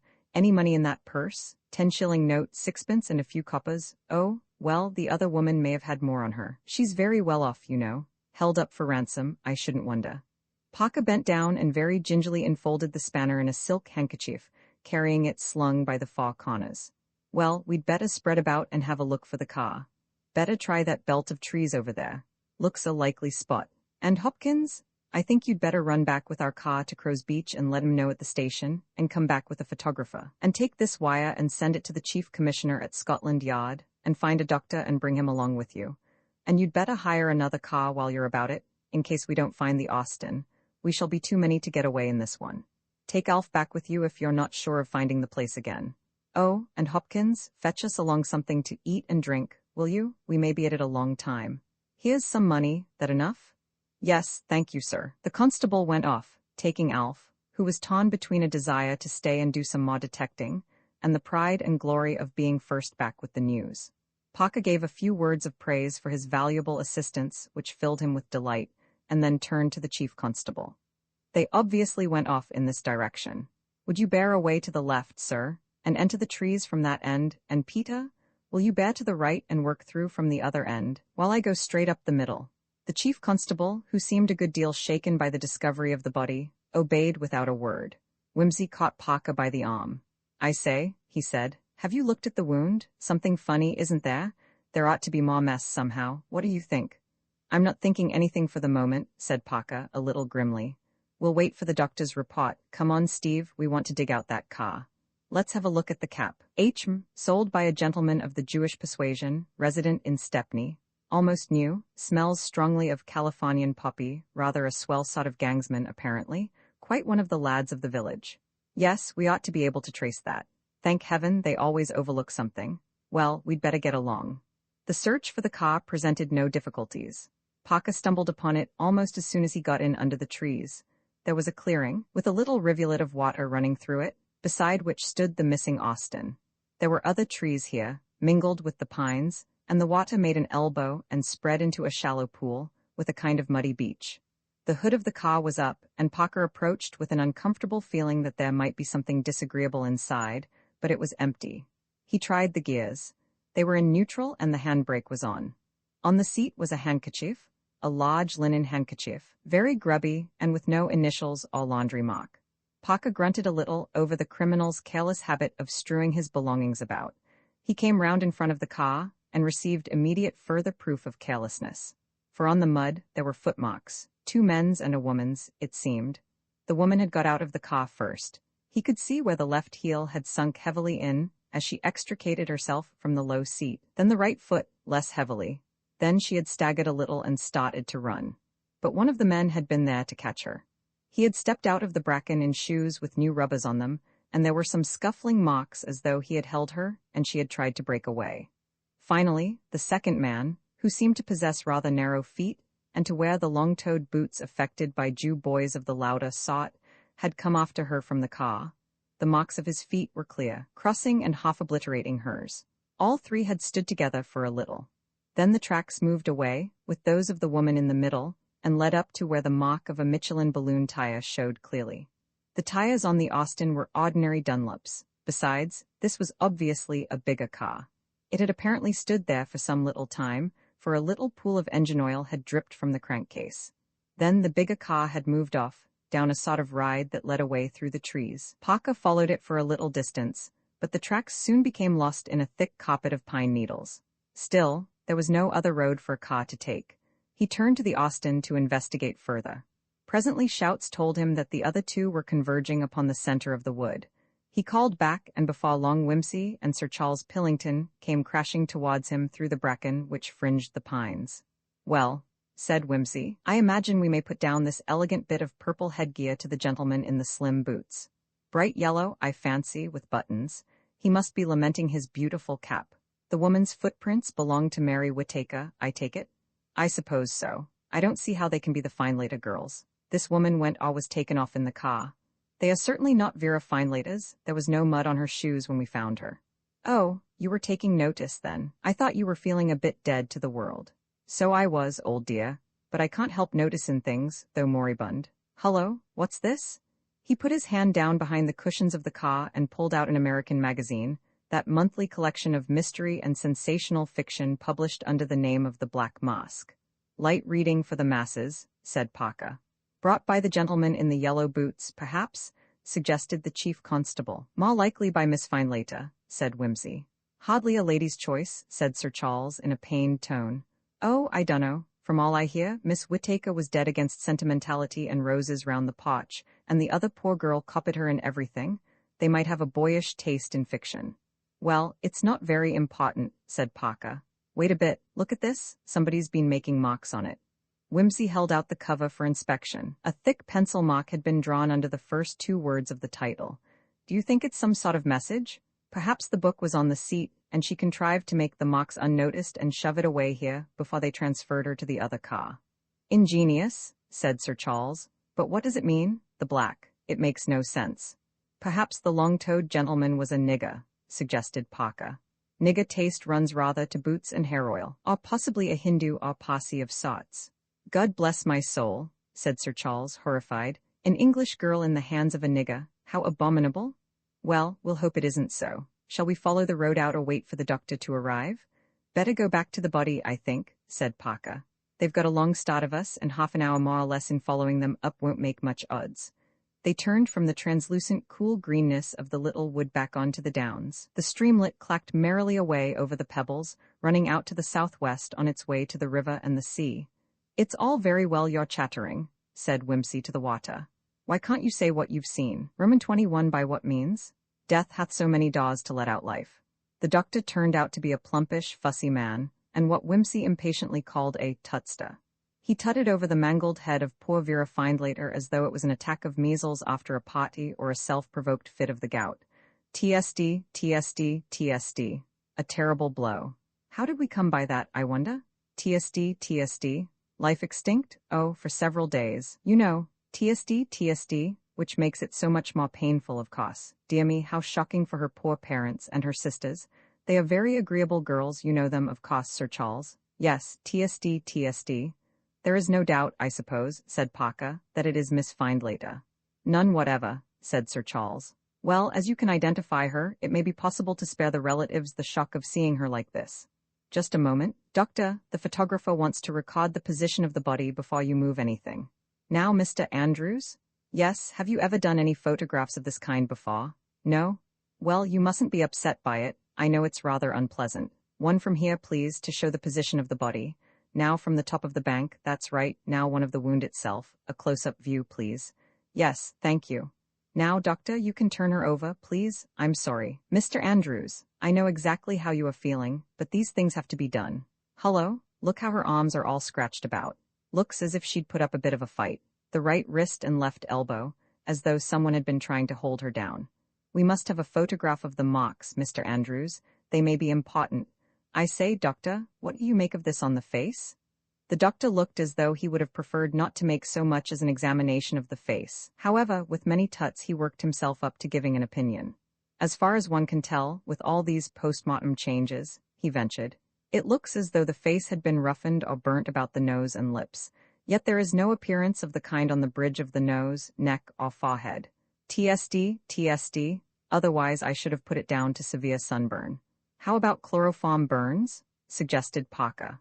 TSD, said the doctor, annoyed at not having thought of this himself. I wish you gentlemen of the police force would not be quite so abrupt. You want everything decided in too great a hurry. I was about to remark, if you had not anticipated me, that since I could not put the appearance down to sunburn, there remains some such possibility as you suggest. I can't possibly say that it is the result of chloroform. Medical pronouncements of that kind cannot be hastily made without cautious investigation, but I was about to remark that it might be. In that case, put in Whimsy, could she have died from the effects of the chloroform, supposing she was given too much or that her heart was weak? My good sir, said the doctor, deeply offended this time, look at that blow upon the head, and ask yourself whether it is necessary to suggest any other cause of death. Moreover, if she had died of the chloroform, where would be the necessity for the blow? That is exactly what I was wondering, said Whimsy. I suppose, went on the doctor, you will hardly dispute my medical knowledge. Certainly not, said Whimsy, but as you say, it is unwise to make any medical pronouncement without cautious investigation. And this is not the place for it, put in Parker, hastily. I think we have done all there is to do here. Will you go with the body to the mortuary, Doctor, Mr. Andrews? I shall be obliged if you will come and take a few photographs of some footmarks and so on up in the wood. The light is bad, I'm afraid, but we must do our best. He took Whimsy by the arm. The man is a fool, of course, he said, but we can get a second opinion. In the meantime, we had better let it be supposed that we accept the surface explanation of all this. What is the difficulty? Asked Sir Charles, curiously. Oh, nothing much, replied Parker. All the appearances are in favor of the girls having been attacked by a couple of ruffians who have carried Miss Whittaker off with a view to ransom, after brutally knocking Miss Finelater on the head when she offered resistance. Probably that is the true explanation. Any minor discrepancies will doubtless clear themselves up in time. We shall know better when we have had a proper medical examination. They returned to the wood, where photographs were taken and careful measurements made of the footprints. The chief constable followed these activities with intense interest, looking over Parker's shoulder as he entered the particulars in his notebook. I say, he said suddenly, isn't it rather odd? Here's somebody coming, broke in Parker. The sound of a motorcycle being urged in second gear over the rough ground proved to be the herald of a young man armed with a camera. Oh, God, groaned Parker. The damned press already. He received the journalist courteously enough, showing him the wheel tracks and the footprints and outlining the kidnapping theory as they walked back to the place where the body was found. Can you give us any idea, Inspector, of the appearance of the two wanted men? Well, said Parker, one of them appears to be something of a dandy. He wears a loathsome mauve cap and narrow pointed shoes, and if those marks on the magazine cover mean anything, one or other of the men may possibly be a colored man of some kind. Of the second man, all we can definitely say is that he wears number 10 shoes with rubber heels. I was going to say, said Pillington, that apropos de bottes it is rather remarkable. And this is where we found the body of Miss Finelater, went on Parker, ruthlessly. He described the injuries and the position of the body, and the journalist gratefully occupied himself with taking photographs, including a group of Whimsy, Parker, and the chief constable standing among the goss bushes, while the latter majestically indicated the fatal spot with his walking stick. And now you've got what you want, old son, said Parker, benevolently. Buzz off, won't you, and tell the rest of the boys. You've got all we can tell you, and we've got other things to do beyond granting special interviews. The reporter asked no better. This was tantamount to making his information exclusive, and no Victorian matron could have a more delicate appreciation of the virtues of exclusiveness than a modern newspaper man. Well now, Sir Charles, said Parker, when the man had happily chugged and popped himself away, what were you about to say in the matter of the footprints? But Sir Charles was offended. The Scotland Yard man had snubbed him and thrown doubt on his discretion. Nothing, he replied. I feel sure that my conclusions would appear very elementary to you, and he preserved a dignified silence throughout the return journey. The Whittaker case had begun almost imperceptibly, in the overhearing of a casual remark dropped in a Soho restaurant. It ended amid a roar of publicity that shook England from end to end and crowded even Wimbledon into the second place. The bare facts of the murder and kidnapping appeared exclusively that night in a late extra edition of the Evening Views. Next morning, it sprawled over the Sunday papers with photographs and full details, actual and imaginary. The idea of two English girls, the one brutally killed, the other carried off for some end unthinkably sinister by a black man, aroused all the passion of horror and indignation of which the English temperament is capable. Reporters swarmed down upon Crow's Beach like locusts. The downs near Shelley Head were like a fair with motors, bicycles and parties on foot, rushing out to spend a happy weekend amid surroundings of mystery and bloodshed. Parker, who with whimsy had taken rooms at the Green Lion, sat answering the telephone and receiving the letters and wires which descended upon him from all sides, with a stalwart policeman posted at the end of the passage to keep out all intruders. Whimsy fidgeted about the room, smoking cigarette after cigarette in his excitement. "This time we've got them," he said. "They've overreached themselves, thank God. Yes, but have a little patience, old man. We can't lose them, but we must have all the facts first. You're sure those fellows have got Mrs. Forrest safe?"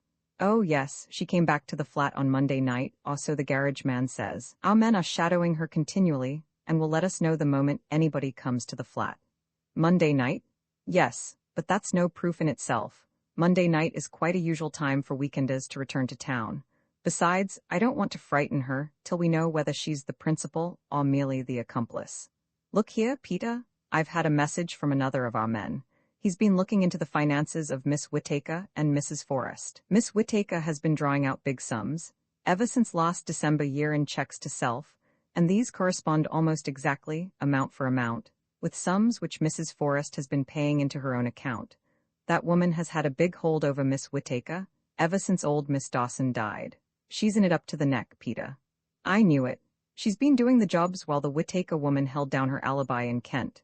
For God's sake, Charles, make no mistake, nobody's life is safe for a second while either of them is at large. When a woman is wicked and unscrupulous, said Parker, sententiously, she is the most ruthless criminal in the world, 50 times worse than a man, because she is always so much more single-minded about it. They're not troubled with sentimentality, that's why, said Whimsy, and we poor mutts of men stuff ourselves up with the idea that they're romantic and emotional. All punk, my son. Damn that phone. Parker snatched up the receiver. Yes, speaking. Good God, you don't say so, all right. Yes, of course you must detain him. I think myself it's a plant, but he must be held and questioned, and see that all the papers have it. Tell him you're sure he's the man. See? Soak it well into him that that's the official view. And wait a moment. I want photographs of the check and of any fingerprints on it. Send him down immediately by a special messenger. It's genuine, I suppose. The bank people say it is. Good, what's his story? Oh, any envelope. Destroyed? Silly devil. Right, goodbye. He turned to Whimsy with some excitement. Hallelujah. Dawson walked into Lloyd's Bank in Stepney yesterday morning and presented Mary Whittaker's check for £10,000 drawn on their Leahampton branch to bearer and dated Friday 24th. As the sum was such a large one and the story of the disappearance was in Friday night's paper, they asked him to call again. Meanwhile, they communicated with Leahampton. When the news of the murder came out yesterday evening, the Leahampton manager remembered about it and phoned the Yard, with the result that they sent round this morning and had Hallelujah up for a few inquiries. His story is that the check arrived on Saturday morning, all by itself in an envelope, without a word of explanation. Of course the old juggins chucked the envelope away, so that we can't verify his tale or get a line on the postmark. Our people thought the whole thing looked a bit fishy, so Hallelujah is detained pending investigation, in other words, arrested for murder and conspiracy. Poor old Hallelujah. Charles, this is simply devilish, that innocent, decent old creature who couldn't harm a fly. I know. Well, he's in for it and we'll have to go through with it. It's all the better for us. Hell's bells, there's somebody at the door. Come in. It's Dr. Faulkner to see you, sir, said the constable, putting his head in. Oh, good, come in, doctor. Have you made your examination? I have, Inspector. Very interesting. You were quite right. I'll tell you that much straight away. I'm glad to hear that. Sit down and tell us all about it. I'll be as brief as possible, said the doctor. He was a London man, sent down by Scotland Yard, and accustomed to police work. A lean, grey badger of a man, businesslike and keen-eyed, the direct opposite of the tutster who had annoyed Parker the evening before. Well, first of all, the blow on the head had, of course, nothing whatever to do with the death. You saw yourself that there had been next to no bleeding. The wound was inflicted some time after death, no doubt to create the impression of an attack by a gang. Similarly with the cuts and scratches on the arms, they are the merest camouflage. Exactly. Your colleague? My colleague, as you call him, is a fool, snorted the doctor. If that's a specimen of his diagnosis, I should think there would be a high death rate in Crow's Beach. That's by the way. You want the cause of death. Chloroform? Possibly. I opened the body but found no special symptoms suggestive of poisoning or anything. I have removed the necessary organs and sent them to Sir James Lubbock for analysis at your suggestion, but candidly, I expect nothing from that. There was no odor of chloroform on opening the thorax. Either the time elapsed since the death was too long, as is very possible, seeing how volatile the stuff is, or the dose was too small.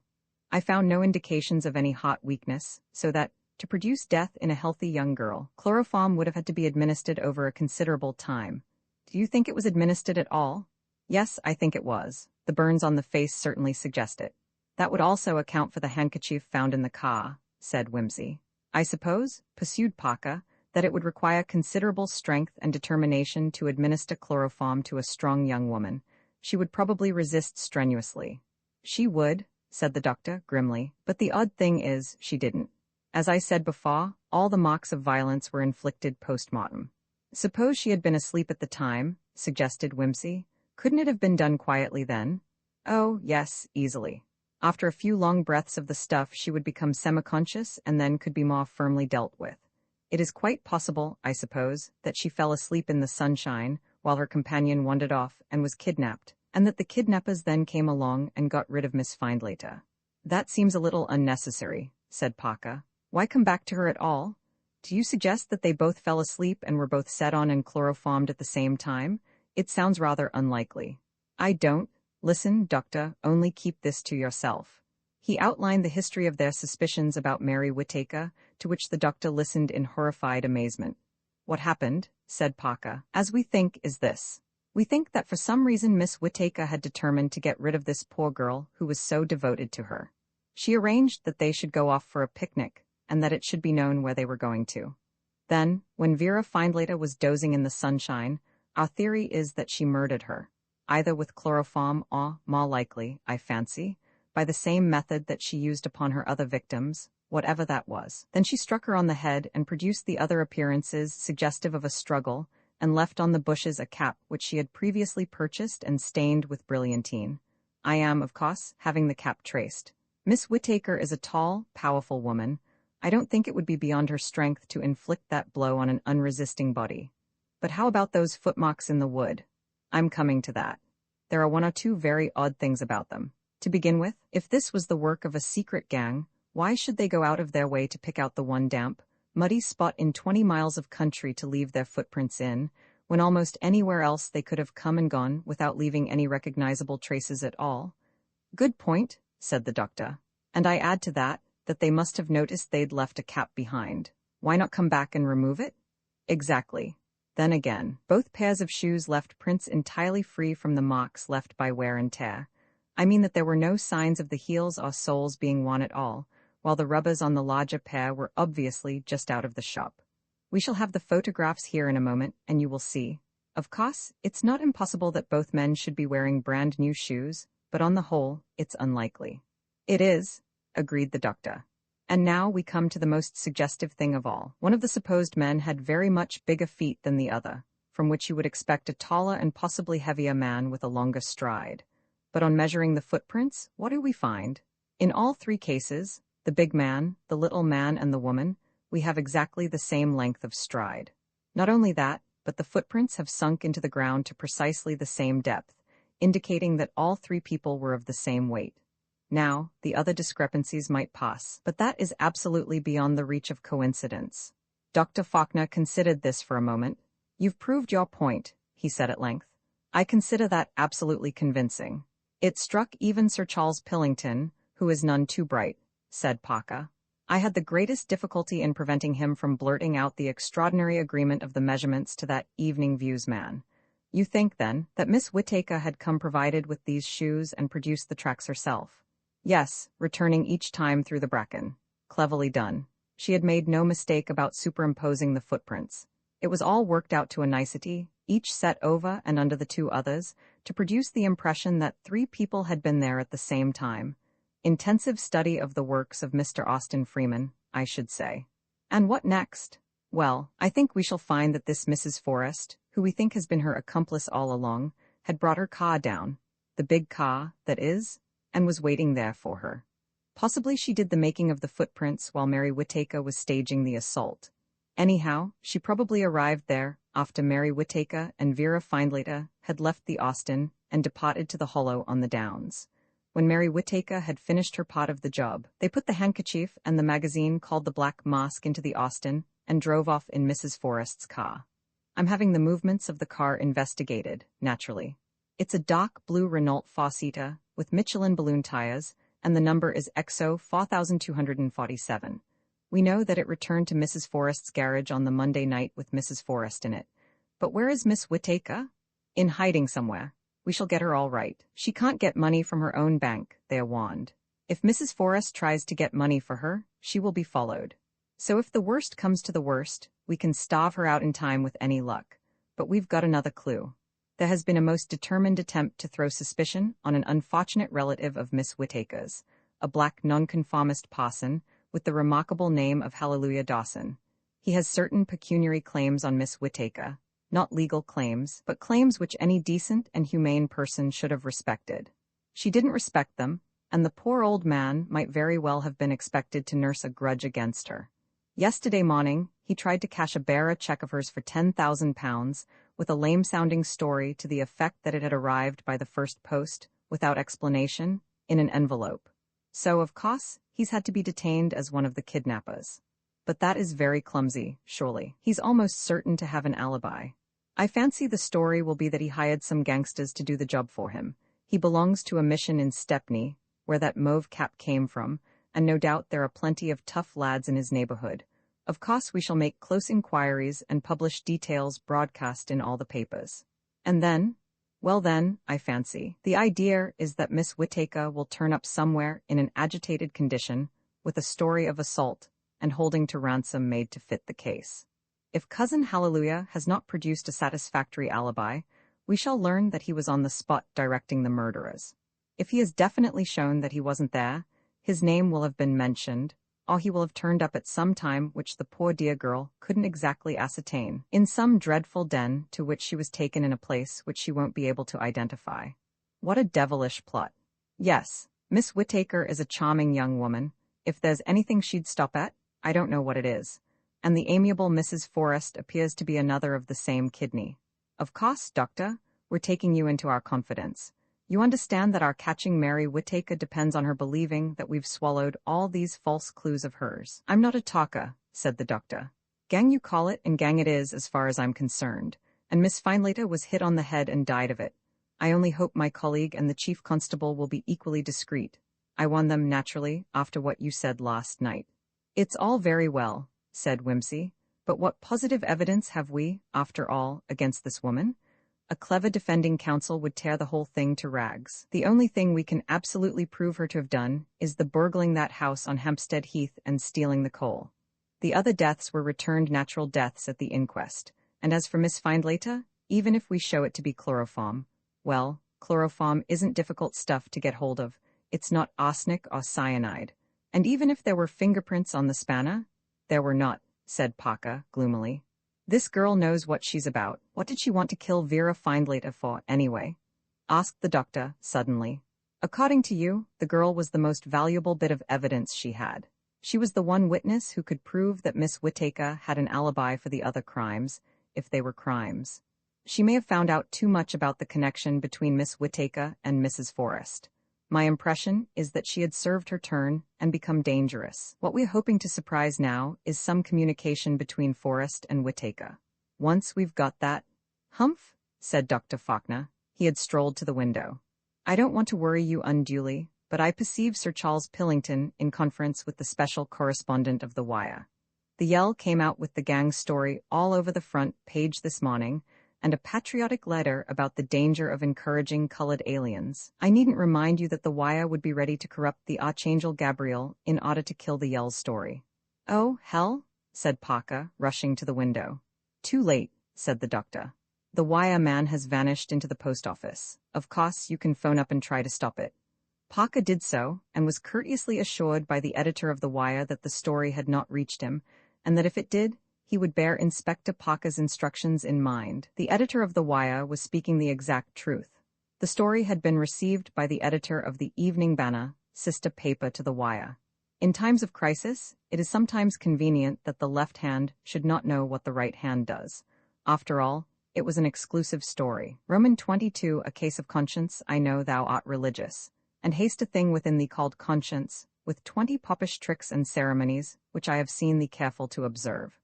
Thursday, June 23rd, was the eve of St. John. The sober green workaday dress in which the church settles down to her daily duties after the bridal raptures of Pentecost had been put away, and the altar was white and shining once again.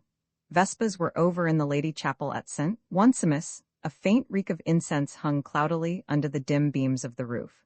A very short acolyte with a very long brass extinguisher snuffed out the candles, adding the faintly unpleasant yet sanctified odor of hot wax. The small congregation of elderly ladies rose up lingeringly from their devotions and slipped away in a series of deep genuflections. Miss Climson gathered up a quantity of little manuals and groped for her gloves. In doing so, she dropped her office book. It fell, annoyingly, behind the long nailer, scattering as it went a small Pentecostal shower of Easter cards, bookmarkers, sacred pictures, dried palms and Ave Marias into the dark corner behind the confessional. Miss Climson gave a little exclamation of wrath as she dived after them, and immediately repented this improper outburst of anger in a sacred place. "Discipline?" she murmured, retrieving the lost sheep from under a hassock. "Discipline. I must learn self-control."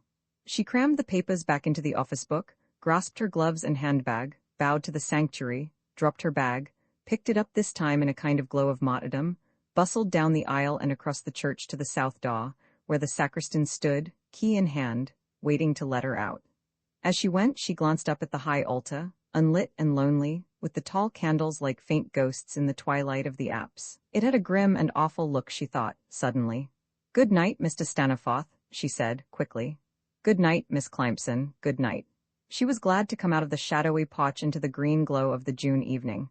She had felt a menace. Was it the thought of the stern Baptist with his call to repentance? The prayer for grace to speak the truth and boldly rebuke vice? Miss Climson decided that she would hurry home and read the epistle and gospel, curiously tender and comfortable for the festival of that harsh and uncompromising saint. "And I can tidy up these cards at the same time," she thought. Mrs. Budge's first-floor front seemed stuffy after the scented loveliness of the walk home. Miss Climson flung the window open and sat down by it to rearrange her sanctified oddments. The card of the Last Supper went in at the prayer of consecration. The Fra Angelico Annunciation had strayed out of the office for March 25th and was wandering among the Sundays after Trinity. The Sacred Heart with its French text belonged to Corpus Christi. "Dear me," said Miss Climson, "I must have picked this up in church." Certainly the little sheet of paper was not in her writing.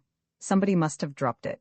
It was natural to look and see whether it was anything of importance. Miss Climson was one of those people who say, "I am not the kind of person who reads other people's postcards." This is clear notice to all and sundry that they are, precisely, that kind of person. They are not untruthful. The delusion is real to them. It is merely that Providence has provided them with a warning rattle, like that of the rattlesnake. After that, if you are so foolish as to leave your correspondence in their way, it is your own affair.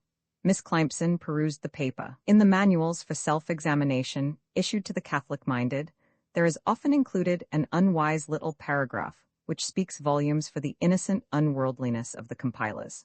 You are advised, when preparing for confession, to make a little list of your misdeeds, lest one or two peccadillos should slip your mind.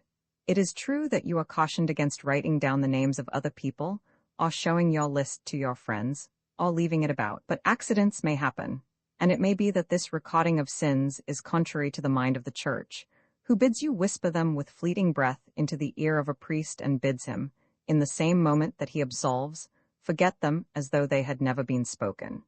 At any rate, Somebody had been recently shriven of the sins set forth upon the paper, probably the previous Saturday, and the document had fluttered down unnoticed between the confession box and the hassock, escaping the eye of the cleaner.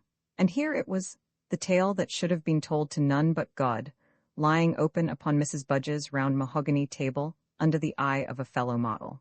To do Miss Climson justice, she would probably have destroyed it instantly unread, if one sentence had not caught her eye. The lies I told for M.W.'s sake. At the same moment she realized that this was Vera Findlater's handwriting, and it came over her like a flash as she explained afterwards exactly what the implication of the words was. For a full half-hour, Miss Climson sat alone, struggling with her conscience. Her natural inquisitiveness said, "Read." Her religious training said, "You must not read." Her sense of duty to Whimsy, who employed her, said, "Find out." Her own sense of decency said, "Do no such thing." A dreadful, harsh voice muttered gratingly, "Murder is the question. Are you going to be the accomplice of murder?" She felt like Lancelot Gobbo between conscience and the fiend, but which was the fiend and which was conscience? To speak the truth and boldly rebuke vice. Murder. There was a real possibility now. But was it a possibility? Perhaps she had read into the sentence more than it would bear. In that case, was it not, almost, a duty to read further and free her mind from this horrible suspicion? She would have liked to go to Mr. Treadgold and ask his advice.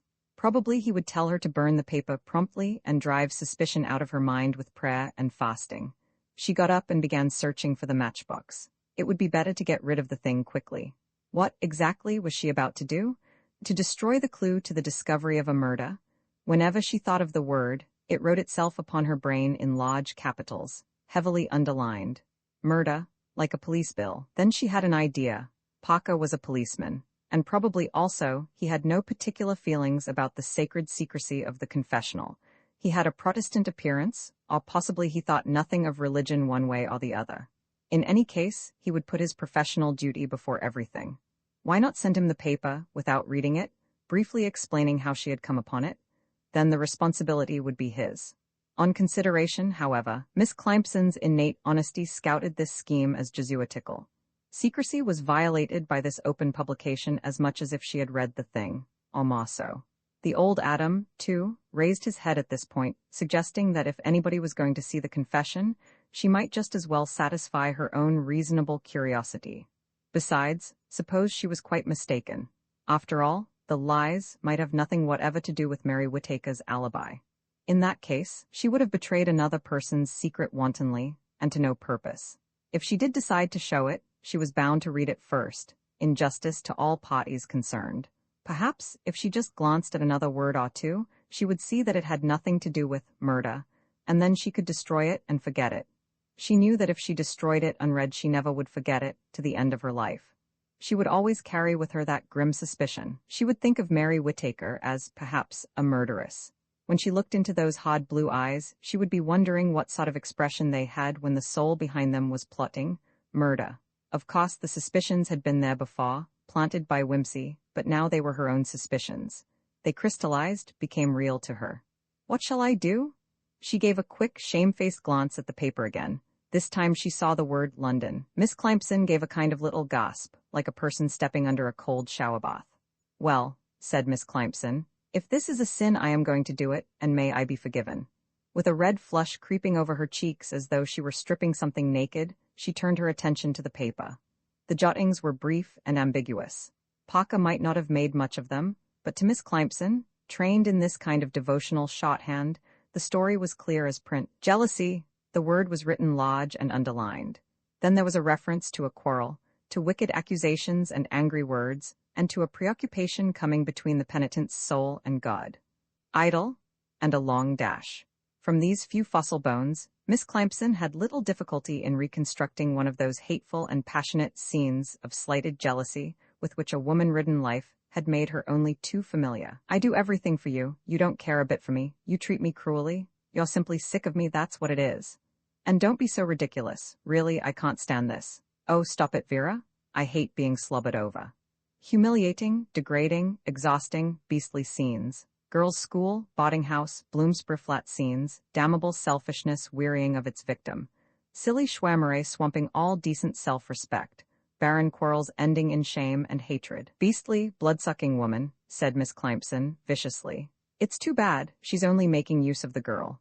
But the self-examiner was now troubled with a more difficult problem. Piecing the hints together, Miss Climson sorted it out with practiced ease. Lies had been told, that was wrong, even though done to help a friend. Bad confessions had been made, suppressing those lies. This ought to be confessed and put right, but the girl asked herself, had she come to this conclusion out of hatred of the lies, or out of spite against the friend? Difficult, this searching of the heart.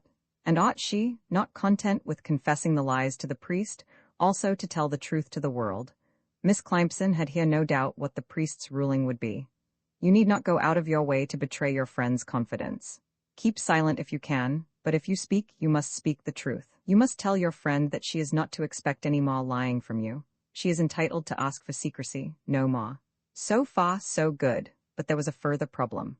Ought I to connive at her doing what is wrong? And then a sort of explanatory aside, the man in South Audley Street. This was a little mysterious, no? On the contrary, it explained the whole mystery, jealousy, quarrel and all. In those weeks of April and May, when Mary Whittaker had been supposed to be all the time in Kent with Vera Findlater, she had been going up to London. And Vera had promised to say that Mary was with her the whole time. And the visits to London had to do with a man in South Audley Street, and there was something sinful about it. That probably meant a love affair. Miss Climson pursed her lips virtuously, but she was more surprised than shocked. Mary Whittaker? She would never have suspected it of her somehow, but it so explained the jealousy and the quarrel, the sense of desertion. But how had Vera found out? Had Mary Whittaker confided in her? No, that sentence again, under the heading jealousy. What was it? Following M.W. to London. She had followed then, and seen. And then, at some moment, she had burst out with her knowledge, reproached her friend. Yet this expedition to London must have happened before her own conversation with Vera Findlater, and the girl had then seemed so sure of Mary's affection. Or had it been that she was trying to persuade herself, with determined self-deception, that there was nothing in this business about the man? Probably. And probably some brutality of Mary's had brought all the miserable suspicions boiling to the surface, vocal, reproachful, and furious. And so they had gone on to the Row and the break. Queer, thought Miss Climson, that Vera has never come and told me about her trouble. But perhaps she is ashamed, poor child. I haven't seen her for nearly a week. I think I'll call and see her, and perhaps she'll tell me all about it. In which case, cried Miss Climson's conscience, suddenly emerging with a bright and beaming smile from under the buff-face of the enemy, in which case I shall know the whole history of it legitimately, and can quite honorably tell Lord Peter about it. The next day, which was the Friday, she woke, however, with an unpleasant ache in the conscience. The paper, still tucked into the office book, worried her. She went round early to Vera Findlater's house, only to hear that she was staying with Miss Whittaker. Then I suppose they've made it up, she said. She did not want to see Mary Whittaker, whether her secret was murder or mere immorality, but she was tormented by the desire to clear up the matter of the alibi for Lord Peter. In Wellington Avenue she was told that the two girls had gone away on the Monday, and had not yet returned. She tried to reassure the maid, but her own heart misgave her. Without any real reason, she was uneasy. She went round to the church and said her prayers, but her mind was not on what she was saying. On an impulse, she caught Mr. Treadgold as he pottered in and out of the sacristy, and asked if she might come the next evening to lay a case of conscience before him. So far, so good, and she felt that a good walk might help to clear the cobwebs from her brain. So she started off, missing Lord Peter by a quarter of an hour, and took the train to Guildford, and then walked and had lunch in a wayside tea-shop, and walked back into Guildford, and so came home, where she learnt that Mr. Parker and ever so many gentlemen had been asking for her all day, and what a dreadful thing, Here was Miss Whittaker and Miss Findlater disappeared, and the police out looking for them. And the motor cars was such dangerous things, wasn't they? It was to be hoped there wasn't an accident. And into Miss Climson's mind there came, like an inspiration, the words, South Audley Street. Miss Climson did not, of course, know that Wimsey was at Crow's Beach. She hoped to find him in town, for she was seized with a desire, which she could hardly have explained even to herself, to go and look at South Audley Street. What she was to do when she got there she did not know, but go there she must. It was the old reluctance to make open use of that confession paper. Vera Findlater's story at first hand. That was the idea to which she obscurely clung. So she took the first train to Waterloo, leaving behind her, in case Wimsey or Parker should call again, a letter so obscure and mysterious, and so lavishly underlined and interlined that it was perhaps fortunate for their reason that they were never faced with it. In Piccadilly, she saw Bunter, and learned that his lordship was at Crow's Beach with Mr. Parker, where he, Bunter, was just off to join him. Miss Climson promptly charged him with a message to his employer slightly more involved and mysterious than her letter, and departed for South Audley Street. It was only when she was walking up it that she realized how vague her quest was and how little investigation one can do by merely walking along a street. Also, it suddenly occurred to her that if Miss Whittaker was carrying on anything of a secret nature in South Audley Street, the sight of an acquaintance patrolling the pavement would put her on her guard. Much struck by this reflection, Miss Climson plunged abruptly into a chemist's shop and bought a toothbrush, by way of concealing her movements and gaining time. One can while away many minutes comparing the shapes, sizes, and bristles of toothbrushes, and sometimes chemists will be nice and gossipy. Looking round the shop for inspiration, Miss Climson observed a tin of nasal snuff labeled with the chemist's own name. "I will take a tin of that too, please," she said. "What excellent stuff it is, quite wonderful. I have used it for years and am really delighted with it. I recommend it to all my friends, particularly for hay fever. In fact, there's a friend of mine who often passes your shop, who told me only yesterday what a martyr she was to that complaint. 'My dear,' I said to her, 'you have only to get a tin of this splendid stuff, and you will be quite all right all summer.' She was so grateful to me for telling her about it. Has she been in for it yet?" And she described Mary Whittaker closely.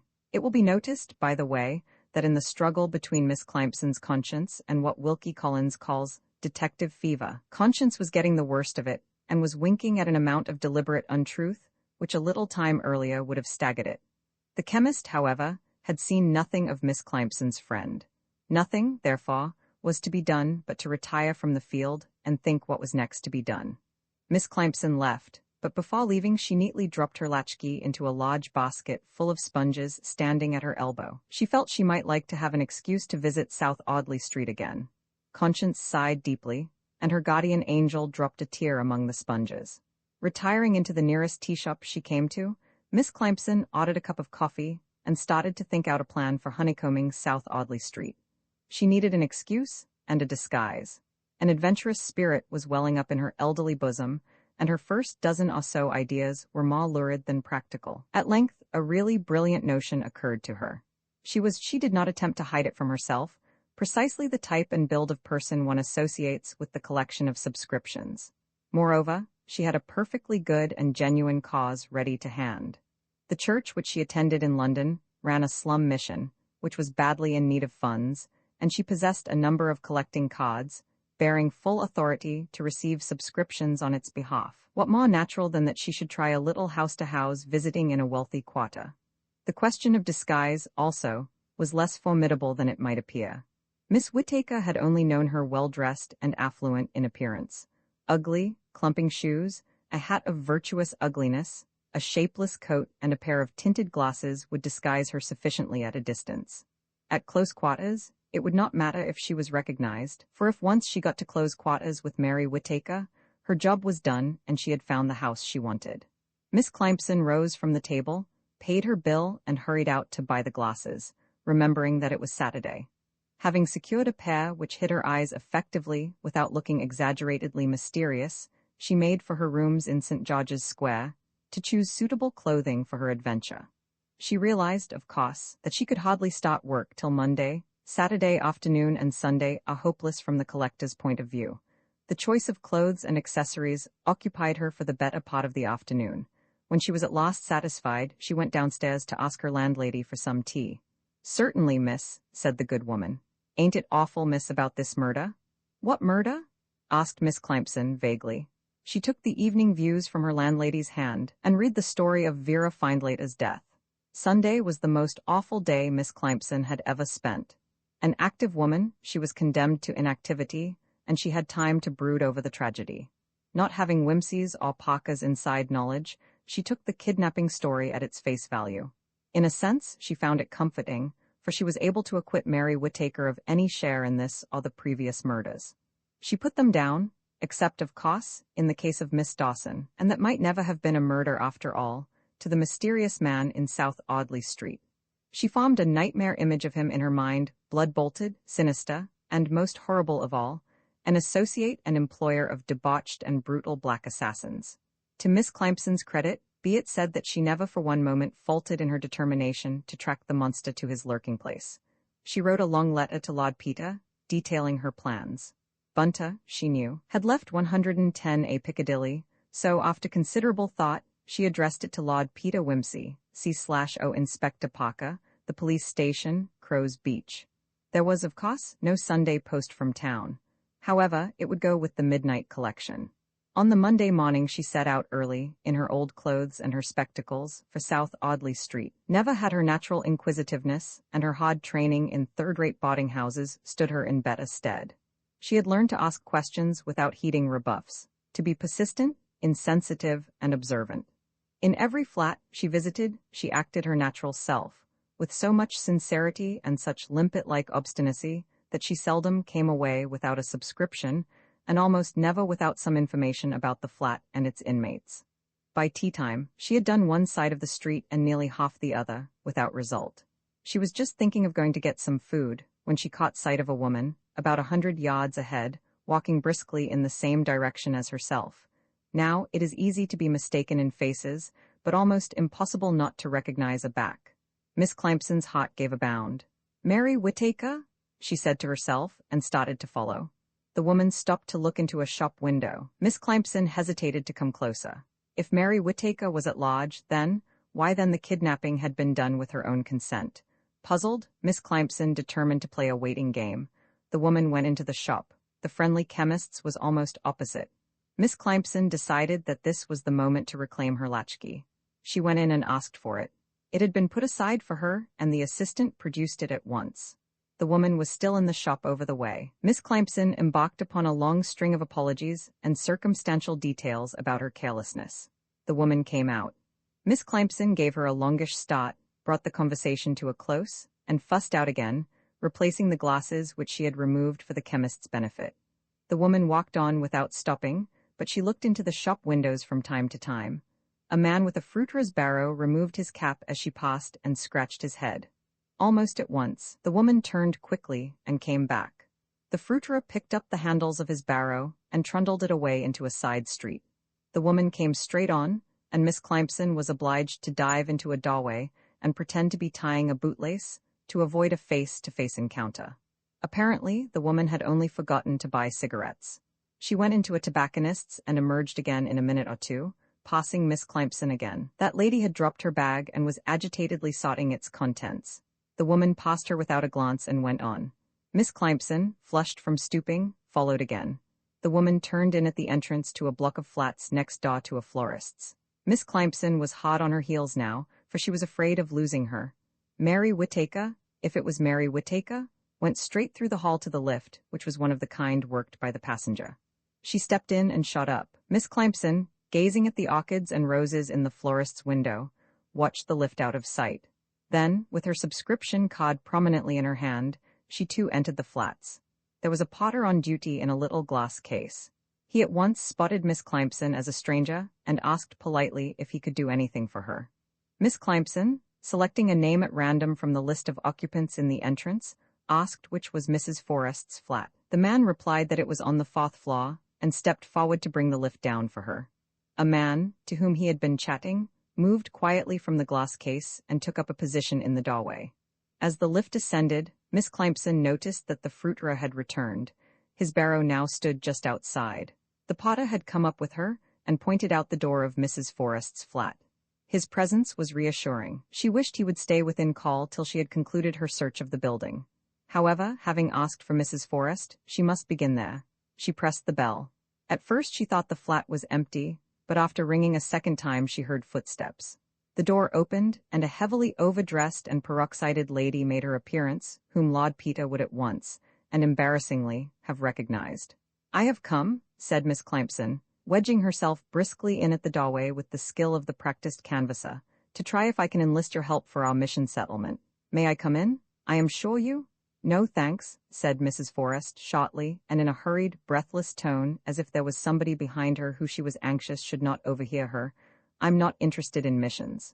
She tried to shut the door, but Miss Clamson had seen and heard enough. "Good gracious!" she cried, staring. "Why, come in." Mrs. Forrest caught her by the arm almost roughly and pulled her over the threshold, slamming the door behind them. "How extraordinary," said Miss Clympson. "I hardly recognized you, Miss Whittaker, with your hair like that." "You," said Mary Whittaker. "You, of all people." They sat facing one another in the sitting room with its tawdry pink silk cushions. "I knew you were a meddler. How did you get here? Is there anyone with you?" "No, yes, I just happened," began Miss Clympson vaguely. One thought was uppermost in her mind. "How did you get free? What happened? Who killed Vera?" She knew she was asking her questions crudely and stupidly. "Why are you disguised like that? Who sent you?" reiterated Mary Whittaker. "Who is the man with you?" pursued Miss Clympson. "Is he here? Did he do the murder?" "What man?" "The man Vera saw leaving your flat, did he?" "So that's it. Vera told you. The liar. I thought I had been quick enough." Suddenly, something which had been troubling Miss Clympson for weeks crystallized and became plain to her. The expression in Mary Whittaker's eyes. A long time ago, Miss Clympson had assisted a relative to run a boarding house, and there had been a young man who paid his bill by check. She had to make a certain amount of unpleasantness about the bill, and he had written the check unwillingly, sitting, with her eye upon him, at the little plush-covered table in the drawing-room. Then he had gone away, slinking out with his bag when no one was about, and the check had come back, like the bad penny that it was. A forgery. Miss Clympson had to give evidence. She remembered now the odd, defiant look with which the young man had taken up his pen for his first plunge into crime, and today she was seeing it again, an unattractive mingling of recklessness and calculation. It was with the look which had once warned Whimsy and should have warned her. She breathed more quickly. "Who was the man?" "The man?" Mary Whittaker laughed suddenly. "A man called Templeton, no friend of mine. It's really funny that you should think he was a friend of mine. I would have killed him if I could. But where is he? What are you doing? Don't you know that everybody is looking for you? Why don't you?" "That's why." Mary Whittaker flung her 10 o'clock edition of the Evening Banner, which was lying on the sofa. Miss Clympson read the glaring headlines. Amazing new developments in Crow's Beach crime. Wounds on body inflicted after death.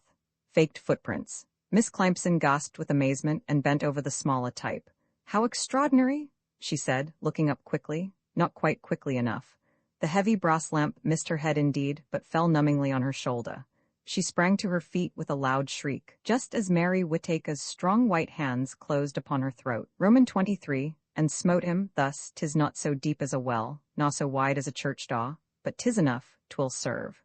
Lord Peter missed both Miss Clympson's communications. Absorbed in the police inquiry, he never thought to go back to Lehampton. Bunter had duly arrived with Mrs. Myrtle on the Saturday evening.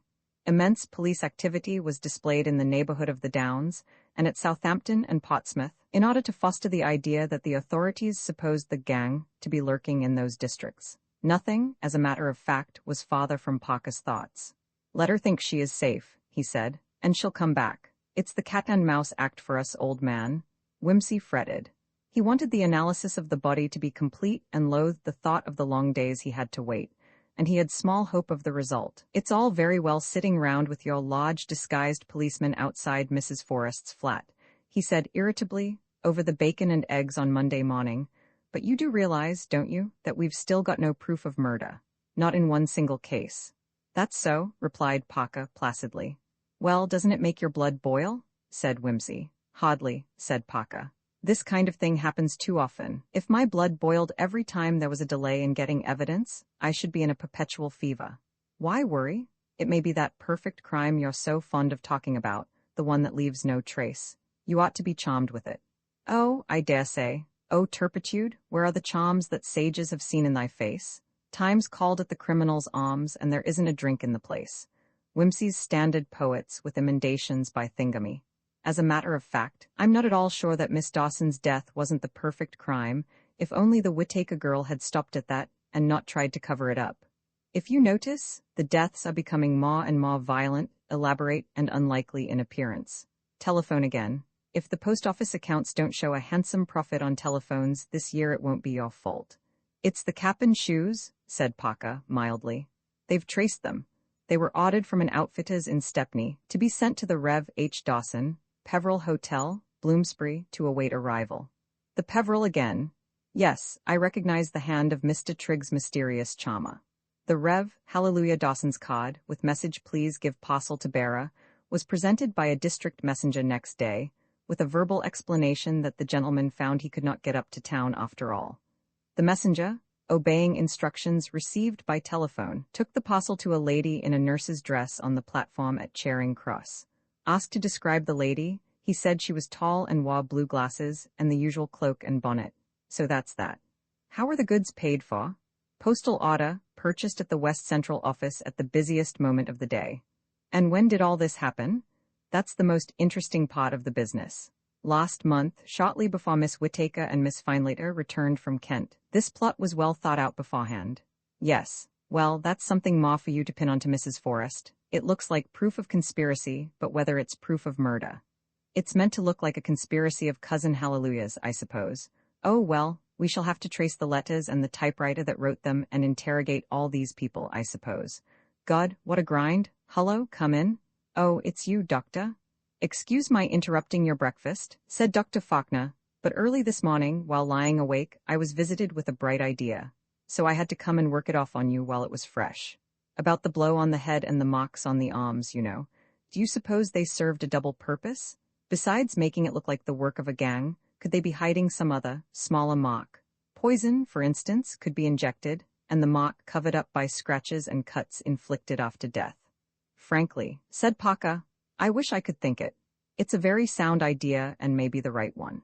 Our trouble is that in the 2 previous deaths which we have been investigating, and which we are inclined to think form a part of the same series as this one, there have been no signs or traces of poison discoverable in the bodies at all by any examination or analysis that skill can devise. In fact, not only no proof of poison, but no proof of anything but natural death. And he related the cases in full detail.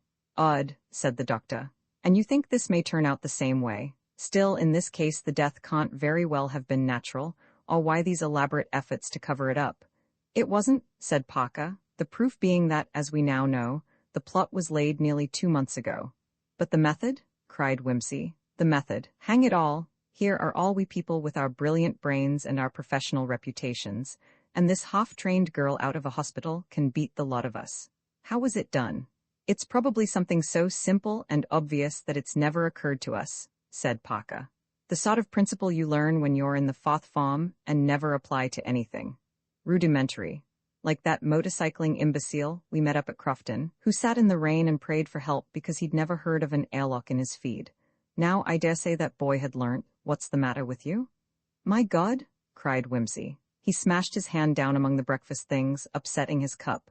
My God, but that's it, you've got it, you've done it, obvious? God almighty, it doesn't need a doctor. A garage hand could have told you. People die of it every day. Of course, it was an airlock in the feed. Bear up, doctor, said Parker. He's always like this when he gets an idea. It wears off in time. Do you mind explaining yourself, old thing? Whimsy's pallid face was flushed. He turned on the doctor.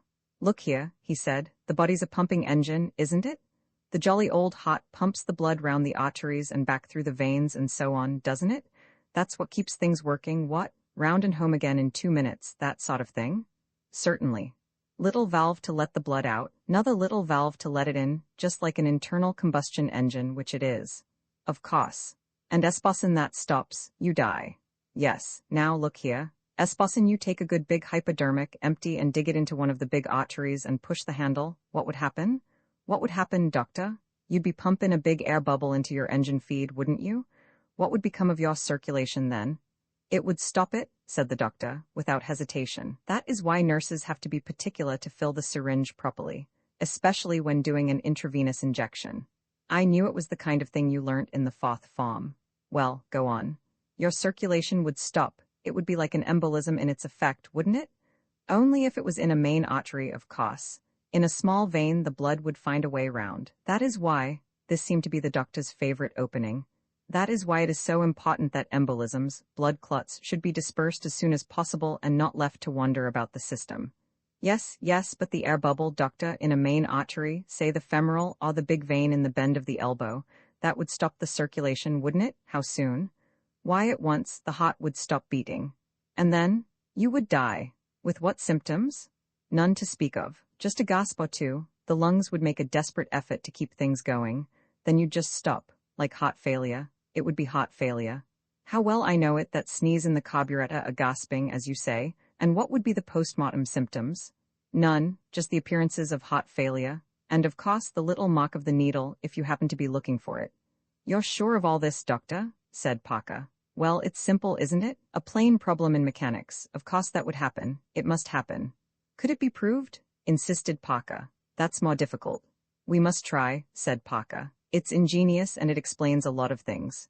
Doctor, will you go down to the mortuary again and see if you can find any puncture mark on the body? I really think you've got the explanation of the whole thing, Peter.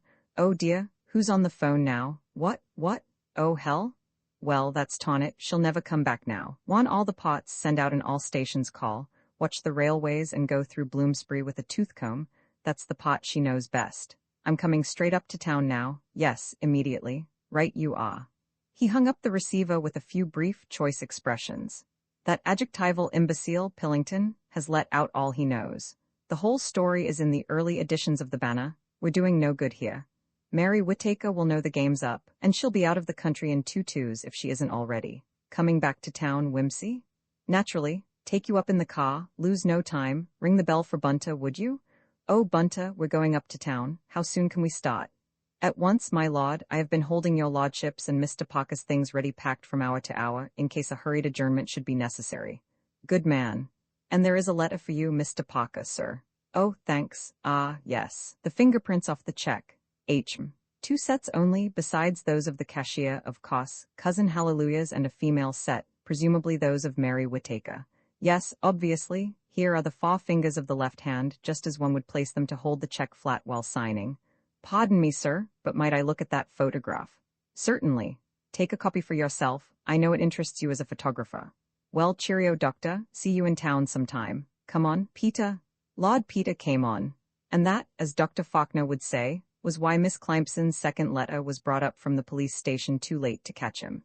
They reached town at 12, owing to Whimsy's brisk work at the wheel, and went straight to Scotland Yard, dropping Bunter, at his own request, as he was anxious to return to the flat.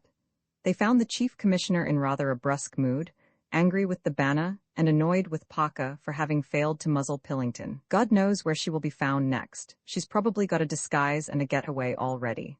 Probably gone already, said Whimsy. She could easily have left England on the Monday or Tuesday and nobody a penny the wiser. If the coast had seemed clear, she'd have come back and taken possession of her goods again. Now she'll stay abroad, that's all. I'm very much afraid you're right, agreed Parker, gloomily. Meanwhile, what is Mrs. Forrest doing? Behaving quite normally. She's been carefully shadowed, of course, but not interfered with in any way. We've got 3 men out there now, one as a coster. One is a dear friend of the hall porter's who drops in every so often with racing tips, and an odd-job man doing a spot of work in the backyard. They report that she has been in and out, shopping and so on, but mostly having her meals at home. No one has called. The men deputed to shadow her away from the flat have watched carefully to see if she speaks to anyone or slips money to anyone. We're pretty sure the 2 haven't met yet. Excuse me, sir. An officer put his head in at the door. Here's Lord Peter Whimsy's man, sir, with an urgent message. Bunter entered, trimly correct in bearing, but with a glitter in his eye. He laid down 2 photographs on the table. Excuse me, my lord and gentlemen, but would you be so good as to cast your eyes on these 2 photographs? Fingerprints? Said the chief, interrogatively. One of them is our own official photograph of the prints on the £10,000 check, said Parker. The other, where did you get this, Bunter? It looks like the same set of prints, but it's not one of ours. They appeared similar, sir, to my uninstructed eye. I thought it better to place the matter before you. Send Dewsby here, said the chief commissioner. Dewsby was the head of the fingerprint department, and he had no hesitation at all. They are undoubtedly the same prints, he said. A light was slowly breaking in on Whimsy. Bunter, did these come off that wineglass? Yes, my lord. But they are Mrs. Forrest's? So I understood you to say, my lord, and I have filed them under that name. Then, if the signature on the check is genuine, we haven't far to look for our bird, said Parker, brutally. A double identity? Damn the woman, she's made us waste a lot of time. Well, I think we shall get her now, on the Findlater murder at least, and possibly on the Gottobed business. But I understood there was an alibi for that, said the chief. There was, said Parker grimly, but the witness was the girl that's just been murdered. Looks as though she had made up her mind to split and was got rid of. Looks as though several people had had a near squeak of it, said Whimsy. Including you. That yellow hair was a wig, then. Probably. It never looked natural, you know. When I was there that night she had on one of those close turban affairs. She might have been bald for all one could see. Did you notice the scar on the fingers of the right hand? I did not, for the very good reason that her fingers were stiff with rings to the knuckles. There was pretty good sense behind her ugly bad taste. I suppose I was to be drugged, failing that, caressed into slumber, and then, shall we say, put out of circulation? Highly distressing incident. Amorous clubman dies in a flat. Relations very anxious to hush matter up. I was selected, I suppose, because I was seen with Evelyn Cropper at Liverpool. Bertha Gottobed got the same sort of dose, too, I take it. Met by old employer, accidentally, on leaving work. £5 note and nice little dinner, lashings of champagne. Poor kid as drunk as a blind fiddler, bundled into the car, finished off there, and trundled out to Epping in company with a ham sandwich and a bottle of base. Easy, ain't it, when you know how? That being so, said the Chief Commissioner, the sooner we get hold of her the better. You'd better go at once, Inspector, take a warrant for Whittaker off Forest, and any help you may require. May I come? Asked Whimsy when they were outside the building. Why not? You may be useful. With the men we've got there already, we shan't need any extra help. The car whizzed swiftly through Pall Mall, up St. James's Street and along Piccadilly. Halfway up South Audley Street, they passed the fruit seller, with whom Parker exchanged an almost imperceptible signal. A few doors below the entrance to the flats, they got out, and were almost immediately joined by the hall porter's spotting friend. I was just going out to call you up, said the latter. She's arrived. What, the Whittaker woman? Yes, went up about 2 minutes ago. Is Forrest there too? Yes, she came in just before the other woman. Queer, said Parker. Another good theory gone west. Are you sure it's Whittaker? Well, she's made up with old-fashioned clothes and grayish hair and so on, but she's the right height and general appearance, and she's running the old blue spectacle stunt again. I think it's the right one, though of course I didn't get close to her, remembering your instructions. Well, we'll have a look anyhow. Come along. The Costa had joined them now, and they all entered together. Did the old girl go up to Forrest's flat all right? Asked the third detective of the Potter. That's right, went straight to the door and started something about a subscription. Then Mrs. Forrest pulled her in quick and slammed the door. Nobody's come down since. Right, we'll take ourselves up, and mind you don't let anybody give us the slip by the staircase. Now then, Whimsy, she knows you as Templeton, but she may still not know for certain that you're working with us. Ring the bell, and when the door's opened, stick your foot inside. We'll stand just round the corner here and be ready to rush. This maneuver was executed. They heard the bell trill loudly. Nobody came to answer it, however. Whimsy rang again and then bent his ear to the door. Charles, he cried suddenly, there's something going on here. His face was white. Be quick, I couldn't stand another. Parker hastened up and listened. Then he caught Peter's stick and hammered on the door so that the hollow lift shaft echoed with the clamor. Come on there, open the door, this is the police. And all the time, a horrid, stealthy thumping and gurgling sounded inside, dragging of something heavy and a scuffling noise. Then a loud crash, as though a piece of furniture had been flung to the floor, and then a loud hoarse scream, cut brutally off in the middle. Break in the door, said Whimsy, the sweat pouring down his face. Parker signaled to the heavier of the two policemen. He came along, shoulder first, lunging. The door shook and cracked. Parker added his weight, thrusting Whimsy's slight body into the corner. They stamped and panted in the narrow space. The door gave way, and they tumbled into the hall. Everything was ominously quiet. Oh, quick, sobbed Peter. A door on the right stood open. A glance assured them that there was nothing there. They sprang to the sitting-room door and pushed it. It opened about a foot. Something bulky impeded its progress. They shoved violently, and the obstacle gave. Whimsy leapt over it. It was a tall cabinet fallen, with broken china strewing the floor. The room bore signs of a violent struggle, tables flung down, a broken chair, a smashed lamp.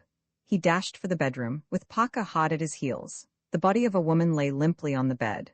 Her long, grizzled hair hung in a dark rope over the pillow, and blood was on her head and throat. But the blood was running freely, and Whimsy could have shouted for joy at the sight. Dead men do not bleed. Parker gave only one glance at the injured woman. He made promptly for the dressing room beyond. A shot sang past his head. There was a snarl and a shriek, and the episode was over. The constable stood shaking his bitten hand, while Parker put the come-along-o-me grip on the quarry. He recognized her readily, though the peroxide wig had fallen awry, and the blue eyes were bleared with terror and fury. That'll do, said Parker quietly. The game's up. It's not a bit of use. Come, be reasonable. You don't want us to put the bracelets on, do you? Mary Whittaker, alias Forrest, I arrest you on the charge. He hesitated for a moment and she saw it. On what charge? What have you got against me? Of attempting to murder this lady for a start, said Parker. The old fool? She said contemptuously. She forced her way in here and attacked me. Is that all? Very probably not, said Parker. I warn you that anything you say may be taken down and used in evidence at your trial. Indeed, the third officer had already produced a notebook and was imperturbably writing down. When told the charge, the prisoner said, "Is that all?" The remark evidently struck him as an injudicious one, for he licked his pencil with an air of satisfaction. "Is the lady all right? Who is it?" asked Parker, coming back to a survey of the situation. "It's Miss Clamson. God knows how she got here. I think she's all right, but she's had a rough time." He was anxiously sponging her head as he spoke, and at that moment her eyes opened. "Help?" said Miss Clamson, confusedly. "The syringe, you shan't." "Oh." She struggled feebly, and then recognized Whimsy's anxious face. "Oh dear," she exclaimed. "Lord Peter, such an upset. Did you get my letter? Is it all right?" "Oh dear, what a state I'm in. I that woman?" "Now, don't worry, Miss Clamson," said Whimsy, much relieved. "Everything's quite all right and you mustn't talk. You must tell us about it later." "What was that about a syringe?" said Parker, intent on his case. "She'd got a syringe in her hand," panted Miss Clamson, trying to sit up and fumbling with her hands over the bed. "I fainted, I think such a struggle, and something hit me on the head, and I saw her coming at me with the thing, and I knocked it out of her hand and I can't remember what happened afterwards. But I have remarkable vitality," said Miss Clamson, cheerfully. "My dear father always used to say Clamsons take a lot of killing." Parker was groping on the floor. "Here you are," said he. In his hand was a hypodermic syringe. "She's mental, that's what she is," said the prisoner. "That's only the hypodermic I use for my injections when I get neuralgia. There's nothing in that." "That is quite correct," said Parker, with a significant nod at Whimsy.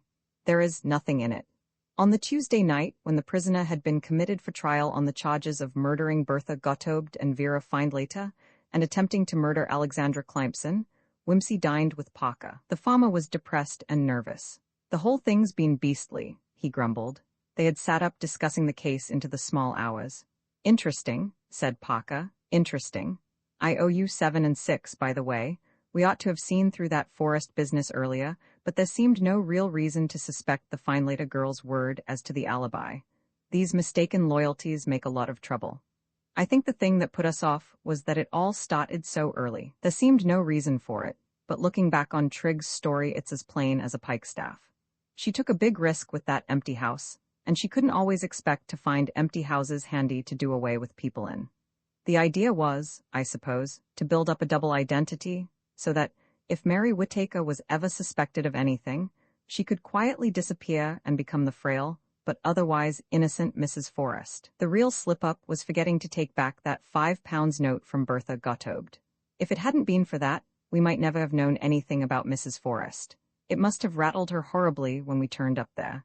After that, she was known to the police in both her characters. The Findlater business was a desperate attempt to cover up her tracks, and it was bound to fail, because it was so complicated. Yes, but the Dawson murder was beautiful in its ease and simplicity. If she had stuck to that and left well alone, we could never have proved anything. We can't prove it now, which is why I left it off the charge sheet. I don't think I've ever met a more greedy and heartless murderer. She probably really thought that anyone who inconvenienced her had no right to exist. Greedy and malicious. Fancy trying to shove the blame on poor old Hallelujah. I suppose he'd committed the unforgivable sin of asking her for money. Well, he'll get it. That's one good thing. The pit digged for Cousin Hallelujah has turned into a gold mine. That £10,000 check has been honored. I saw to that first thing, before Whittaker could remember to try and stop it. Probably she couldn't have stopped it anyway, as it was duly presented last Saturday. Is the money legally hers? Of course it is. We know it was gained by a crime, but we haven't charged her with the crime, so that legally no such crime was committed. I've not said anything to Cousin Hallelujah, of course, or he mightn't like to take it. He thinks it was sent him in a burst of contrition, poor old dear. So Cousin Hallelujah and all the little Hallelujahs will be rich. That's splendid. How about the rest of the money? Will the Crown get it after all? No. Unless she wills it to someone, it will go to the Whittaker next of kin, a first cousin, I believe, called Alcock. A very decent fellow, living in Birmingham. That is, he added, assailed by sudden doubt, if first cousins do inherit under this confounded act. Oh, I think first cousins are safe, said Whimsy, though nothing seems safe nowadays. Still, dash it all, some relations must still be allowed a look in, or what becomes of the sanctity of family life? If so, that's the most cheering thing about the beastly business. Do you know, when I rang up that man Ka and told him all about it, he wasn't a bit interested or grateful. Said he'd always suspected something like that, and he hoped we weren't going to rake it all up again, because he'd come into that money he told us about and was setting up for himself in Holly Street, so he didn't want any more scandals. I never did like that man. I'm sorry for Nurse Philita. You needn't be. I put my foot in it again over that. Caused $2,000 to marry a nurse now. At least, I fancy that's what it is. Anyway, the engagement's off, and I was so pleased at the idea of playing Providence to 2 deserving young people, added Whimsy, pathetically. Dear, well, the girl's well out of it. Hullo, there's the phone. Who on earth?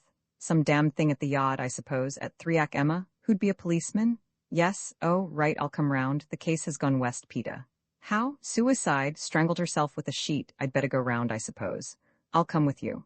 An evil woman, if ever there was one, said Parker softly as they looked at the rigid body, with its swollen face and the deep, red ring about the throat. Whimsy said nothing. He felt cold and sick. While Parker and the governor of the prison made the necessary arrangements and discussed the case, he sat hunched unhappily upon his chair. Their voices went on and on interminably. 6 o'clock had struck some time before they rose to go. It reminded him of the 8 strokes of the clock which announced the running up of the black and hideous flag. As the gate clanged open to let them out, they stepped into a wan and awful darkness. The June day had risen long ago, but only a pale and yellowish gleam lit the half-deserted streets, and it was bitterly cold and raining. "What is the matter with the day?" said Whimsy. "Is the world coming to an end?" "No," said Paka, "it is the eclipse. Roman 3 a use for spinsters. There are 2 million more females than males in England and Wales, and this is an awe-inspiring circumstance." "What do you really think of that story?" inquired Paka. He had dropped in to breakfast with Whimsy the next morning, before departing in the Notting Dale direction, in quest of an elusive anonymous letter-writer. "I thought it sounded rather as though our friend had been a bit too cocksure about his grand medical specializing. After all, the old girl might so easily have had some sort of heart attack. She was very old and ill. So she might, though I believe as a matter of fact cancer patients very seldom pop off in that unexpected way. As a rule, they surprise everybody by the way they cling to life. Still, I wouldn't think much of that if it wasn't for the niece. She prepared the way for the death, you see, by describing her aunt as so much worse than she was. I thought the same when the doctor was telling his tale, but what did the niece do? She can't have poisoned her aunt or even smothered her, I suppose, or they'd have found signs of it on the body. And the aunt did die, so perhaps the niece was right and the opinionated young medico wrong. Just so. And of course, we've only got his version of the niece and the nurse, and he obviously has what the Scotch call tan a scunner at the nurse. We mustn't lose sight of her, by the way. She was the last person to be with the old lady before her death, and it was she who administered that injection. Yes, but the injection had nothing to do with it. If anything's clear, that is. I say, do you think the nurse can have said anything that agitated the old lady and gave her a shock that way? The patient was a bit gaga, but she may have had sense enough to understand something really startling. Possibly the nurse just said something stupid about dying. The old lady appears to have been very sensitive on the point. "Ah," said Lord Peter, "I was waiting for you to get onto that. Have you realized that there really is one rather sinister figure in the story, and that's the family lawyer? The one who came down to say something about the will, you mean, and was so abruptly sent packing." "Yes. Suppose he'd wanted the patient to make a will in favor of somebody quite different, somebody outside the story as we know it, and when he found he couldn't get any attention paid to him, he sent the new nurse down as a sort of substitute. It would be rather an elaborate plot," said Paka, dubiously. He couldn't know that the doctor's fiancée was going to be sent away, unless he was in league with the niece, of course, and induced her to engineer the change of nurses. That cock won't fight, Charles. The niece wouldn't be in league with the lawyer to get herself disinherited. No, I suppose not. Still, I think there's something in the idea that the old girl was either accidentally or deliberately startled to death. Yes, and whichever way it was, it probably wasn't legal murder in that case. However, I think it's worth looking into. That reminds me. He rang the bell. "Bunta, just take a note to the post for me, would you?" "Certainly, my lord." Lord Peter drew a writing pad towards him. "What are you going to write?" asked Paka, looking over his shoulder with some amusement. Lord Peter wrote, "Isn't civilization wonderful?" He signed this simple message and slipped it into an envelope. "If you want to be immune from silly letters, Charles," he said, Don't carry your monomock in your hat. And what do you propose to do next? Asked Parker. Not I hope to send me round to Monomock House to get the name of a client. I couldn't do that without official authority, and they would probably kick up an awful shindy. No, replied his friend, I don't propose violating the secrets of the confessional. Not in that quarter at any rate. I think, if you can spare a moment from your mysterious correspondent, who probably does not intend to be found, I will ask you to come and pay a visit to a friend of mine. It won't take long. I think you'll be interested. In fact, you'll be the first person I've ever taken to see her. She will be very much touched and pleased. He laughed a little self-consciously. Oh, said Parker, embarrassed. Although the men were great friends, Whimsy had always preserved a reticence about his personal affairs, not so much by concealing as by ignoring them. This revelation seemed to mark a new stage of intimacy, and Parker was not sure that he liked it. He conducted his own life with an earnest middle-class morality which he owed to his birth and upbringing, and while theoretically recognizing that Lord Peter's world acknowledged different standards, he had never contemplated being personally faced with any result of their application in practice. Rather an experiment, Whimsy was saying a trifle shyly. Anyway, she's quite comfortably fixed in a little flat in Pimlico. You can come, can't you, Charles? I really should like you two to meet. Oh, yes, rather, said Parker hastily. I should like to very much. How long, I mean? Oh, the arrangement's only been going a few months, said Whimsy, leading the way to the lift, but it really seems to be working out quite satisfactorily. Of course, it makes things much easier for me. Just so, said Parker. Of course, as you'll understand, I won't go into it all till we get there, and then you'll see for yourself. Whimsy chatted on, slamming the gates of the lift with unnecessary violence. But as I was saying, you'll observe it's quite a new departure. I don't suppose there's ever been anything exactly like it before. Of course, there's nothing new under the sun, as Solomon said, but after all, I dare say all those wives and porcupines, as the child said, must have soured his disposition a little, don't you know? Quite, said Parker. Poor fish, he added to himself, they always seem to think it's different. Outlet, said Whimsy energetically. Hi, taxi? Outlet? Everybody needs an outlet, 97A St. George's Square, and after all, one can't really blame people if it's just that they need an outlet. I mean, why be bitter? They can't help it. I think it's much kinder to give them an outlet than to make fun of them in books, and after all, it isn't really difficult to write books. Especially if you either write a rotten story in good English or a good story in rotten English, which is as far as most people seem to get nowadays. Don't you agree?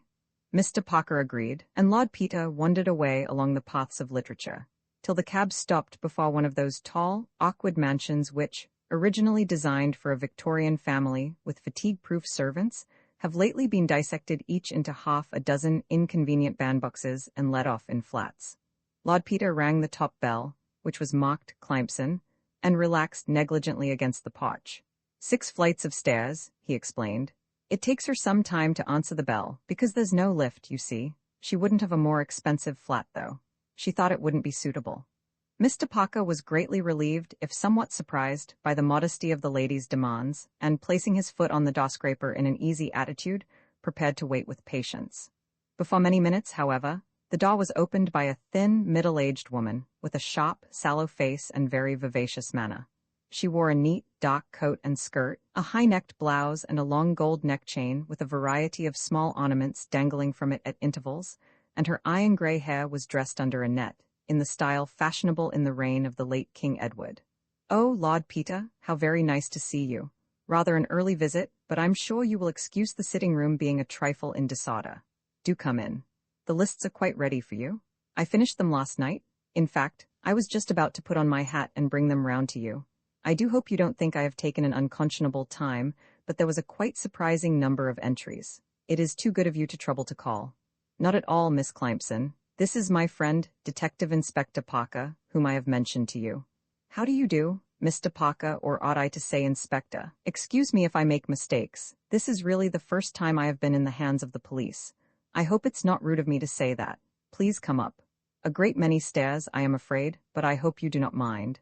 I do so like to be high up. The air is so much better, and you know, Mr. Parker, thanks to Lord Peter's great kindness, I have such a beautiful, airy view, right over the houses. I think one can work so much better when one doesn't feel cribbed, cabined and confined, as Hamlet says. Dear me, Mrs. Winbottle will leave the pail on the stairs and always in that very dark corner. I am continually telling her about it. If you keep close to the banisters, you will avoid it nicely. Only one more flight. Here we are. Please overlook the untidiness.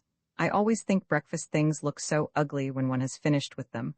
Almost sodded, to use a nasty word for a nasty subject. What a pity that some of these clever people can't invent self-cleaning and self-clearing plates, is it not?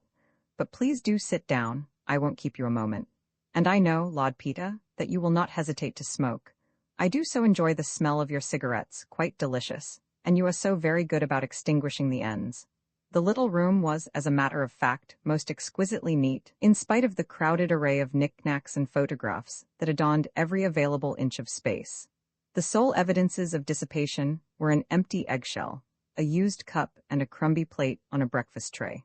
Miss Climson promptly subdued this riot by carrying the tray bodily on to the landing. Mr. Parker, a little bewildered, lowered himself cautiously into a small armchair, embellished with a hard, fat little cushion which made it impossible to lean back. Lord Peter wriggled into the window seat, lit a sobriety, and clasped his hands about his knees. Miss Climson, seated upright at the table, gazed at him with a gratified air which was positively touching. I have gone very carefully into all these cases, she began, taking up a thick wad of typescript. I'm afraid, indeed, my notes are rather copious, but I trust the typist's bill will not be considered too heavy.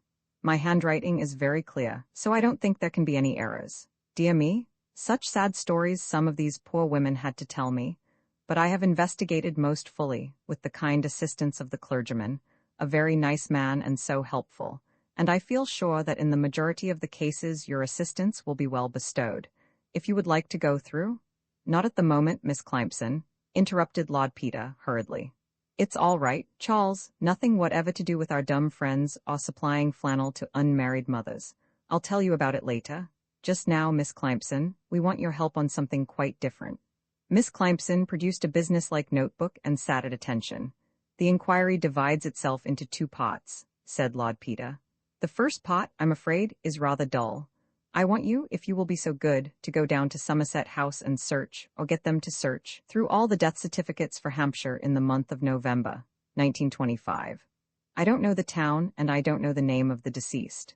What you are looking for is the death certificate of an old lady of 73, cause of death, cancer, immediate cause, heart failure, and the certificate will have been signed by 2 doctors, one of whom will be either a medical officer of health, police surgeon, certifying surgeon under the Factory and Workshops Act, medical referee under the Workmen's Compensation Act, physician or surgeon in a big general hospital, or a man specially appointed by the cremation authorities.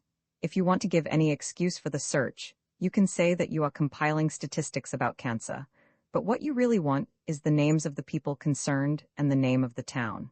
Suppose there are more than one answering to the requirements? That's where the second part comes in, and where your remarkable tact and shrewdness are going to be so helpful to us. When you have collected all the possibles, I shall ask you to go down to each of the towns concerned and make very, very skillful inquiries, to find out which is the case we want to get onto. Of course, you mustn't appear to be inquiring. You must find some good gossipy lady living in the neighborhood and just get her to talk in a natural way. You must pretend to be gossipy yourself. It's not in your nature, I know, but I'm sure you can make a little pretense about it, and find out all you can. I fancy you'll find it pretty easy if you once strike the right town, because I know for a certainty that there was a terrible lot of ill-natured talk about this particular death, and it won't have been forgotten yet by a long chalk. How shall I know when it's the right one? Well, if you can spare the time, I want you to listen to a little story. Mind you, Miss Climson, when you get to wherever it is, you are not supposed ever to have heard a word of this tale before. But I needn't tell you that. Now, Charles, you've got an official kind of way of putting these things clearly. Will you just weigh in and give Miss Climson the gist of that rigmarole our friend served out to us last night? Pulling his wits into order, Mr. Parker accordingly obliged with a digest of the doctor's story. Miss Climson listened with great attention, making notes of the dates and details. Parker observed that she showed great acumen in seizing on the salient points. She asked a number of very shrewd questions, and her gray eyes were intelligent. When he had finished, she repeated the story, and he was able to congratulate her on a clear head and retentive memory. A dear old friend of mine used to say that I should have made a very good lawyer, said Miss Climson complacently, but of course when I was young, Girls didn't have the education or the opportunities they get nowadays, Mr. Parker. I should have liked a good education, but my dear father didn't believe in it for women. Very old-fashioned, you young people would think him. Never mind, Miss Clympson, said Whimsy. You've got just exactly the qualifications we want, and they're rather rare, so we're in luck. Now we want this matter pushed forward as fast as possible. I'll go down to Somerset House at once, replied the lady with great energy, and let you know the minute I'm ready to start for Hampshire. That's right, said his lordship, rising. And now we'll just make a noise like a hoop and roll away. Oh, and while I think of it, I'd better give you something in hand for traveling expenses and so on. I think you had better be just a retired lady in easy circumstances, looking for a nice little place to settle down in. I don't think you'd better be wealthy. Wealthy people don't inspire confidence. Perhaps you would oblige me by living at the rate of about £800 a year. Your own excellent taste and experience will suggest the correct accessories, and so on, for creating that impression. If you will allow me, I will give you a check for £50 now, and when you start on your wanderings you will let me know what you require. Dear me, said Miss Clympson, I don't. This is a pure matter of business, of course, said Whimsy, rather rapidly, and you will let me have a note of the expenses in your usual businesslike way. Of course. Miss Clympson was dignified, and I will give you a proper receipt immediately. Dear, she added, hunting through her purse, I do not appear to have any penny stamps. How extremely remiss of me. It is most unusual for me not to have my little book of stamps. So handy I always think they are. But only last night Mrs. Williams borrowed my lost stamps to send a very urgent letter to her son in Japan. If you will excuse me a moment? I think I have some, interposed Parker. Oh, thank you very much, Mr. Parker.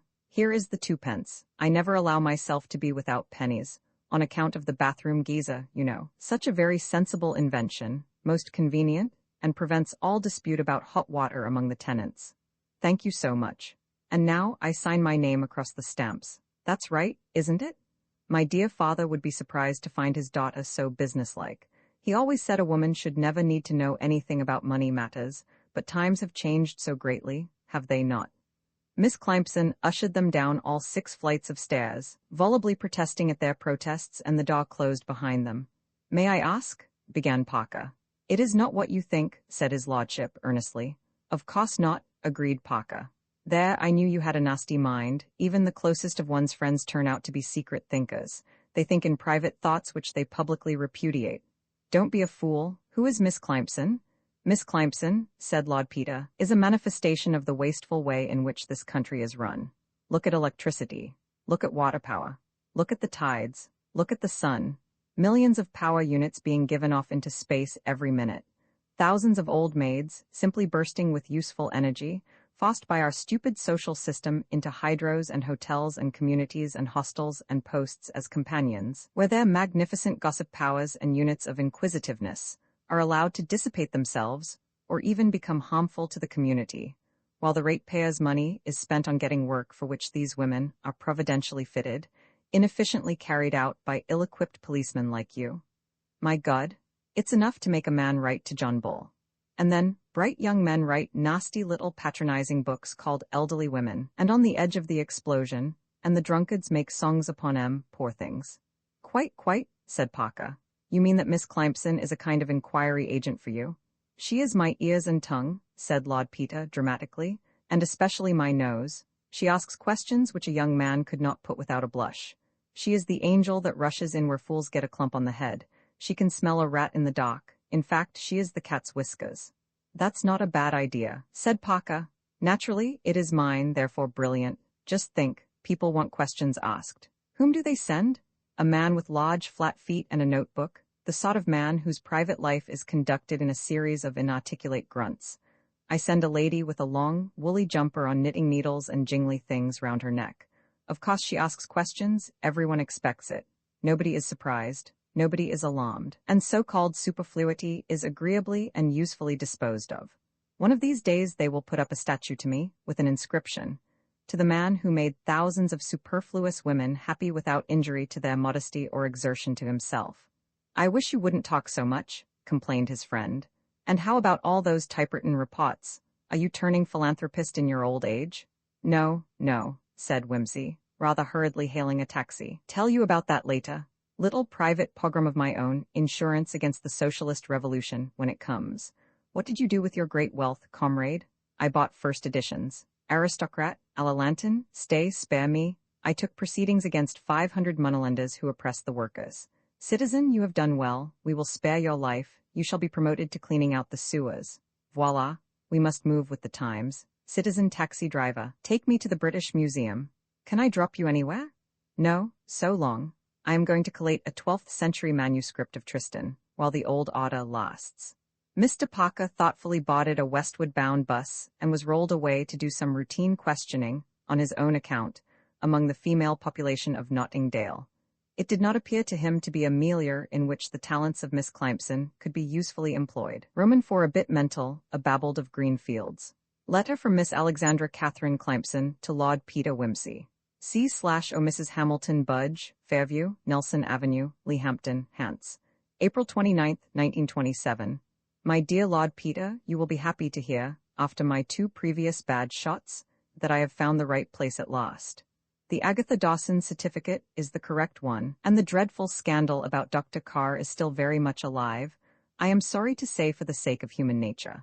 I have been fortunate enough to secure rooms in the very next street to Wellington Avenue, where Miss Dawson used to live. My landlady seems a very nice woman, though a terrible gossip, which is all to the good. Her charge for a very pleasant bedroom and sitting room with full board is 3.5 guineas weekly. I trust you will not think this too extravagant, as the situation is just what you wished me to look for. I enclose a careful statement of my expenses up to date. You will excuse the mention of underwear, which is, I fear, a somewhat large item, but wool is so expensive nowadays, and it is necessary that every detail of my equipment should be suitable to my, supposed, position in life. I have been careful to wash the garments through, so that they do not look too new, as this might have a suspicious appearance, but you will be anxious for me to, if I may use a vulgar expression, cut the cackle and come to the horses. On the day after my arrival, I informed Mrs. Budge that I was a great sufferer from rheumatism, which is quite true, as I have a sad legacy of that kind left me by, alas, my pot-drinking ancestors, and inquired what doctors there were in the neighborhood. This at once brought forth a long catalogue, together with a grand panegyric of the sandy soil and healthy situation of the town. I said I should prefer an elderly doctor, as the young men, in my opinion, were not to be depended on. Mrs. Budge haughtily agreed with me, and a little discreet questioning brought out the whole story of Miss Dawson's illness and the carryings-on, as she termed them, of Dr. Carr and the nurse. I never did trust that first nurse, said Mrs. Budge, for all she had her training at Guy's and ought to have been trustworthy. A sly, red-headed baggage, and it's my belief that all Dr. Carr's fussing over Miss Dawson and his visits all day and every day were just to get love-making with Nurse Phillida. No wonder poor Miss Whittaker couldn't stand it any longer, and gave the girl the sack, none too soon, in my opinion. Not quite so attentive after that, Dr. Carr wasn't? Why, up to the last minute, he was pretending the old lady was quite all right, when Miss Whittaker had only said the day before that she felt sure she was going to be taken from us. I asked if Mrs. Budge knew Miss Whittaker personally. Miss Whittaker is the niece, you know. Not personally, she said, though she had met her in a social way at the vicarage working parties, but she knew all about it, because her maid was own sister to the maid at Miss Dawson's. Now, is not that a fortunate coincidence, for you know how these girls talk. I also made careful inquiries about the vicar, Mr. Treadgold, and was much gratified to find that he teaches sound Catholic doctrine, so that I shall be able to attend the church once a miss, without doing violence to my religious beliefs, a thing I could not undertake to do, even in your interests. I am sure you will understand this. As it happens, all is well, and I have written to my very good friend, the vicar of St. Edfrith's, Holborn, to ask for an introduction to Mr. Treadgold. By this means, I feel sure of meeting Miss Whittaker before long, as I hear she is quite a pillar of the church. I do hope it is not wrong to make use of the Church of God to a worldly end, but after all, you are only seeking to establish truth and justice. And in so good a cause, we may perhaps permit ourselves to be a little bit Jesuitical. This is all I have been able to do as yet, but I shall not be idle, and will write to you again as soon as I have anything to report. By the way, the pillar-box is most conveniently placed just at the corner of Wellington Avenue, so that I can easily run out and post my letters to you myself away from prying eyes, and just take a little peep at Miss Dawson's, now Miss Whittaker's, house, the Grove, at the same time. Believe me, sincerely yours, Alexandra Catherine Clympson. The little red-headed nurse gave her visitor a quick, slightly hostile look over. It's quite all right, he said apologetically. I haven't come to sell you soap or gramophones, or to borrow money or enroll you in the ancient froth-blowers or anything charitable. I really am Lord Peter Wimsey. I mean, that really is my title, don't you know? Not a Christian name like Sanja's Circus or Earl Dare Biggers. I've come to ask you some questions, and I've no real excuse, I'm afraid, for butting in on you. Do you ever read the news of the world? Nurse Phillida decided that she was to be asked to go to a mental case, and that the patient had come to fetch her in person. Sometimes, she said guardedly. Oh well, you may have noticed my name cropping up in a few murders and things lately. I sleuth, you know. For a hobby, harmless outlet for natural inquisitiveness, don't you see? Which might otherwise strike inward and produce introspection and suicide. Very natural, healthy pursuit, not too strenuous, not too sedentary, trains and invigorates the mind. I know who you are now, said Nurse Phillida slowly. You gave evidence against Sir Julian Freke. In fact, you traced the murder to him, didn't you? I did. It was rather unpleasant, said Lord Peter simply, and I've got another little job of the same kind in hand now, and I want your help. Won't you sit down? Said Nurse Phillida, setting the example. How am I concerned in the matter? You know Dr. Edward Carr, I think late of Lehampton, conscientious but a little lacking in worldly wisdom, not serpentine at all, as the Bible advises, but far otherwise. What? She cried. Do you believe it was murder then? Lord Peter looked at her for a few seconds. Her face was eager, her eyes gleaming curiously under her thick, level brows. She had expressive hands, rather large and with strong, flat joints. He noticed how they gripped the arms of her chair. Haven't the faintest, he replied nonchalantly, but I wanted your opinion. Mine? She checked herself. You know, I am not supposed to give opinions about my cases. You have given it me already, said his lordship, grinning, though possibly I ought to allow for a little prejudice in favor of Dr. Carr's diagnosis. Well, yes, but it's not merely personal. I mean, my being engaged to Dr. Carr wouldn't affect my judgment of a cancer case. I have worked with him on a great many of them, and I know that his opinion is really trustworthy, just as I know that, as a motorist, he's exactly the opposite. Right? I take it that if he says the death was inexplicable, it really was so. That's one point gained. Now about the old lady herself. I gather she was a little queer towards the end. A bit mental, I think you people call it. I don't know that I'd say that either. Of course, when she was under mafia, she would be unconscious or only semi-conscious for hours together. But up to the time when I left, I should say she was quite all there. She was obstinate, you know, and what they call a character at the best of times. But Dr. Carr told me she got odd fancies about people poisoning her. The red-haired nurse rubbed her fingers slowly along the arm of the chair and hesitated. If it will make you feel any less unprofessional, said Lord Peter, guessing what was in her mind, I may say that my friend Detective Inspector Parker is looking into this matter with me, which gives me a sort of right to ask questions. In that case, yes, in that case I think I can speak freely. I never understood about that poisoning idea. I never saw anything of it, no aversion, I mean, or fear of me. As a rule, a patient will show it, if she's got any queer ideas about the nurse. Poor Miss Dawson was always most kind and affectionate. She kissed me when I went away and gave me a little present, and said she was sorry to lose me. She didn't show any sort of nervousness about taking food from you? Well, I wasn't allowed to give her any food that last week. Miss Whittaker said her aunt had taken this funny notion and gave her all her meals herself. Oh, that's very interesting. Was it Miss Whittaker, then, who first mentioned this little eccentricity to you? Yes, and she begged me not to say anything about it to Miss Dawson, for fear of agitating her. And did you? I did not. I wouldn't mention it in any case to a patient. It does no good. Did Miss Dawson ever speak about it to anyone else? Dr. Carr, for instance? No. According to Miss Whittaker, her aunt was frightened of the doctor too because she imagined he was in league with me. Of course, that story rather lent color to the unkind things that were said afterwards. I suppose it's just possible that she saw us glancing at one another or speaking aside, and got the idea that we were plotting something. How about the maids? There were new maids about that time. She probably wouldn't talk about it to them, and anyhow, I wouldn't be discussing my patient with her servants. Of course not.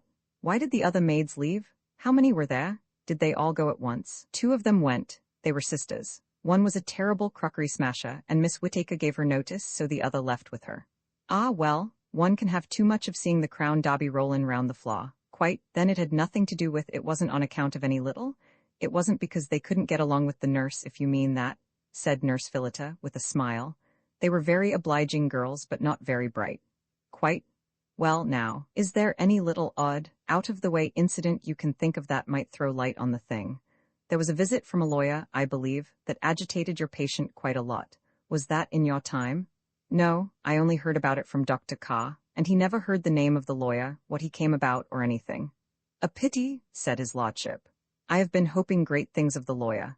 There's such a sinister charm, don't you think, about lawyers who appear unexpectedly with little bags, and alarm people with mysterious conferences, and then go away leaving urgent messages that if anything happens, they are to be sent for. If it hadn't been for the lawyer, I probably shouldn't have treated Dr. Carr's medical problem with the respect it deserves. He never came again, or wrote, I suppose? I don't know. Wait a minute, I do remember one thing. I remember Miss Dawson having another hysterical attack of the same sort, and saying just what she said then, that they were trying to kill her before her time. When was that? Oh, a couple of weeks before I left. Miss Whittaker had been up to her with the post, I think, and there were some papers of some kind to sign, and it seems to have upset her. I came in from my walk and found her in a dreadful state. The maids could have told you more about it than I could, really, for they were doing some dusting on the landing at the time and heard her going on, and they ran down and fetched me up to her. I didn't ask them about what happened myself, naturally. It doesn't do for nurses to gossip with the maids behind their employers' backs. Miss Whittaker said that her aunt had had an annoying communication from a solicitor. Yes, it sounds as though there might be something there. Do you remember what the maids were called? What was the name now? A funny one, or I shouldn't remember it. Gottobed, that was it. Bertha and Evelyn Gottobed. I don't know where they went, but I dare say you could find out. Now one last question, and I want you to forget all about Christian kindliness and the law of slander when you answer it. What is Miss Whittaker like? An indefinable expression crossed the nurse's face. Tall, handsome, very decided in manner, she said, with an air of doing strict justice against her will. An extremely competent nurse. She was at the Royal Free, you know, till she went to live with her aunt. I think she would have made a perfectly wonderful theatre nurse. She did not like me, nor I her, you know, Lord Peter.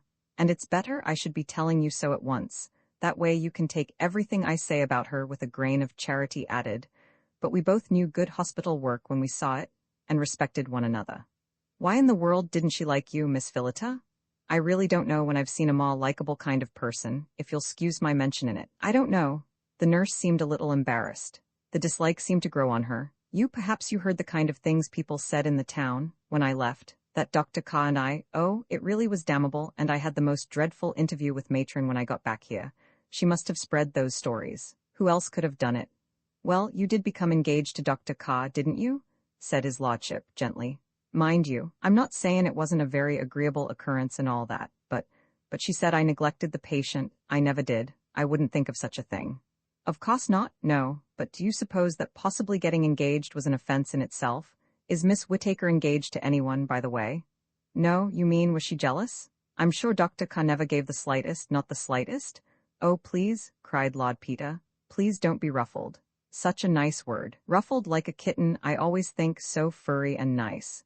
But even without the least what-you-call-it on Dr. Carr's side, he's a very prepossessing person and all that. Don't you think there might be something in it? I did think so once, admitted Miss Philita, but afterwards, when she got him into such awful trouble over the postmortem, I gave up the idea. But she didn't object to the postmortem?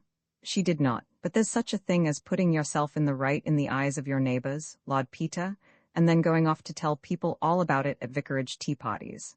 I wasn't there, but you ask someone who was. I know those tea parties. Well, it's not impossible. People can be very spiteful if they think they've been slighted. Perhaps you're right, said Nurse Philita thoughtfully. But, she added suddenly, that's no motive for murdering a perfectly innocent old lady. That's the second time you've used that word, said Whimsy gravely.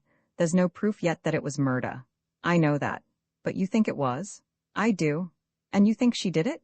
Yes. Lord Peter walked across to the aspidistra in the bow window and stroked its leaves thoughtfully. The silence was broken by a buxom nurse who, entering precipitately first and knocking afterwards, announced with a giggle, Excuse me, I'm sure, but you're in request this afternoon, Philita. Here's Dr. Carr come for you. Dr. Carr followed hard upon his name. The sight of Whimsy struck him speechless. I told you I'd be turning up again before long, said Lord Peter cheerfully. Sherlock is my name and Holmes is my nature. I'm delighted to see you, Dr. Carr. Your little matter is well in hand, and seeing I'm not required any longer, I'll make a noise like a bee and buzz off. How did he get here? Demanded Dr. Carr, not altogether pleased. Didn't you send him? I think he's very nice, said Nurse Phillida. He's mad, said Dr. Carr. He's clever, said the red-haired nurse. V gossip with volleys of eternal babble. So you are thinking of coming to live in Leahampton, said Miss Murgatroyd. How very nice. I do hope you will be settling down in the parish. We are not too well off for weekday congregations. There is so much indifference and so much Protestantism about. There, I have dropped a stitch. Provoking? Perhaps it was meant as a little reminder to me not to think uncharitably about Protestants. All is well. I have retrieved it. Were you thinking of taking a house, Miss Clympson? I am not quite sure, replied Miss Clympson. Rents are so very high nowadays, and I fear that to buy a house would be almost beyond my means. I must look round very carefully, and view the question from all sides. I should certainly prefer to be in this parish, and close to the church, if possible. Perhaps the vicar would know whether there is likely to be anything suitable. Oh, yes, he would doubtless be able to suggest something. It is such a very nice, residential neighborhood. I am sure you would like it. Let me see, you are staying in Nelson Avenue, I think Mrs. Treadgold said. Yes, with Mrs. Budge at Fairview. I am sure she makes you comfortable. Such a nice woman, though I'm afraid she never stops talking. Hasn't she got any ideas on the subject?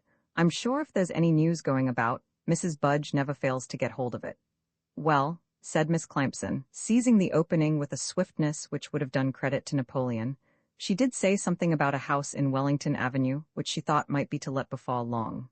Wellington Avenue? You surprise me? I thought I knew almost everybody there. Could it be the Poffits, really moving at last? They have been talking about it for at least 7 years, and I really had begun to think it was all talk. Mrs. Peasgood, do you hear that? Miss Clympson says the Poffits are really leaving that house at last. Bless me, cried Mrs. Peasgood, raising her rather prominent eyes from a piece of plain needlework and focusing them on Miss Clympson like a pair of opera glasses. Well, that is news. It must be that brother of hers who was staying with them last week. Possibly he is going to live with them permanently, and that would clinch the matter, of course, for they couldn't get on without another bedroom when the girls come home from school. A very sensible arrangement, I should think. I believe he is quite well off, you know, and it will be a very good thing for those children. I wonder where they will go. I expect it will be one of the new houses out on the Winchester Road, though of course that would mean keeping a car. Still, I expect he would want them to do that in any case. Most likely he will have it himself, and let them have the use of it. I don't think Poffit was the name, broke in Miss Clympson hurriedly. I'm sure it wasn't, it was a Miss somebody. A Miss Whittaker, I think Mrs. Budge mentioned. Miss Whittaker? Cried both the ladies in chorus. Oh no, surely not. I'm sure Miss Whittaker would have told me if she thought of giving up her house, pursued Miss Murgatroyd. We are such great friends, I think Mrs. Budge must have run away with a wrong idea. People do build up such amazing stories out of nothing at all. I wouldn't go so far as that, put in Mrs. Peasgood, rebukingly. There may be something in it. I know dear Miss Whittaker has sometimes spoken to me about wishing to take up chicken farming. I dare say she has not mentioned the matter generally, but then she always confides in me.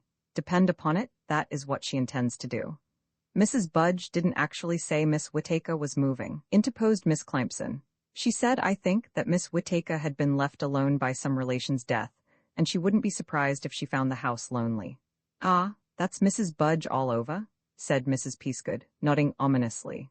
A most excellent woman, but she sometimes gets hold of the wrong end of the stick. Not but what I've often thought the same thing myself.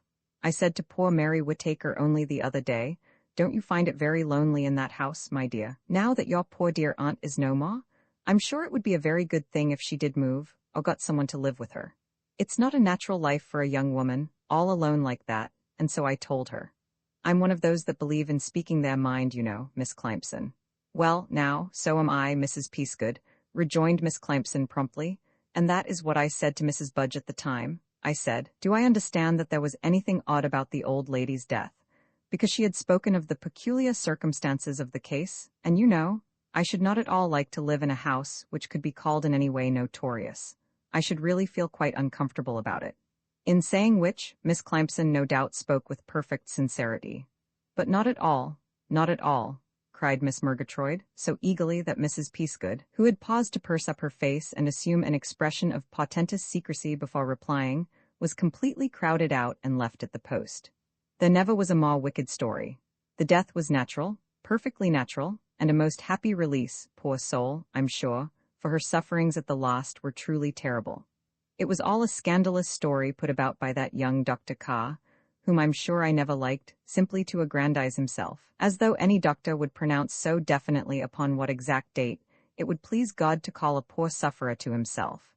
Human pride and vanity make a most shocking exhibition, Miss Climson, when they lead us to cast suspicion on innocent people, simply because we are wedded to our own presumptuous opinions. Poor Miss Whittaker, she went through a most terrible time, but it was proved, absolutely proved, that there was nothing in the story at all, and I hope that young man was properly ashamed of himself. There may be two opinions about that, Miss Murgatroyd, said Mrs. Peasgood. I say what I think, Miss Climson, and in my opinion there should have been an inquest. I try to be up to date, and I believe Dr. Carr to have been a very able young man, though of course he was not the kind of old-fashioned family doctor that appeals to elderly people. It was a great pity that nice Nurse Phillida was sent away, that woman Fobbs was no more use than a headache, to use my brother's rather vigorous expression. I don't think she knew her job, and that's a fact. Nurse Fobbs was a charming person, snapped Miss Murgatroyd, pink with indignation at being called elderly. That may be, retorted Mrs. Peasgood, but you can't get over the fact that she nearly killed herself one day by taking 9 grains of calomel by mistake for 3. She told me that herself, and what she did in one case she might do in another. But Miss Dawson wasn't given anything, said Miss Murgatroyd, and at any rate, Nurse Fobbs' mind was on her patient and not on flirting with the doctor. I've always thought that Dr. Carr felt a spite against her for taking his young woman's place, and nothing would have pleased him better than to get her into trouble. You don't mean, said Miss Climson, that he would refuse a certificate and cause all that trouble, just to annoy the nurse. Surely no doctor would dare to do that. Of course not, said Mrs. Peasgood, and nobody with a grain of sense would suppose it for a moment. Thank you very much, Mrs. Peasgood, cried Miss Murgatroyd. Thank you very much, I'm sure. I say what I think, said Mrs. Peasgood. Then I'm glad I haven't such uncharitable thoughts, said Miss Murgatroyd. I don't think your own observations are so remarkable for their charity, retorted Mrs. Peasgood. Fortunately, at this moment, Miss Murgatroyd, in her agitation, gave a vicious tweak to the wrong needle and dropped 29 stitches at once. The vicar's wife, scenting battle from afar, hurried over with a plate of scones and helped to bring about a diversion. To her, Miss Climson, doggedly sticking to her mission in life, broached the subject of the house in Wellington Avenue. Well, I don't know, I'm sure, replied Mrs. Treadgold, but there's Miss Whittaker just arrived. Come over to my corner and I'll introduce her to you, and you can have a nice chat about it. You will like each other so much, she is such a keen worker. Oh, and Mrs. Peasgood, my husband is so anxious to have a word with you about the choir boys' social. He is discussing it now with Mrs. Findlater. I wonder if you'd be so very good as to come and give him your opinion. He values it so much. Thus tactfully, the good lady parted the disputants and, having deposited Mrs. Peasgood safely under the clerical wing, towed Miss Climson away to an armchair near the tea-table. Dear Miss Whittaker, I so want you to know Miss Climson. She is a near neighbor of yours in Nelson Avenue, and I hope we shall persuade her to make her home among us. That will be delightful, said Miss Whittaker. The first impression which Miss Climson got of Mary Whittaker was that she was totally out of place among the tea-tables of St. Onesimus. With her handsome, strongly marked features and quiet air of authority, she was of the type that does well in city offices. She had a pleasant and self-possessed manner, and was beautifully tailored, not mannishly, and yet with a severe fineness of outline that negatived the appeal of a beautiful figure. With her long and melancholy experience of frustrated womanhood, observed in a dreary succession of cheap boarding-houses, Miss Climson was able to dismiss one theory which had vaguely formed itself in her mind. This was no passionate nature, cramped by association with an old woman and eager to be free to mate before youth should depart. That look she knew well. She could diagnose it with dreadful accuracy at the first glance, in the tone of a voice saying, "How do you do?" But meeting Mary Whittaker's clear, light eyes under their well-shaped brows, she was struck by a sudden sense of familiarity. She had seen that look before, though the where and the when escaped her. Chatting volubly about her arrival in Lehampton, her introduction to the vicar, and her approval of the Hampshire air and sandy soil, Miss Climson racked her shrewd brain for a clue, but the memory remained obstinately somewhere at the back of her head. It will come to me in the night, thought Miss Climson, confidently, and meanwhile I won't say anything about the house. It would seem so pushing on a first acquaintance. Whereupon, fate instantly intervened to overthrow this prudent resolve, and very nearly ruined the whole effect of Miss Clampson's diplomacy at one fell swoop. The form which the avenging Erinnyes assumed was that of the youngest Miss Findlater, the gushing one, who came romping over to them, her hands filled with baby linen, and plumped down on the end of the sofa beside Miss Whittaker. "Mary, my dear, why didn't you tell me? You really are going to start your chicken farming scheme at once. I'd no idea you'd got on so far with your plans. How could you let me hear it first from somebody else? You promised to tell me before anybody, but I didn't know it myself," replied Miss Whittaker coolly. "Who told you this wonderful story?" "Why, Mrs. Peasgood said that she heard it from—" Here Miss Findlater was in a difficulty. She had not yet been introduced to Miss Clampson, and hardly knew how to refer to her before her face. This lady was what a shop-girl would say. Miss Clampson would hardly do, as she had, so to speak, no official cognizance of the name. Mrs. Budge's new lodger was obviously impossible in the circumstances. She hesitated, then beamed a bright appeal at Miss Clampson and said, "Our new helper, may I introduce myself?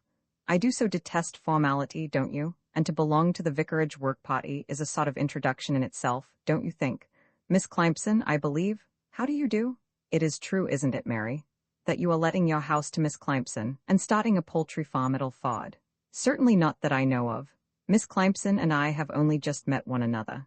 The tone of Miss Whittaker's voice suggested that the first meeting might very willingly be the last so far as she was concerned. "Oh dear," cried the youngest Miss Findlater, who was fair and bobbed and rather coltish. "I believe I've dropped a brick." I'm sure Mrs. Peasgood understood that it was all settled. She appealed to Miss Clampson again. "Quite a mistake," said that lady, energetically. "What must you be thinking of me, Miss Whittaker? Of course, I could not possibly have said such a thing.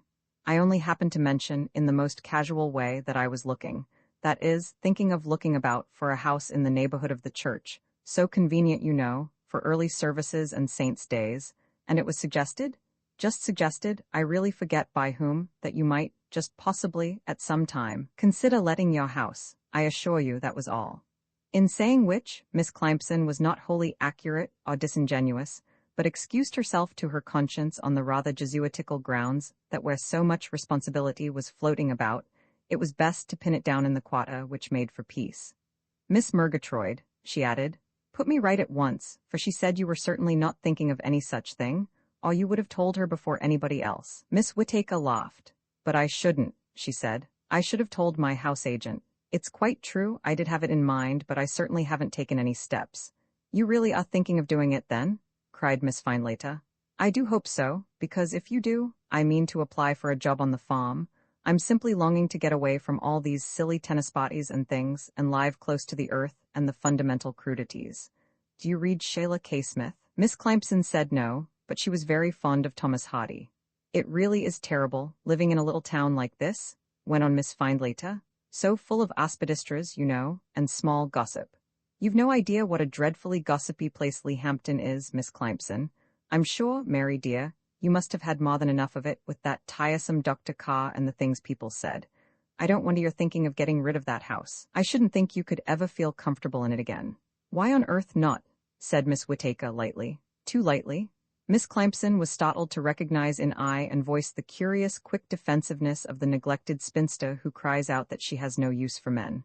"Oh well," said Miss Findlater, "I always think it's a little sad, living where people have died, you know. Dear Miss Dawson, though of course it really was merciful that she should be released. All the same," evidently, thought Miss Clampson, she was turning the matter off. The atmosphere of suspicion surrounding the death had been in her mind, but she shied at referring to it. "There are very few houses in which somebody hasn't died some time or other," said Miss Whittaker. "I really can't see why people should worry about it. I suppose it's just a question of not realizing. We are not sensitive to the past lives of people we don't know, just as we are much less upset about epidemics and accidents that happen a long way off. Do you really suppose, by the way, Miss Clampson, that this Chinese business is coming to anything? Everybody seems to take it very casually. If all this rioting and Bolshevism was happening in Hyde Park, there'd be a lot more fuss made about it." Miss Clampson made a suitable reply. That night she wrote to Lord Peter. "Miss Whittaker has asked me to tea. She tells me that, much as she would enjoy an active, country life with something definite to do, she has a deep affection for the house in Wellington Avenue, and cannot tear herself away. She seems very anxious to give this impression. Would it be fair for me to say the lady doth protest too much? Methinks. The Prince of Denmark might even add, let the galled jade wince, if one can use that expression of a lady. How wonderful Shakespeare is. One can always find a phrase in his works for any situation. Vi found dead blood, though it sleep a time, yet never dies. You know, Whimsy, I think you found a mare's nest, objected Mr. Parker. I don't believe there's the slightest reason for supposing that there was anything odd about the Dawson woman's death. You've nothing to go on but a conceited young doctor's opinion and a lot of silly gossip. You've got an official mind, Charles, replied his friend. Your official passion for evidence is gradually sapping your brilliant intellect and smothering your instincts. You're over-civilized, that's your trouble. Compared with you, I am a child of nature. I dwell among the untrodden ways beside the springs of Dove, a maid whom there are, I am shocked to say, few to praise, likewise very few to love, which is perhaps just as well.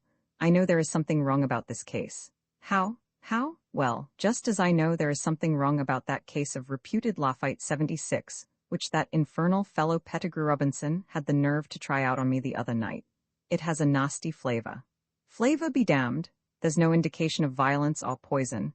There's no motive for doing away with the old girl, and there's no possibility of proving anything against anybody.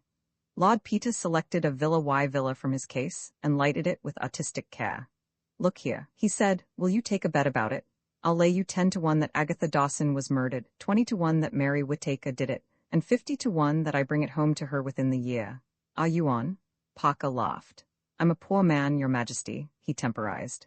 There you are, said Lord Peter triumphantly. You're not comfortable about it yourself. If you were, you'd have said, it's taking your money, old chap, and closed like a shot in the happy assurance of a certainty. I've seen enough to know that nothing is a certainty, retorted the detective, but I'll take you in half-crowns, he added cautiously.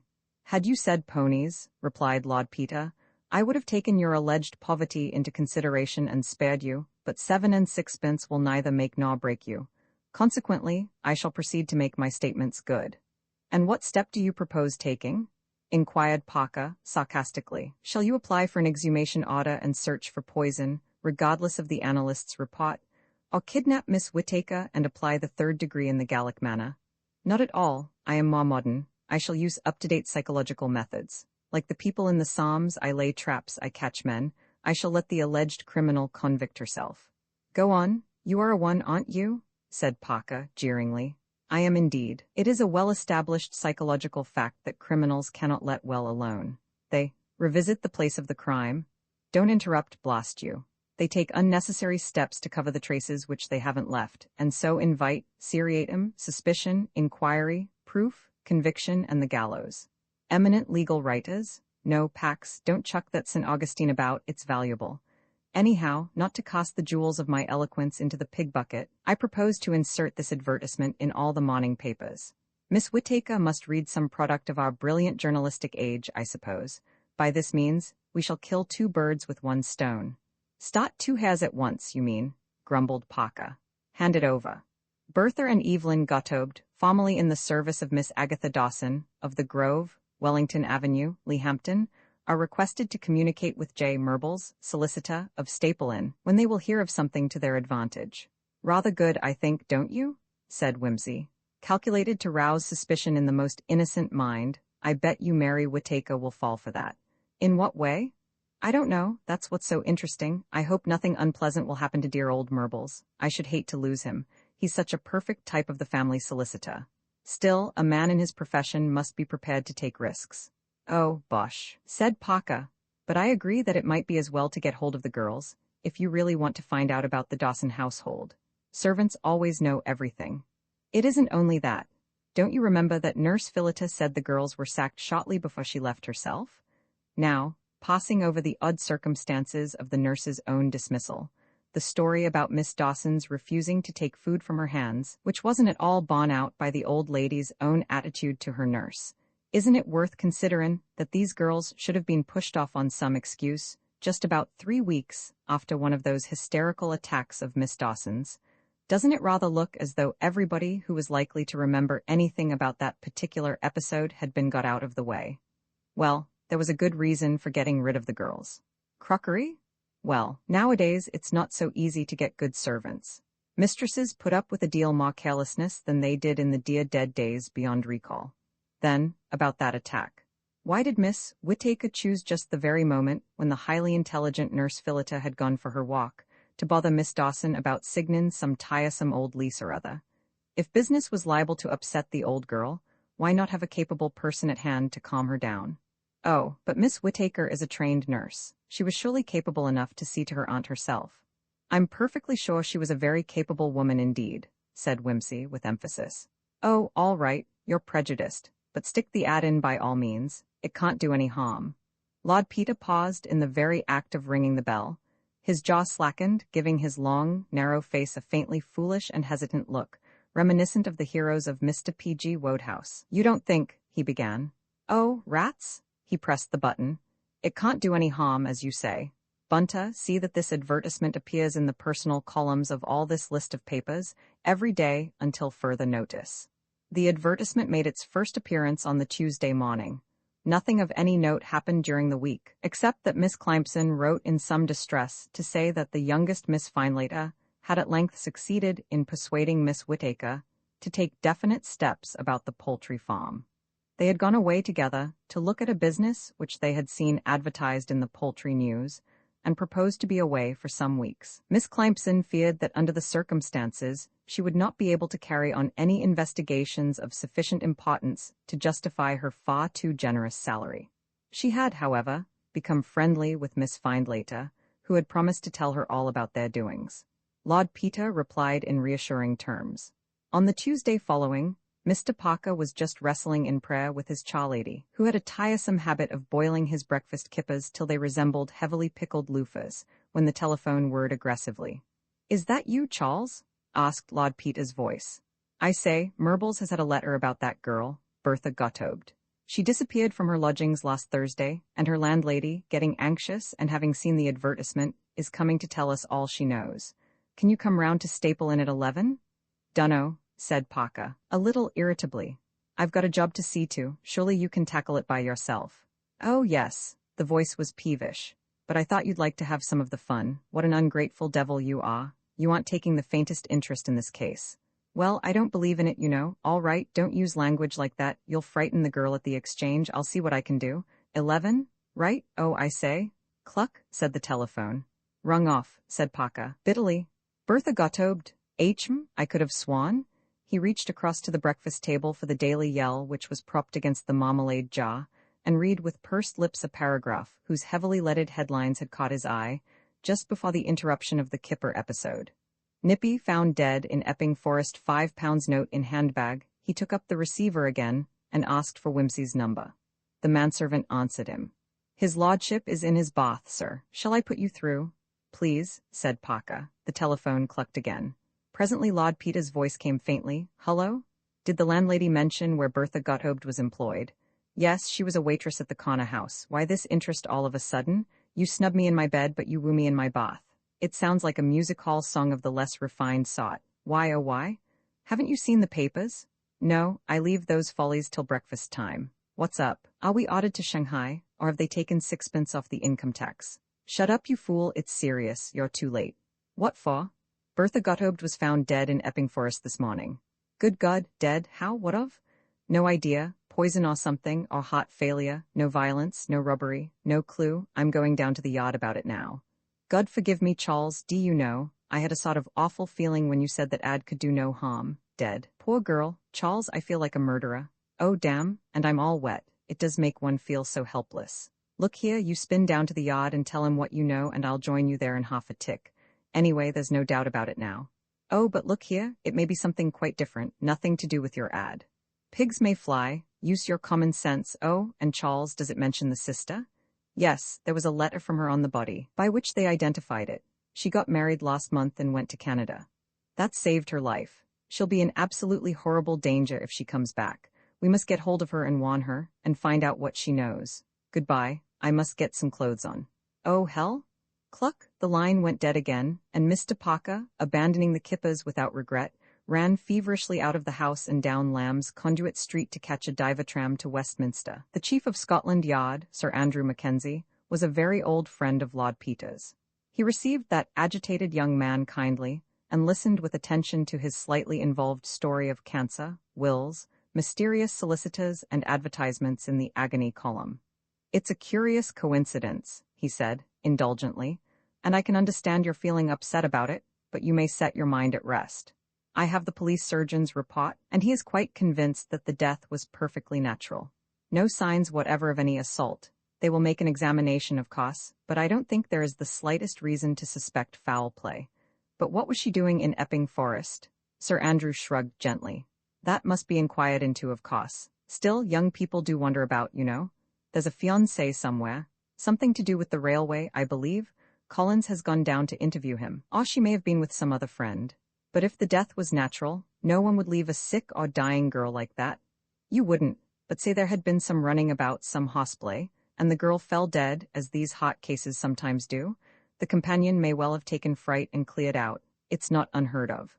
Lord Peter looked unconvinced. "How long has she been dead?" "About 5 or 6 days, our man thinks. It was quite by accident that she was found then at all. It's quite an unfrequented part of the forest. A party of young people were exploring with a couple of terriers, and one of the dogs nosed out the body." "Was it out in the open?" "Not exactly. It lay among some bushes, the sort of place where a frolicsome young couple might go to play hide and seek, or where a murderer might go to play hide and let the police seek," said Whimsy. Well, have it your own way," said Sir Andrew, smiling. "If it was murder, it must have been a poisoning job, for, as I say, there was not the slightest sign of a wound or a struggle. I'll let you have the report of the autopsy. In the meanwhile, if you'd like to run down there with Inspector Parker, you can of course have any facilities you want. And if you discover anything, let me know." Whimsy thanked him, and collecting Parker from an adjacent office, rushed him briskly down the corridor. "I don't like it," he said. "That is, of course, it's very gratifying to know that our first steps in psychology have led to action, so to speak, but I wish to God it hadn't been quite such decisive action. We'd better trot down to Epping straight away, and see the landlady later. I've got a new car, by the way, which you'll like." Mr. Parker took one look at the slim black monster, with its long rakish body and polished copper twin exhausts, and decided there and then that the only hope of getting down to Epping without interference was to look as official as possible and wave his police authority under the eyes of every man in blue along the route. He shoehorned himself into his seat without protest, and was more unnerved than relieved to find himself shoot suddenly ahead of the traffic, not with the bellowing roar of the ordinary racing engine, but in a smooth, uncanny silence.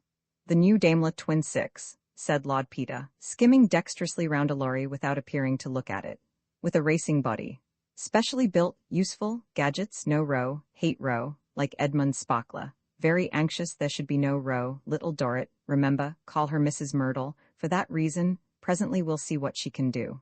The promise was fulfilled before their arrival at the spot where the body had been found. Their arrival made a considerable sensation among the little crowd which business or curiosity had drawn to the spot.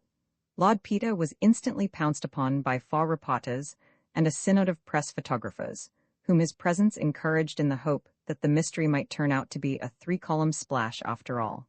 Parker, to his annoyance, was photographed in the undignified act of extricating himself from Mrs. Myrtle. Superintendent Walmesley came politely to his assistance, rebuked the onlookers, and led him to the scene of action. The body had been already removed to the mortuary, but a depression in the moist ground showed clearly enough where it had lain. Lord Peter groaned faintly as he saw it. "Damn this nasty warm spring weather," he said with feeling. "April showers, sun and water, couldn't be worse. Body much altered, Superintendent?" "Well, yes, rather, my lord, especially in the exposed parts. But there's no doubt about the identity." "I didn't suppose there was. How was it lying?" "On the back, quite quiet and natural-like. No disarrangement of clothing or anything. She must just have sat down when she felt herself bad and fallen back. The rain has spoilt any footprints or signs on the ground, and it's grassy, beastly stuff, grass, Charles?" "Yes, these twigs don't seem to have been broken at all, Superintendent." "Oh, no," said the officer. "No signs of a struggle, as I pointed out in my report." "No? But if she'd sat down here and fallen back as you suggest, don't you think her weight would have snapped some of these young shoots?" The superintendent glanced sharply at the Scotland Yard man. "You don't suppose she was brought and put here, do you, sir?" "I don't suppose anything," retorted Parker. "I merely drew attention to a point which I think you should consider. What are these wheel marks?" "That's our car, sir. We backed it up here and took her up that way." And all this trampling is your men too, I suppose? Partly that, sir, and partly the party has found her. You noticed no other person's tracks, I suppose? No, sir, but it's rained considerably this last week. Besides, the rabbits have been all over the place, as you can see, and other creatures too, I fancy. Weasels, or something of that sort. Oh, well, I think you'd better take a look round. There might be traces of some kind a bit further away. Make a circle, and report anything you see. And you oughtn't to have let all that bunch of people get so near. Put a cordon round and tell 'em to move on. Have you seen all you want, Peter? Whimsy had been poking his stick aimlessly into the bole of an oak tree at a few yards' distance. Now he stooped and lifted out a package which had been stuffed into a cleft. The two policemen hurried forward with eager interest, which evaporated somewhat at sight of the find, a ham sandwich and an empty base bottle, roughly wrapped up in a greasy newspaper. Picnickers, said Walmesley, with a snort. Nothing to do with the body, I dare say. I think you're mistaken, said Whimsy, placidly. When did the girl disappear, exactly? Well, she went off duty at the corner house at 5 a week ago tomorrow. That's Wednesday, 27th, said Parker. And this is the Evening Views of Wednesday, 27th, said Whimsy. Late final edition. Now that edition isn't on the streets till about 6 o'clock. So unless somebody brought it down and had supper here, it was probably brought by the girl herself or her companion. It's hardly likely anyone would come and picnic here afterwards, not with the body there. Not that bodies need necessarily interfere with one's enjoyment of one's food. Alligera come alligera. But for the moment, there isn't a war on. That's true, sir, but you're assuming the death took place on the Wednesday or Thursday. She may have been somewhere else, living with someone in town or anywhere. Crushed again, said Whimsy. Still, it's a curious coincidence. It is, my lord, and I'm very glad you found the things. Will you take charge of 'em, Mr. Parker, or shall I? Better take them along and put them with the other things, said Parker, extending his hand to take them from Whimsy, whom they seemed to interest quite disproportionately. I fancy his lordship's right and that the parcel came here along with the girl, and that certainly looks as if she didn't come alone. Possibly that young man of hers was with her. Looks like the old story. Take care of that bottle, old man, it may have fingerprints on it. You can have the bottle, said Whimsy. May we now lack a friend or a bottle to give him, as Dick Swiveller says, but I earnestly beg that before you caution your respectable young railway clock that anything he says may be taken down and used against him, you will cast your eye, and your nose, upon this ham sandwich. What's wrong with it? Inquired Parker. Nothing. It appears to be in astonishingly good preservation, thanks to this admirable oak tree, the stalwart oak. For so many centuries Britain's bulwark against the invader? Hot of oak are our ships, not hots, by the way, as it is usually misquoted. But I am puzzled by the incongruity between the sandwich and the rest of the outfit. It's an ordinary ham sandwich, isn't it? Oh, gods of the wine flask and the bod, how long? How long? It is a ham sandwich, Goth, but not an ordinary one. Never did it see Lyon's kitchen, or the counter of the multiple star, or the delicatessen shop in the back street. The pig that was sacrificed to make this dainty titbit fattened in no dull style never knew the daily ration of pigwash or the not unmixed rapture of the domestic garbage pail. Observe the hard texture, the deep brownish tint of the lean, the rich fat, yellow as a Chinaman's cheek, the dark spot where the black treacle cure has soaked in to make a dish fit to lure Zeus from Olympus. And tell me, man of no discrimination and worthy to be fed on boiled cod all the year round, tell me how it comes that your little waitress and her railway clock come down to Epping Forest to regale themselves on sandwiches made from coal-black, treacle-cured Bradenham ham, which long ago ran as a young wild boar about the woodlands, till death translated it to an incorruptible and more glorious body? I may add that it costs about threes. A pound uncooked, an argument which you will allow to be weighty. That's odd, certainly, said Parker. I imagine that only rich people are people who understand eating as a fine art, said Whimsy. The two classes are by no means identical, though they occasionally overlap. It may be very important, said Parker, wrapping the exhibits up carefully. We'd better go along now and see the body. The examination was not a very pleasant matter, for the weather had been damp and warm and there had certainly been weasels. In fact, after a brief glance, Whimsy left the two policemen to carry on alone and devoted his attention to the dead girl's handbag. He glanced through the letter from Evelyn Gottobed, now Evelyn Cropper, and noted down the Canadian address. He turned the cutting of his own advertisement out of an inner compartment and remained for some time in consideration of the £5 note which lay, folded up, side by side with a tens. Treasury note 7s, 8D.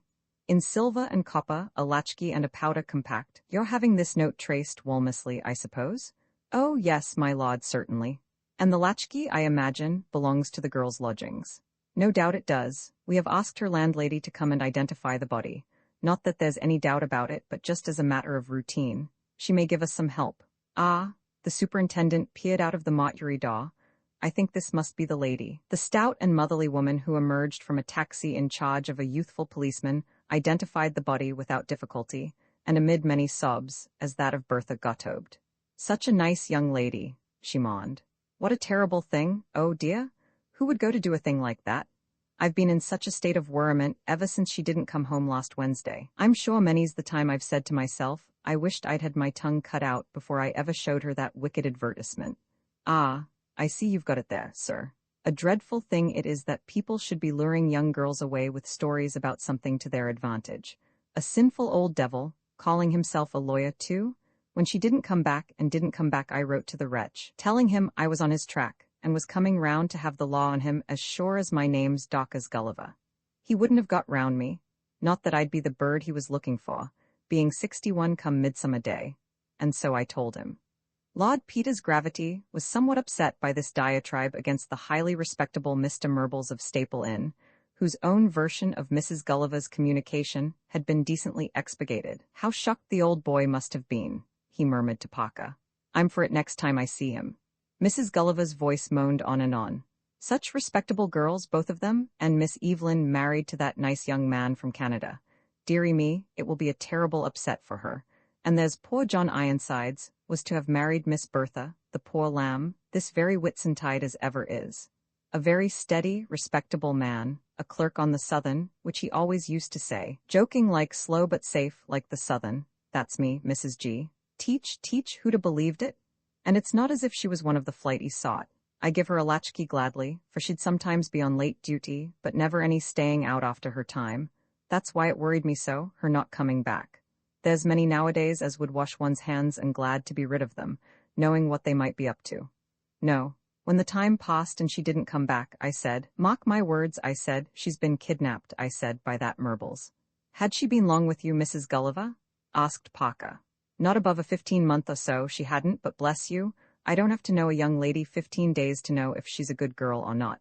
You gets to know by the look of 'em almost, when you've 'ad my experience. Did she and her sister come to you together? They did. They come to me when they was looking for work in London, and they could have fallen into a deal worse hands, I can tell you. 2 young things from the country, and them that fresh and pretty looking. They were uncommonly lucky, I'm sure, Mrs. Gulliver, said Lord Peter, and they must have found it a great comfort to be able to confide in you and get your good advice. Well, I think they did, said Mrs. Gulliver. Not that young people nowadays seems to want much guidance from them as is older. Train up a child and away she go, as the good book says. But Miss Evelyn, that's now Mrs. Cropper, she'd had this London idea put into her head, and up they comes with the idea of being made ladies of, having only been in service before, though what's the difference between serving in one of them tea-shops at the beck of all the nasty tagrag and bobtail, and serving in a lady's home? I don't see, except that you works harder and don't get your meals so comfortable. Still, Miss Evelyn, she was always the go-ahead one of the two, and she did very well for herself, I will say. Meetin' Mr. Cropper, as used to take his breakfast regular at the corner house every morning, and took a liking to the girl in the most honorable way. That was very fortunate. Have you any idea what gave them the notion of coming to town? Well now, sir, it's funny you should ask that, because it was a thing I never could understand. The lady as they used to be in service with, down in the country, she put it into Miss Evelyn's head. Now, sir, wouldn't you think that with good service that odd to come by, she'd have done all she could to keep them with her? But no, there was a bit of trouble one day, it seems, over Bertha. This poor girl here, poor lamb, it do break one's ear to see her like that, don't it, sir? Over Bertha Avin broke an old teapot, a very valuable one by all accounts, and the lady told she couldn't put up with Avin her things broke no more. So she says, you'll ave to go, she says, but, she says, I'll give you a very good character and you'll soon get a good place. And I expect Evelyn'll want to go with you, she says, so I'll have to find someone else to do for me, she says. But she says, why not go to London? You'll do better there and have a much more interesting life than what you would at home, she says. And the end of it was, she filled 'em up so with stories of how fine a place London was and how grand situations was to be had for the asking, that they was mad to go, and she give them a present of money and behaved very handsome, take it all round. Said Whimsy. She seems to have been very particular about her teapot. Was Bertha a great crockery breaker? Well, sir, she never broke nothing of mine, but this Miss Whittaker, that was the name, she was one of these opinionated ladies, as will ave their own way in everythink. A fine temper she 'ad, or so poor Bertha said, though Miss Evelyn, her as is now Mrs. Cropper, she always 'ad an idea as there was somethink at the back of it. Miss Evelyn was always the sharp one, as you might say. But there, sir, we all as our peculiarities, don't we? It's my own belief as the lady had somebody of her own choice as she wanted to put in the place of Bertha. That's this one, and Evelyn, as is now Mrs. Cropper. You understand me, and she just trampled up an excuse, as they say, to get rid of him. Very possibly, said Whimsy. I suppose Inspector Evelyn Gottobed, now Mrs. Cropper, put in Mrs. Gulliver with a sob. Mrs. Cropper, I should say, has been communicated with? Oh yes, my lord, we cabled her at once. Good, I wish you'd let me know when you hear from her. We shall be in touch with Inspector Parker, my lord, of course. Of course. Well, Charles, I'm going to leave you to it. I've got a telegram to send. Or will you come with me? Thanks, no, said Parker. To be frank, I don't like your methods of driving. Being in the fosse, I prefer to keep on the windy side of the law. Windy is the word for you, said Peter. I'll see you in town then. Room 7 ham and brandy. Tell me what you eat, and I will tell you what you are. Well, said Whimsy, as Parker was ushered in that same evening by Bunter, have you got anything fresh? Yes, I've got a new theory of the crime, which knocks yours into a cocked hat. I've got evidence to support it too. Which crime, by the way?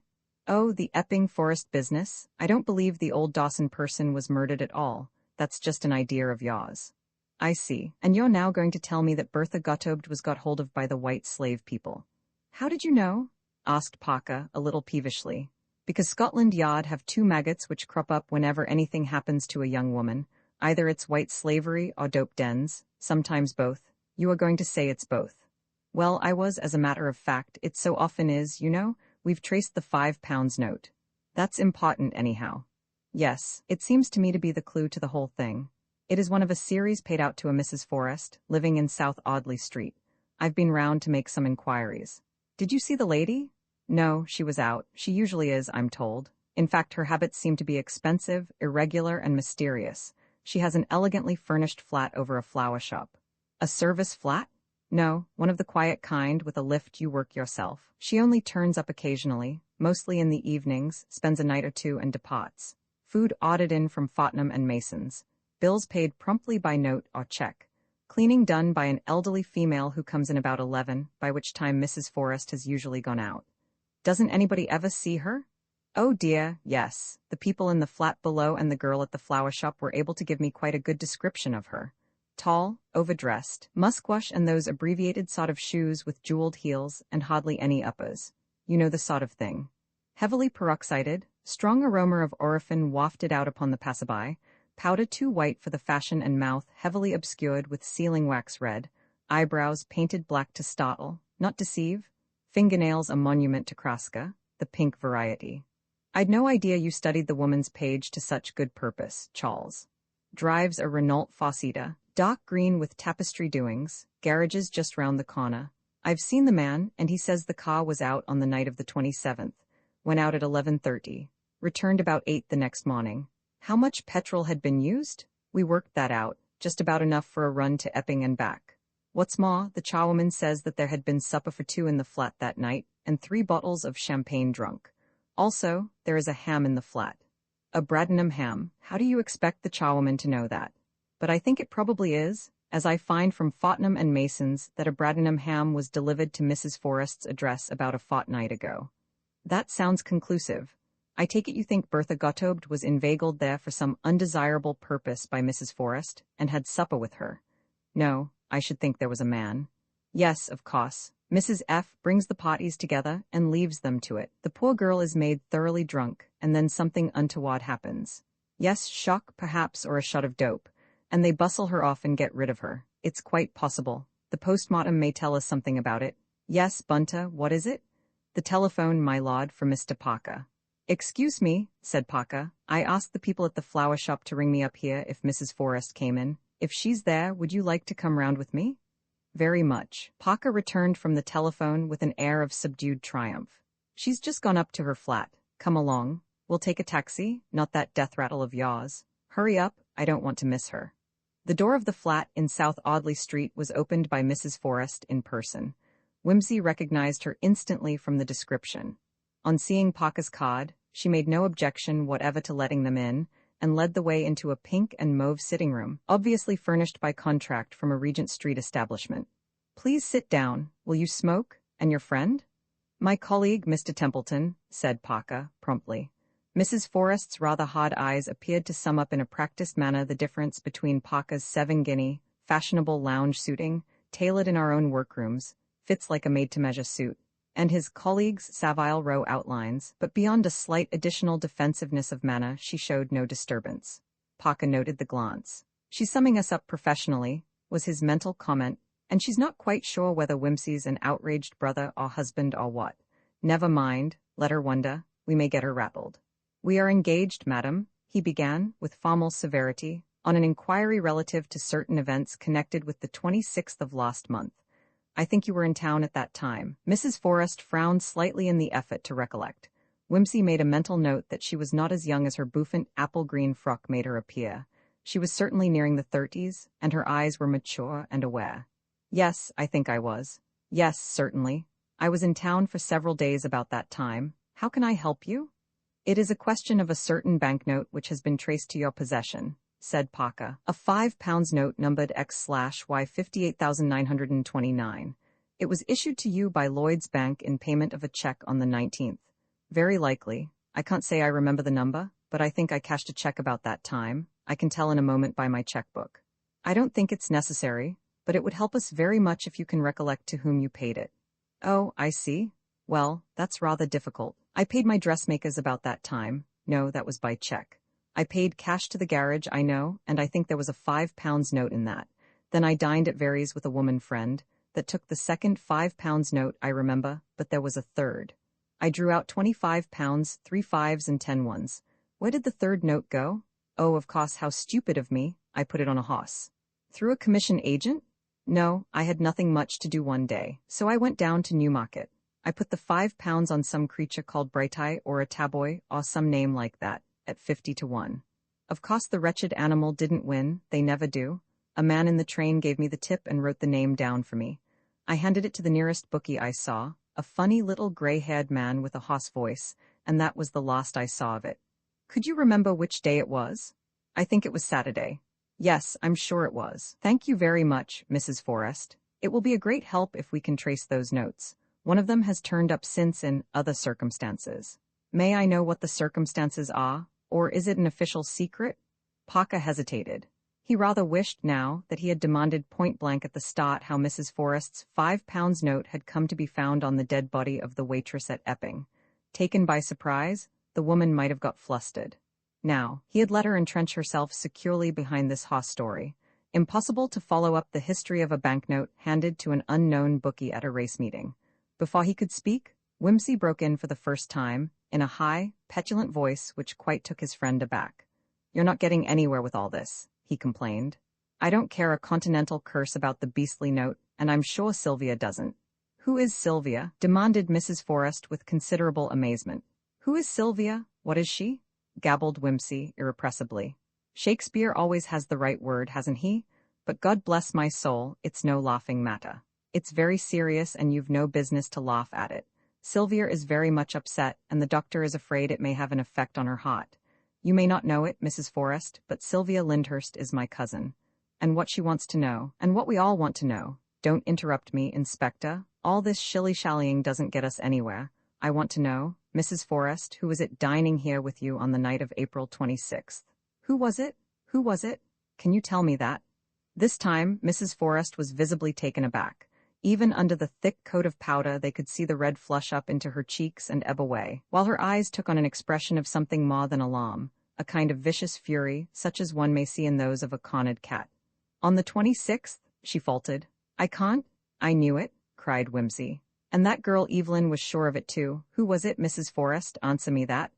There was no one, said Mrs. Forrest with a thick gasp. Oh, come, Mrs. Forrest, think again, said Parker, taking his cue promptly. You aren't going to tell us that you accounted by yourself for 3 bottles of Veuve Clicquot and 2 people's dinners. Not forgetting the ham, put in Whimsy with fussy self-importance, the Bradenham ham specially cooked and sent up by Fortnum and Mason. Now, Mrs. Forrest? Wait a moment, just a moment, I'll tell you everything. The woman's hands clutched at the pink silk cushions, making little hot, tight creases. Would you mind getting me something to drink? In the dining room, through there, on the sideboard. Whimsy got up quickly and disappeared into the next room. He took rather a long time, Parker thought. Mrs. Forrest was lying back in a collapsed attitude, but her breathing was more controlled and she was, he thought, recovering her wits. Making up a story, he muttered savagely to himself. However, he could not, without brutality, press her, the moment. Lord Peter, behind the folding doors, was making a good deal of noise, chinking the glasses and fumbling about. However, before very long, he was back. "Excuse my taking such a time," he apologized, handing Mrs. Forrest a glass of brandy and soda. "Couldn't find the siphon. Always was a bit wool-gathering, you know. All my friends say so. Staring me in the face all the time, what? And then I slushed a lot of soda on the sideboard. Hand shakin', nerves all to pieces and so on. Feelin' better? That's right. Put it down. That's the stuff to pull you together. How about another little one, what? Oh, rot, it can't hurt you. Mind if I have one myself? I'm feelin' a bit flustered. Upsettin', delicate business and all that. Just another spot, that's the idea." He trotted out again, glass in hand, while Parker fidgeted. The presence of amateur detectives was sometimes an embarrassment. Whimsy clattered in again, this time with more common sense, bringing decanter, siphon, and 3 glasses, bodily, on a tray. Now, said Whimsy. Now we're feeling better. Do you think you can answer our question, Mrs. Forrest? May I know, first of all, what right you have to ask it? Parker shot an exasperated glance at his friend. This came of giving people time to think. Right? Burst in Whimsy. Right, of course we've a right. The police have a right to ask questions when anything's the matter. Here's murder the matter, right, indeed? Murder? A curious, intent look came into her eyes. Parker could not place it, but Whimsy recognized it instantly. He had seen it last on the face of a great financier as he took up his pen to sign a contract. Whimsy had been called to witness the signature and had refused. It was a contract that ruined thousands of people. Incidentally, the financier had been murdered soon after, and Whimsy had declined to investigate the matter with a sentence from Dumas. Let pass the justice of God. I'm afraid, Mrs. Forrest was saying, that in that case I can't help you. I did have a friend dining with me on the 26th, but he has not, so far as I know, been murdered, nor has he murdered anybody. It was a man, then? Said Parker. Mrs. Forrest bowed her head with a kind of mocking ruefulness. I live apart from my husband, she murmured. I am sorry, said Parker, to have to press for this gentleman's name and address. Isn't that asking rather much? Perhaps if you would give me further details. Well, you see, cut in Whimsy again, if we could just know for certain it wasn't Lyndhurst. My cousin is so frightfully upset, as I said, and that Evelyn girl is making trouble. In fact, of course one doesn't want it to go any further, but actually, Sylvia lost her head very completely. She made a savage attack on poor old Lyndhurst. With a revolver, in fact, only fortunately she is a shocking bad shot. It went over his shoulder and broke a vase, most distressin' thing, a family rose jar, worth thousands, and of course it was smashed to atoms. Sylvia is really hardly responsible when she's in a temper. And we thought, as Lyndhurst was actually traced to this block of flats, if you could give us definite proof it wasn't him, it might calm her down and prevent murder being done, don't you know? Because, though they might call it guilty, but insane, still, it would be awfully awkward having one's cousin in Broadmoor, a first cousin, and really a very nice woman when she's not irritated. Mrs. Forrest gradually softened into a faint smile. I think I understand the position, Mr. Templeton, she said, and if I give you a name, it will be in strict confidence, I presume? Of course, said Whimsy. Dear me, I'm sure it's uncommonly kind of you. You'll swear you aren't spies of my husband's? She said, quickly. I am trying to divorce him. How do I know this isn't a trap? Madam, said Whimsy with intense gravity, I swear to you on my honor as a gentleman that I have not the slightest connection with your husband. I have never even heard of him before. Mrs. Forrest shook her head. I don't think, after all, she said, it would be much good my giving you the name. In any case, if you asked him whether he'd been here, he would say no, wouldn't he? And if you've been sent by my husband, you've got all the evidence you want already. But I give you my solemn assurance, Mr. Templeton, that I know nothing about your friend, Mr. Lyndhurst. Major Lyndhurst, put in Whimsy, plaintively. And if Mrs. Lyndhurst is not satisfied and likes to come round and see me, I will do my best to satisfy her of the fact. Will that do? Thank you very much, said Whimsy. I'm sure it's as much as anyone could expect. You'll forgive my abruptness, won't you? I'm rather, nervously constituted, and the whole business is exceedingly upsetting. Good afternoon. Come on, Inspector, it's quite all right. You see, it's quite all right. I'm really very much obliged, uncommonly so. Please don't trouble to see us out. He teetered nervously down the narrow hallway, in his imbecile and well-bred way, Parker following with a policeman-like stiffness.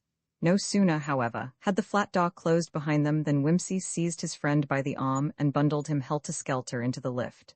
I thought we should never get away, he panted. Now, quick, how do we get round to the back of these flats? What do you want with the back? Demanded Parker, annoyed. And I wish you wouldn't stampede me like this. I've no business to let you come with me on a job at all, and if I do, you might have the decency to keep quiet. Right you are, said Whimsy cheerfully. Just let's do this little bit, and you can get all the virtuous indignation off your chest later on. Round here, I fancy, up this back alley. Step lively and mind the dustbin. 1, 2, 3, 4. Here we are. Just keep a lookout for the passing stranger, will you? Selecting a back window which he judged to belong to Mrs. Forrest's flat, Whimsy promptly grasped a drain pipe and began to swam up it with the agility of a cat burglar. About 15 feet from the ground he paused, reached up, appeared to detach something with a quick jerk, and then slid very gingerly to the ground again, holding his right hand at a cautious distance from his body, as though it were breakable. And indeed, to his amazement, Parker observed that Whimsy now held a long-stemmed glass in his fingers, similar to those from which they had drunk in Mrs. Forrest's sitting room. What on earth? Said Parker. Hush, I'm Hawkshaw the detective, gathering fingerprints. Here we come wassailing and gathering prints in May, that's why I took the glass back. I brought a different one in the second time. Sorry I had to do this athletic stunt, but the only cotton reel I could find hadn't much on it. When I changed the glass, I tiptoed into the bathroom and hung it out of the window. Hope she hasn't been in there since. Just brush my bags down, will you, old man? Gently, don't touch the glass. What the devil do you want fingerprints for? You're a grateful sort of person. Why, for all you know, Mrs. Forrest is someone the Yard has been looking for years, and anyway, you could compare the prints with those on the base bottle, if any. Besides, you never know when fingerprints mayn't come in handy. They're excellent things to have about the house. Coast clear? Right, hail a taxi, will you? I can't wave my hand with this glass in it. Looks so silly, don't you know, I say. Well, I saw something else. The first time I went out for the drinks I had a peep into her bedroom. Yes, what do you think I found in the washstand drawer? What? A hypodermic syringe? Really? Oh, yes, and an innocent little box of ampule with a doctor's prescription headed the injection, Mrs. Forrest. One to be injected when the pain is very severe. What do you think of that? Tell you when we've got the results of that postmortem, said Parker, really impressed. You didn't bring the prescription, I suppose? No, and I didn't inform the lady who we were, or what we were after, or ask her permission to carry away the family crystal, but I made a note of the chemist's address. Did you? Ejaculated Parker. Occasionally, my lad, you have some glimmerings of sound detective sense. Roman 8 concerning crime society is at the mercy of a murderer who is remorseless, who takes no accomplices, and who keeps his head. Letter from Miss Alexandra Catherine Clympson to Lord Peter Whimsy Fairview, Nelson Avenue, Lehampton. 12 May, 1927. My dear Lord Peter, I have not yet been able to get all the information you ask for, as Miss Whittaker has been away for some weeks, inspecting chicken farms. With a view to purchase, I mean, of course, and not in any sanitary capacity. I really think she means to set up farming with Miss Finelater, though what Miss Whittaker can see in that very gushing and really silly young woman I cannot think. However, Miss Finelater has evidently quite a pash, as we used to call it at school, for Miss Whittaker, and I am afraid none of us are above being flattered by such outspoken admiration. I must say, I think it rather unhealthy. You may remember Miss Clemence Dane's very clever book on the subject. I have seen so much of that kind of thing in my rather woman-ridden existence. It has such a bad effect, as a rule, upon the weaker character of the two, but I must not take up your time with my twaddle. Miss Murgatroyd, who was quite a friend of old Miss Dawson, however, has been able to tell me a little about her past life. It seems that, until 5 years ago, Miss Dawson lived in Warwickshire with her cousin, a Miss Clara Whittaker, Mary Whittaker's great-aunt on the father's side. This Miss Clara was evidently rather a character, as my dear father used to call it. In her day, she was considered very advanced and not quite nice, because she refused several good offers, cut her hair short, and set up in business for herself as a horse breeder. Of course, nowadays, nobody would think anything of it, but then the old lady, or young lady as she was when she embarked on this revolutionary proceeding, was quite a pioneer. Agatha Dawson was a schoolfellow of hers, and deeply attached to her. And as a result of this friendship, Agatha's sister, Harriet, married Clara Whittaker's brother James, but Agatha did not care about marriage, any more than Clara, and the two ladies lived together in a big old house, with immense stables, in a village in Warwickshire. Crofton, I think the name was. Clara Whittaker turned out to be a remarkably good businesswoman, and worked up a big connection among the hunting folk in those parts. Her hunters became quite famous, and from a capital of a few £1,000s with which she started, she made quite a fortune, and was a very rich woman before her death. Agatha Dawson never had anything to do with the horsey part of the business. She was the domestic partner, and looked after the house and the servants. When Clara Whittaker died, she left all her money to Agatha, passing over her own family, with whom she was not on very good terms, owing to the narrow-minded attitude they had taken up about her horse stealing. Her nephew, Charles Whittaker, who was a clergyman and the father of our Miss Whittaker, resented very much not getting the money, though, as he had kept up the feud in a very unchristian manner, he had really no right to complain, especially as Clara had built up her fortune entirely by her own exertions. But of course, he inherited the bad, old-fashioned idea that women ought not to be their own mistresses, or make money for themselves, or do what they liked with their own. He and his family were the only surviving Whittaker relations, and when he and his wife were killed in a motor-car accident, Miss Dawson asked Mary to leave her work as a nurse and make her home with her. So that, you see, Clara Whittaker's money was destined to come back to James Whittaker's daughter in the end. Miss Dawson made it quite clear that this was her intention, provided Mary would come and cheer the declining days of a lonely old lady. Mary accepted, and as her aunt, or, to speak more exactly, her great-aunt, had given up the big old Warwickshire house after Clara's death, they lived in London for a short time and then moved to Leahampton.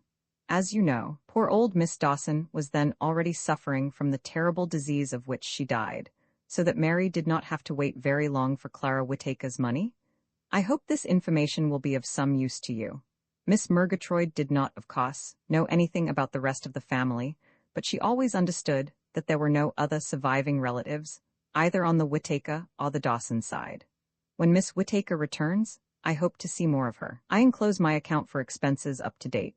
I do trust you will not consider it extravagant. How are your Monelanders progressing?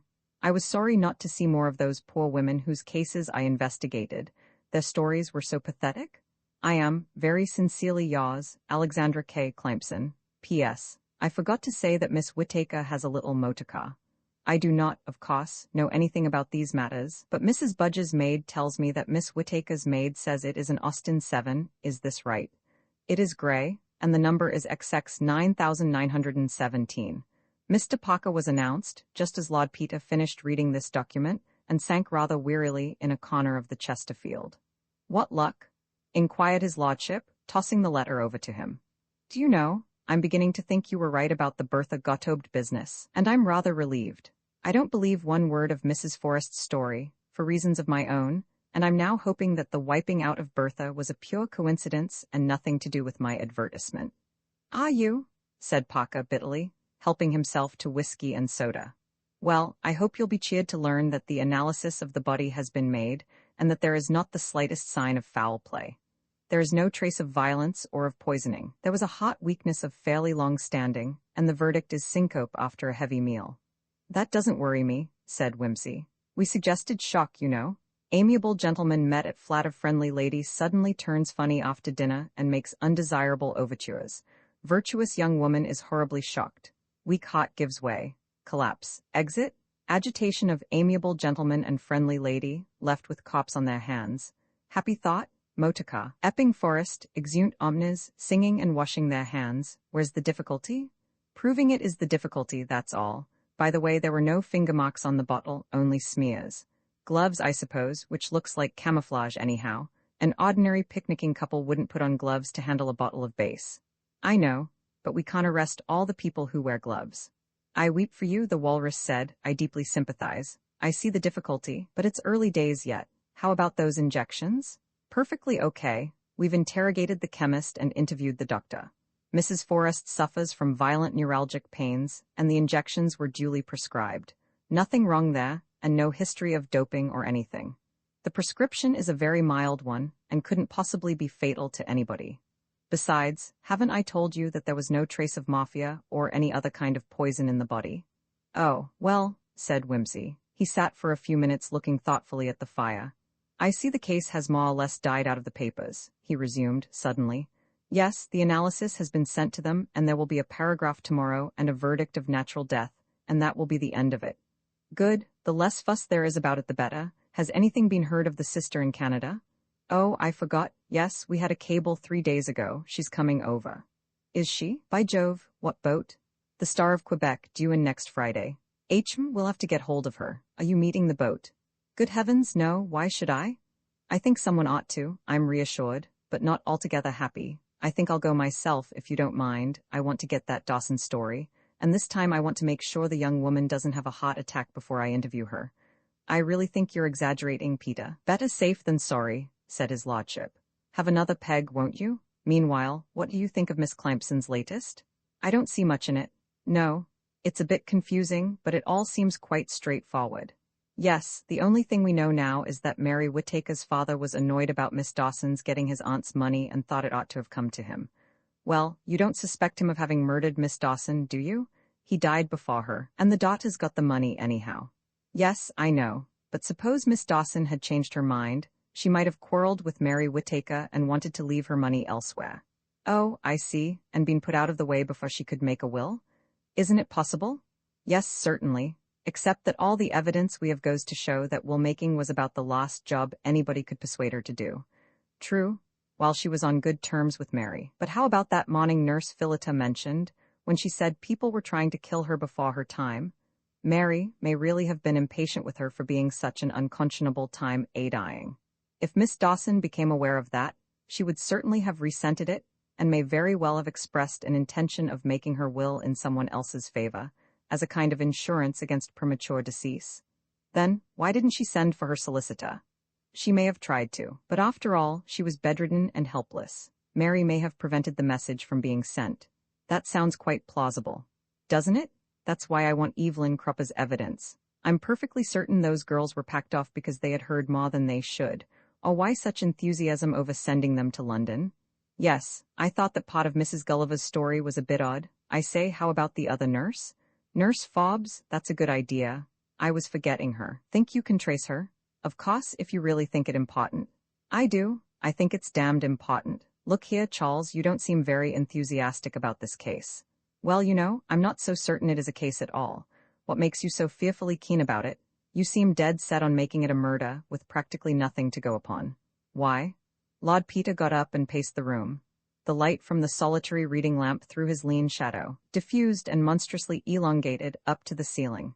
He walked over to a bookshelf, and the shadow shrank, blackened, settled down. He stretched his hand, and the hand's shadow flew with it, hovering over the gilded titles of the books and blotting them out one by one. Why? Repeated Whimsy. Because I believe this is the case I have always been looking for. The case of cases. The murder without discernible means or motive or clue. The nom. All these. He swept his extended hand across the bookshelf, and the shadow outlined a vaster and more menacing gesture. All these books on this side of the room are books about crimes, but they only deal with the abnormal crimes. What do you mean by abnormal crimes? The failures, the crimes that have been found out. What proportion do you suppose they bear to the successful crimes, the ones we hear nothing about? In this country, said Parker, rather stiffly, we manage to trace and convict the majority of criminals. My good man, I know that where a crime is known to have been committed, you people manage to catch the perpetrator in at least 60% of the cases. But the moment a crime is even suspected, it falls, ipso facto, into the category of failures. After that, the thing is merely a question of greater or less efficiency on the part of the police. But how about the crimes which are never even suspected? Parker shrugged his shoulders. How can anybody answer that? Well, one may guess. Read any newspaper today. Read the news of the world. Or now that the press has been muzzled, read the divorce court lists. Wouldn't they give you the idea that marriage is a failure? Isn't the Cilia sort of journalism packed with articles to the same effect? And yet, looking round among the marriages you know of personally, aren't the majority of them a success, in a humdrum, undemonstrative sort of way? Only you don't hear of them. People don't bother to come into court and explain that they dotter along very comfortably on the whole. Thank you. Similarly, if you read all the books on this shelf, you'd come to the conclusion that murder was a failure. But bless you, it's always the failures that make the noise. Successful murderers don't write to the papers about it. They don't even join in imbecile symposia to tell an inquisitive world what murder means to me, or how I became a successful poisoner. Happy murderers, like happy wives, keep quiet tongues, and they probably bear just about the same proportion to the failures as the divorced couples do to the happily mated. Aren't you putting it rather high? I don't know. Not as anybody, that's the devil of it, but you ask any doctor, when you've got him in an unbuttoned, well-lubricated frame of mind, if he hasn't often had grisly suspicions which he could not and dared not take steps to verify.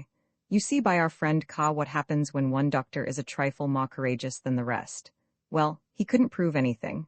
I know, but that doesn't mean there's nothing to be proved. Look at the scores and scores of murders that have gone unproved and unsuspected till the fool of a murderer went too far and did something silly which blew up the whole show.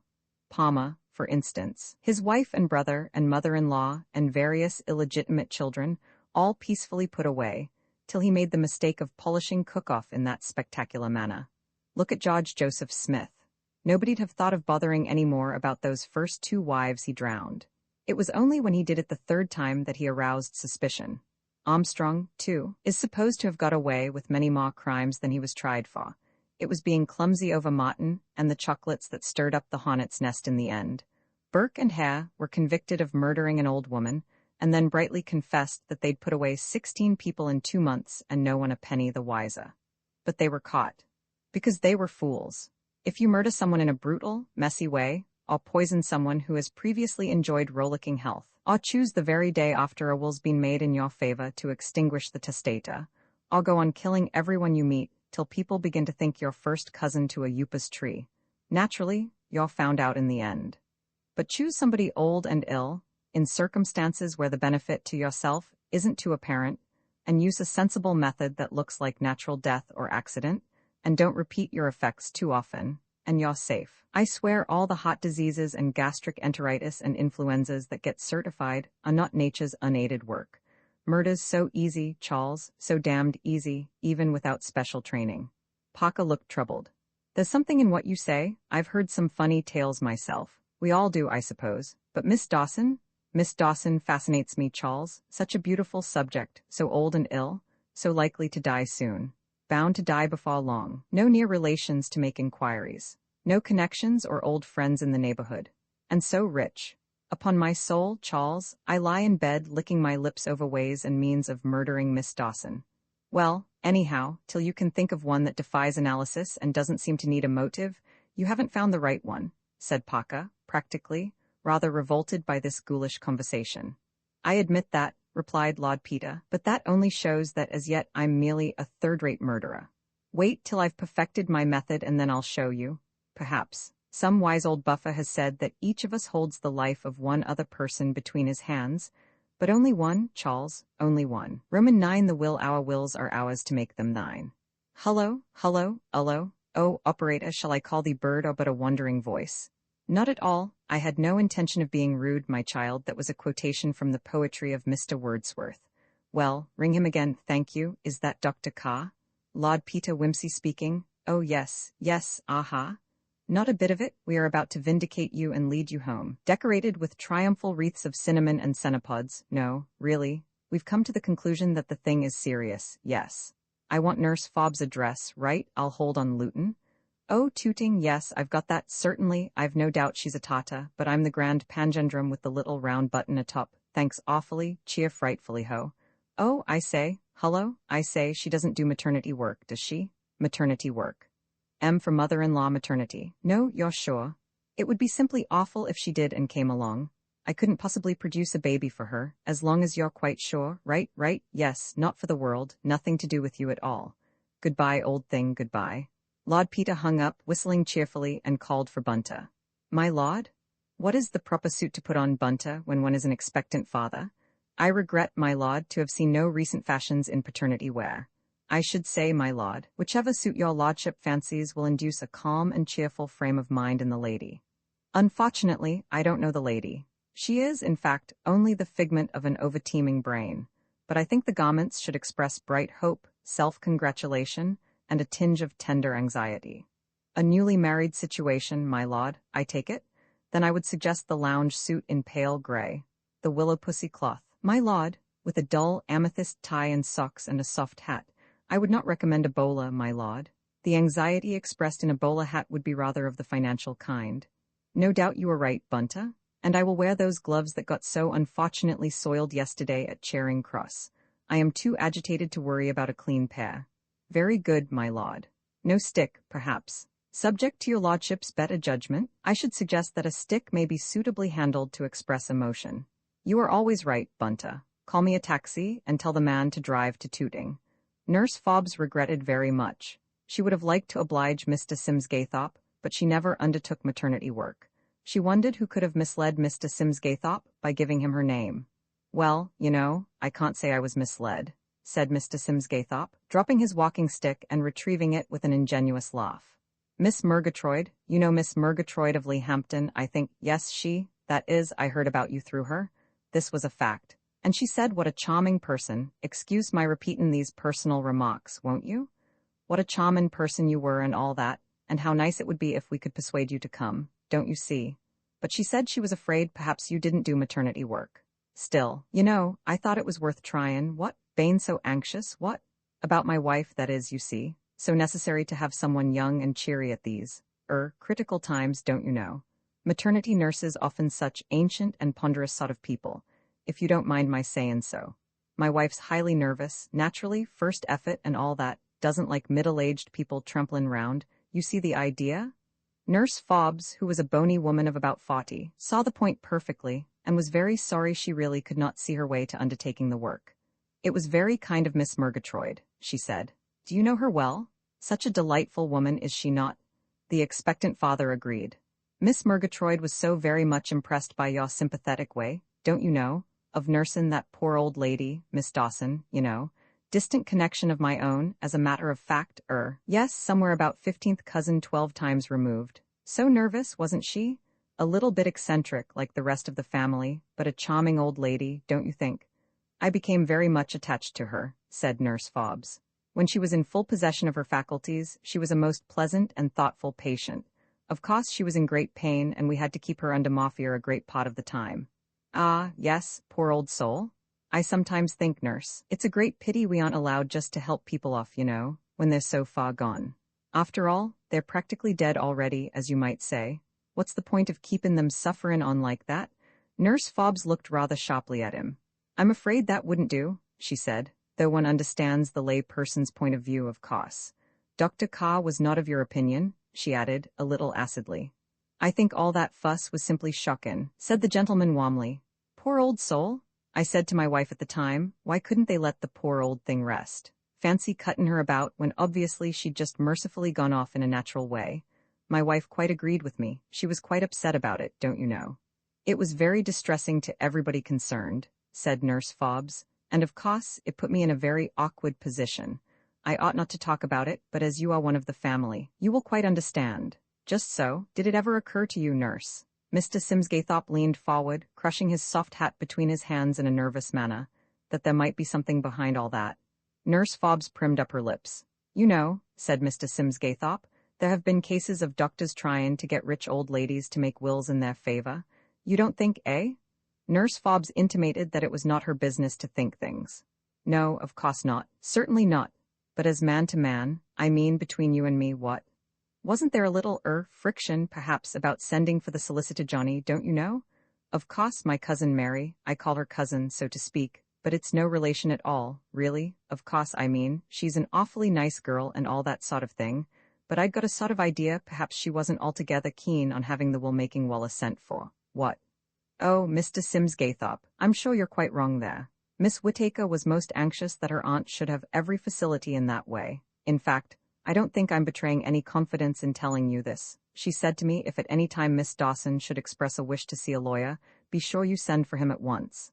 and so of course I did. You did, and didn't he come then? Certainly he came, there was no difficulty about it at all. There, that just shows, doesn't it, how wrong some of these gossipy females can be. Excuse me, but I'd got absolutely the wrong impression about the thing. I'm quite sure Mrs. Peasgood said that no lawyer had been sent for. I don't know what Mrs. Peasgood could have known about it, said Nurse Fobbs with a sniff. Her permission was not asked in the matter. Certainly not, but you know how these ideas get about. But I say, if there was a will, why wasn't it produced? I didn't say that, Mr. Sims Gaithop. There was no will. The lawyer came to draw up a power of attorney so that Miss Whittaker could sign checks and so on for her aunt. That was very necessary, on account of the old lady's failing powers. Yes, I suppose she was pretty woolly towards the end. Well, she was quite sensible when I took over from Nurse Philliter in September, except, of course, for that fancy she had about poisoning. She really was afraid of that. She said once or twice, "I'm not going to die to please anybody, nurse." She had great confidence in me. She got on better with me than with Miss Whittaker, to tell you the truth, Mr. Sims Gaithop. But during October, her mind began to give way altogether, and she rambled a lot. She used to wake up sometimes all in a fright and say, "Have they passed it yet, nurse?" Just like that. I'd say no, they haven't got that far yet, and that would quiet her. Thinking of her hunting days, I expect she was. They often go back like that, when they're being kept under drugs, dreaming like they are, half the time. Then in the last month or so, I suppose she could hardly have made a will, even if she had wanted to. No, I don't think she could have managed it then. But earlier on, when the lawyer was there, she could have done so if she had liked. Certainly she could. But she didn't? Oh no, I was there with her all the time at her particular request. I see, just you and Miss Whittaker. Not even Miss Whittaker most of the time. I see what you mean, Mr. Sims Gaithop, but indeed you should clear your mind of any unkind suspicions of Miss Whittaker. The lawyer and Miss Dawson and myself were alone together for nearly an hour, while the clock drew up the necessary papers in the next room. It was all done then, you see, because we thought that a second visit would be too much for Miss Dawson. Miss Whittaker only came in quite at the end. If Miss Dawson had wished to make a will, she had ample opportunity to do so. Well, I'm glad to hear that, said Mr. Sims Gaithop, rising to go. These little doubts are so apt to make unpleasantness in families, don't you know? Well, I must be toddlin' now. I'm frightfully sorry you can't come to us, nurse. My wife will be so disappointed. I must try to find somebody else equally charmin' if possible. Goodbye. Lord Peter removed his hat in the taxi and scratched his head thoughtfully. Another good theory gone wrong, he murmured. Well, there's another string to the jolly old bow yet. Cropper first and then Crofton. That's the line to take, I fancy.